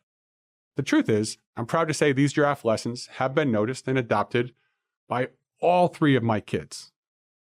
Tyler joined the Jewish fraternity Alpha Epsilon Pi, and we aren't Jewish. Kirsten, she gave up competitive dance for girls wrestling. Then, she won the district and regional championships in the state of Texas within 3 years. Chloe is passing up on traditional college to follow her passion at art school, and possibly going abroad to do it. I was certainly not the perfect father, but I love that all three of my wonderful kids strut their strange stuff with confidence and pride. You can and should help breed the next generation of giraffes. They are the future of all innovation and the hope for all diversity and inclusion. Nobody's great at it when they start, but we all need to try it. For business. At this point in the audiobook, you can see how the giraffe is very different from other animals. The differences start with childbirth and continue with daily activities of eating, sleeping, and walking. Why would it surprise you that these unusual animals have unique mating rituals? If you live differently, it makes sense that you would be made differently too. The making of a giraffe starts with tasting the pea and continues through a long gestation period where the baby grows inside the mother. After the childbirth drop, normally solitary giraffes will stay in groups to protect the young and the old, the sick, or the injured. There is a family structure of sorts, and they look out for each other. This is the tower we learned about earlier. In our wild dog-eat-dog business ecosystem, we must do the same and care for our upstart innovators. Being an entrepreneur isn't the easy way. Being an entrepreneur isn't the better way. For anyone who does it, it is the only way. I joke in seminars that I went to business school at UCLA and immediately found out I was infinitely unemployable. Entrepreneurs are baby giraffes who need guidance, care, and protection from other entrepreneurs. In my experience, successful or seasoned founders are more than willing to help younger protégés. In this chapter, I call upon the giraffes who are listening to find ways to encourage, embrace, and enjoy the energy of younger entrepreneurs. This is my cause, and what I'm doing now, I want to help inspire and teach future giraffes who would otherwise be unhappy and out of place, stuck in a herd. I have a soft spot in my heart for helping those who help others. Today's reach. Since we as giraffes are unique, we must consider both the importance of helping other giraffes find their true calling and the truth that we must employ new, unique, and potentially off-putting methods of doing so. Giraffes don't want to fit in, so ironically, we sometimes need to be persistent and patient, even when trying to help them. Try anyway. If you don't think you have anything to offer, you're probably an ideal person to help. For this reason, I only have one challenge for you. What's one way you should try to expand your horizons and connect with the tower? As always, I encourage you not to overthink this. If you're stuck, ask another giraffe. There are opportunities all around you. Maybe someone's invited you to try Spenga. All right, bad example. Stop, look around, pick one, and take the scary step. Hold your nose if necessary.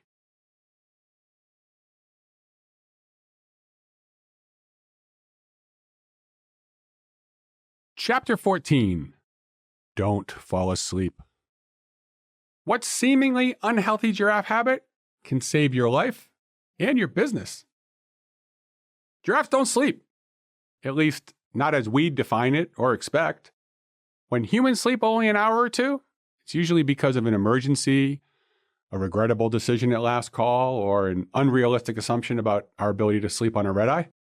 For a giraffe, the natural sleep cycle is between 30 and 120 minutes per night. Compare that to my teenagers, who appear to have the mathematically impossible ability to sleep 30 to 120 minutes per hour. Throughout this book, we've explored the vulnerabilities of the giraffe and explored how the giraffe has evolved to leverage these threats into unique strengths. Sleep is yet another example. Because of their large size, a giraffe found sleeping lying down would be both an easy kill and a huge feast for a pride of lions or a clan of hyena.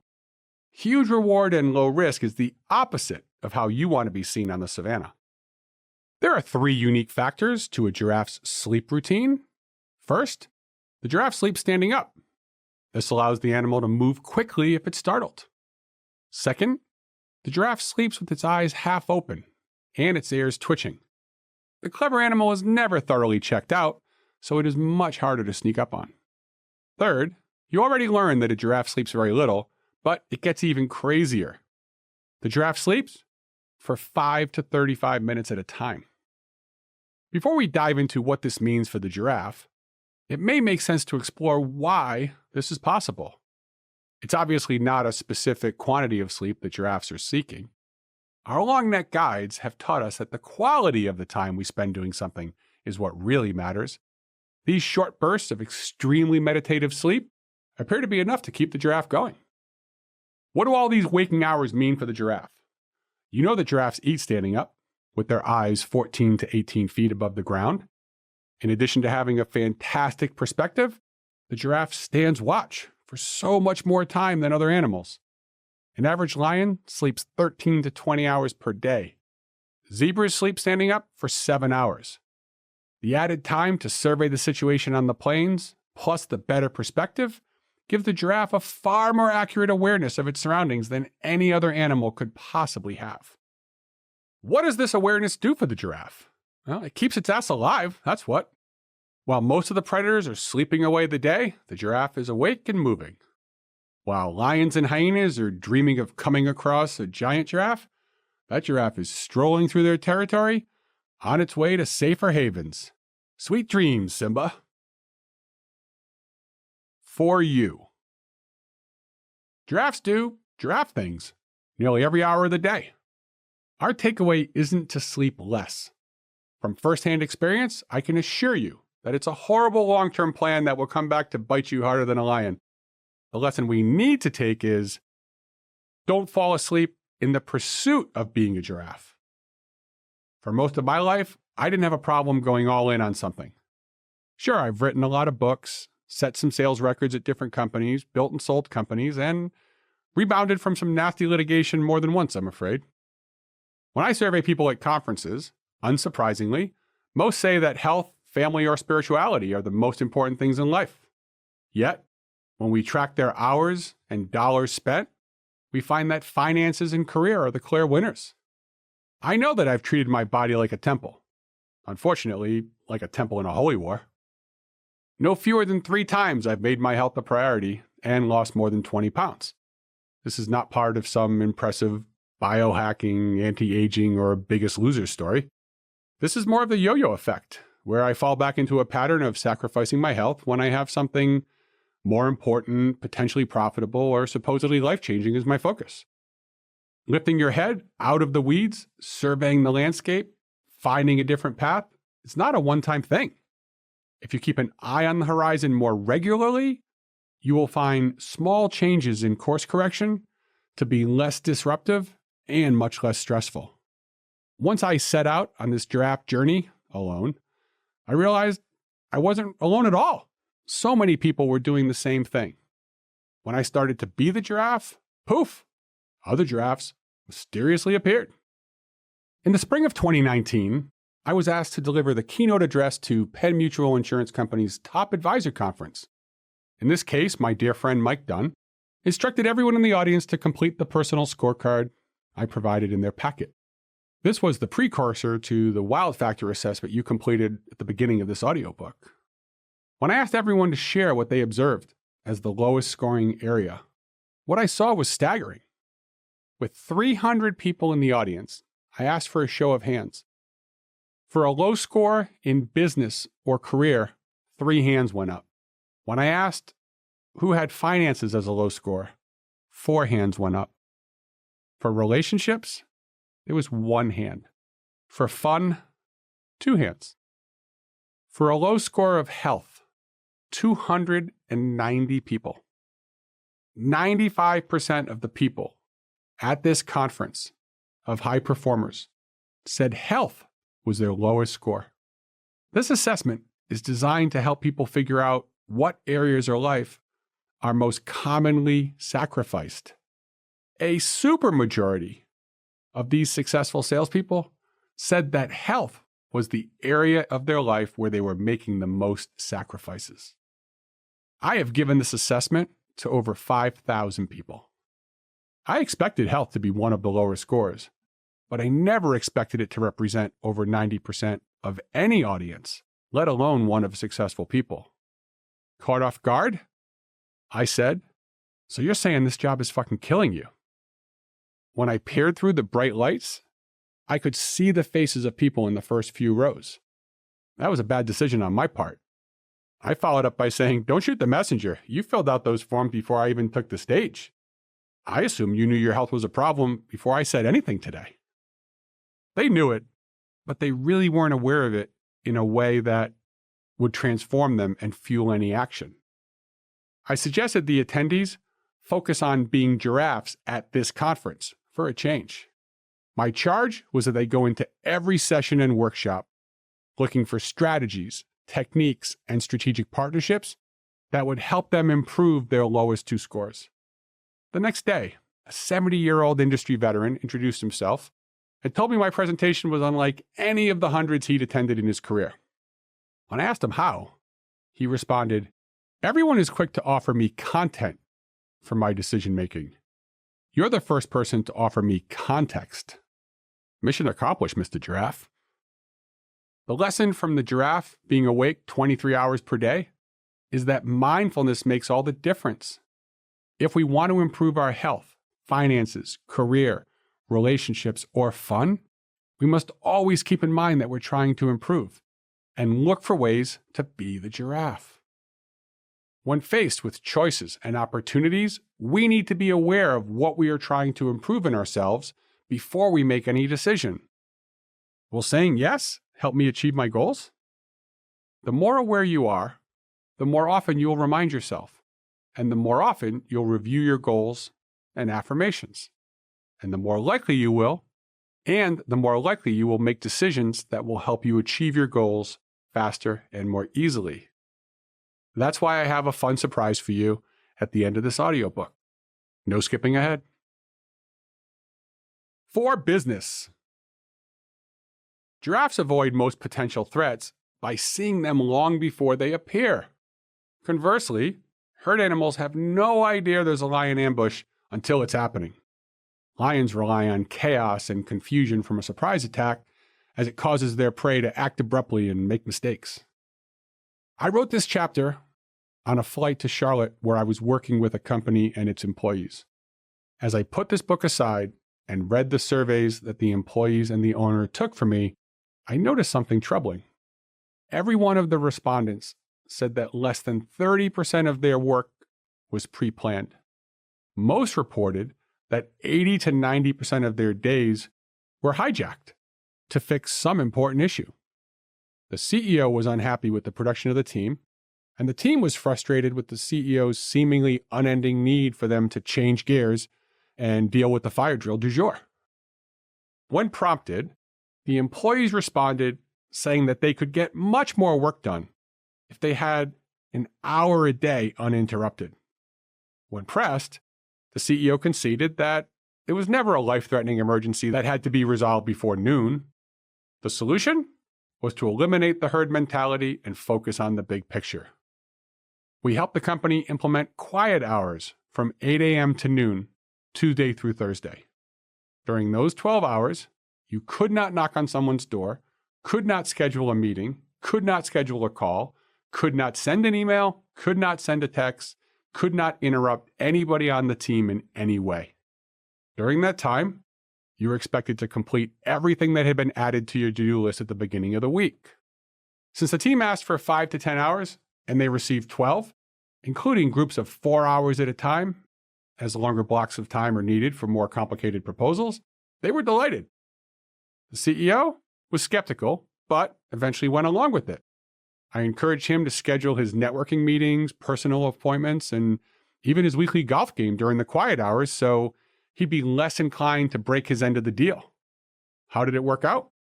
Within a year of our meeting, the CEO decided to take a call from a business broker. With production up, he received multiple offers to buy his company, and all of them were north of $10 million. His sale closed in 2022, and everyone was happy, especially the once reluctant giraffe leading the group.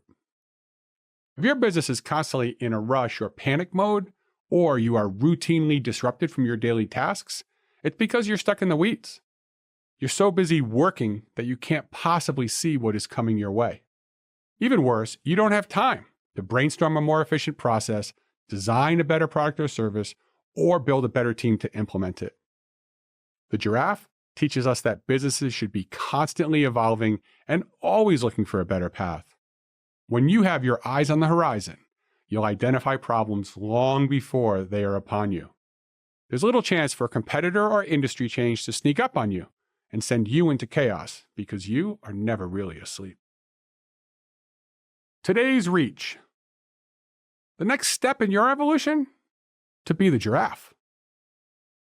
Being the giraffe is not a transaction, but rather a transformation. The giraffe teaches us to be aware of who we are, what we need, and why we are doing things. This is so we don't get stuck in the weeds, stumble into the lion's den, or otherwise get lost on our journey. Congratulations! Finishing this audiobook is a great accomplishment, especially considering how much you already have going on in your life. But you don't become a giraffe by reading a book, listening to a book, watching a TED Talk, or attending a conference. To help you along the way, there are several resources to reinforce these lessons. You can sign up for the newsletter at www.chrisjarvis.me. You can follow me on LinkedIn. You can connect with me on Instagram at Chris Ray Jarvis. You can look into the Money Differently, Business Differently, and Life Differently bundles that are available at chrisjarvis.me. There's also a Be the Giraffe video course and the brand new Giraffe University group mentoring program, where you can connect with other giraffes while you learn how to elevate your money, your business, and your life. Like all evolutionary changes, this may not feel natural at first and could take some time. The good news is that each of these steps is habit forming. The more often you think about what you're doing, the easier it will be to see what's going on and to imagine what else could be happening in your life and in your business. When you see differently, you will think differently. When you think differently, you will money differently, business differently, and life differently. Over the last 30 years, I've learned so much from many remarkable teachers. I've learned some lessons voluntarily and some involuntarily. At times, I wasn't sure if I was being hanged, but I can now see that I was just lengthening my neck for this journey. Be the Giraffe is the most important audiobook I've ever created, and I'm grateful you took so much time to enjoy it. I hope I can continue to help you, your company, your family in some way in the future. Please feel free to email me, mail@chrisjarvis.me, and I hope you will elevate your perspective, see a better path, and ultimately be the giraffe. About the author. I've spent 30 years helping millionaire entrepreneurs and billionaire families build and preserve wealth. I've authored 17 books, written hundreds of articles, appeared on Bloomberg Television, and been quoted in the Wall Street Journal. This exposure has introduced me to many successful and influential people. Along the way, I discovered the unusual paths to standing out and reaching the highest levels of success. After applying these lessons to build and sell my own company, I learned that I had to do things differently if I wanted to be successful and happy and healthy. The giraffe led me to stick my neck out and see things differently. After making millions of dollars and helping others do the same, I lost my younger sister and business partner unexpectedly. I saw both parents get diagnosed with incurable cancer, and I spent over 4 years and over $700,000 in legal fees chasing down money owed to me from the sale of my company. I pretended things were okay, but they weren't. I was stressed out, overweight, and my body was actually starting to reject me. When I tore my Achilles and hurt my back enough to require spine surgery, the signs were way too much to ignore, and there had to be a better way. So my story of overwhelm is not that uncommon. In 2022, I did a TED Talk, Surviving Ain't Thriving, which ended up being the second most watched of the year and has now been viewed by over 4.5 million people. I'm now helping executives, entrepreneurs, and affluent families manage the complexities and interconnectedness of their money, their business, and their personal lives. I sit on the Dean's Advisory Council of the University of South Carolina School of Medicine, working toward delivering quality healthcare to underserved areas and underrepresented populations. I also sit on the prestigious IC² Institute at the University of Texas, Austin, exploring economic development solutions for rural communities. This audiobook, Be the Giraffe, is the greatest accomplishment of my career. I'm there to help you see differently so that you can life differently, money differently, and business differently. And I'm really grateful that you're here, and I hope you really enjoy it. If you want more, Chris Jarvis here. Thank you so much for spending time listening to Be the Giraffe. It is the most fun book and audiobook that I've ever done. And for those people who want to do more, I am happy to help in any way that I can. We have created 3 different bundles. There is the Money Differently bundle, there's the Life Differently bundle, and there's the Business Differently bundle. And these are collections of books and articles and assessments that will help you move forward in your life. If you go to chrisjarvis.me and go to the store, you'll see the bundles. You might find those helpful. So if you're looking to go deeper, those are available for you. And then for folks who want to go a little further, we created Giraffe University. Giraffe University is a community, much like I talked about in the book, my story with Vistage and YPO, getting together with other like-minded business owners, about 20 people in a group, and we meet every week live, Q&A sessions with me, and then have supporting documentation and articles and assessments and other things to move you along your way. So if you want more information on Giraffe University, please check that out. Also at the website, chrisjarvis.me.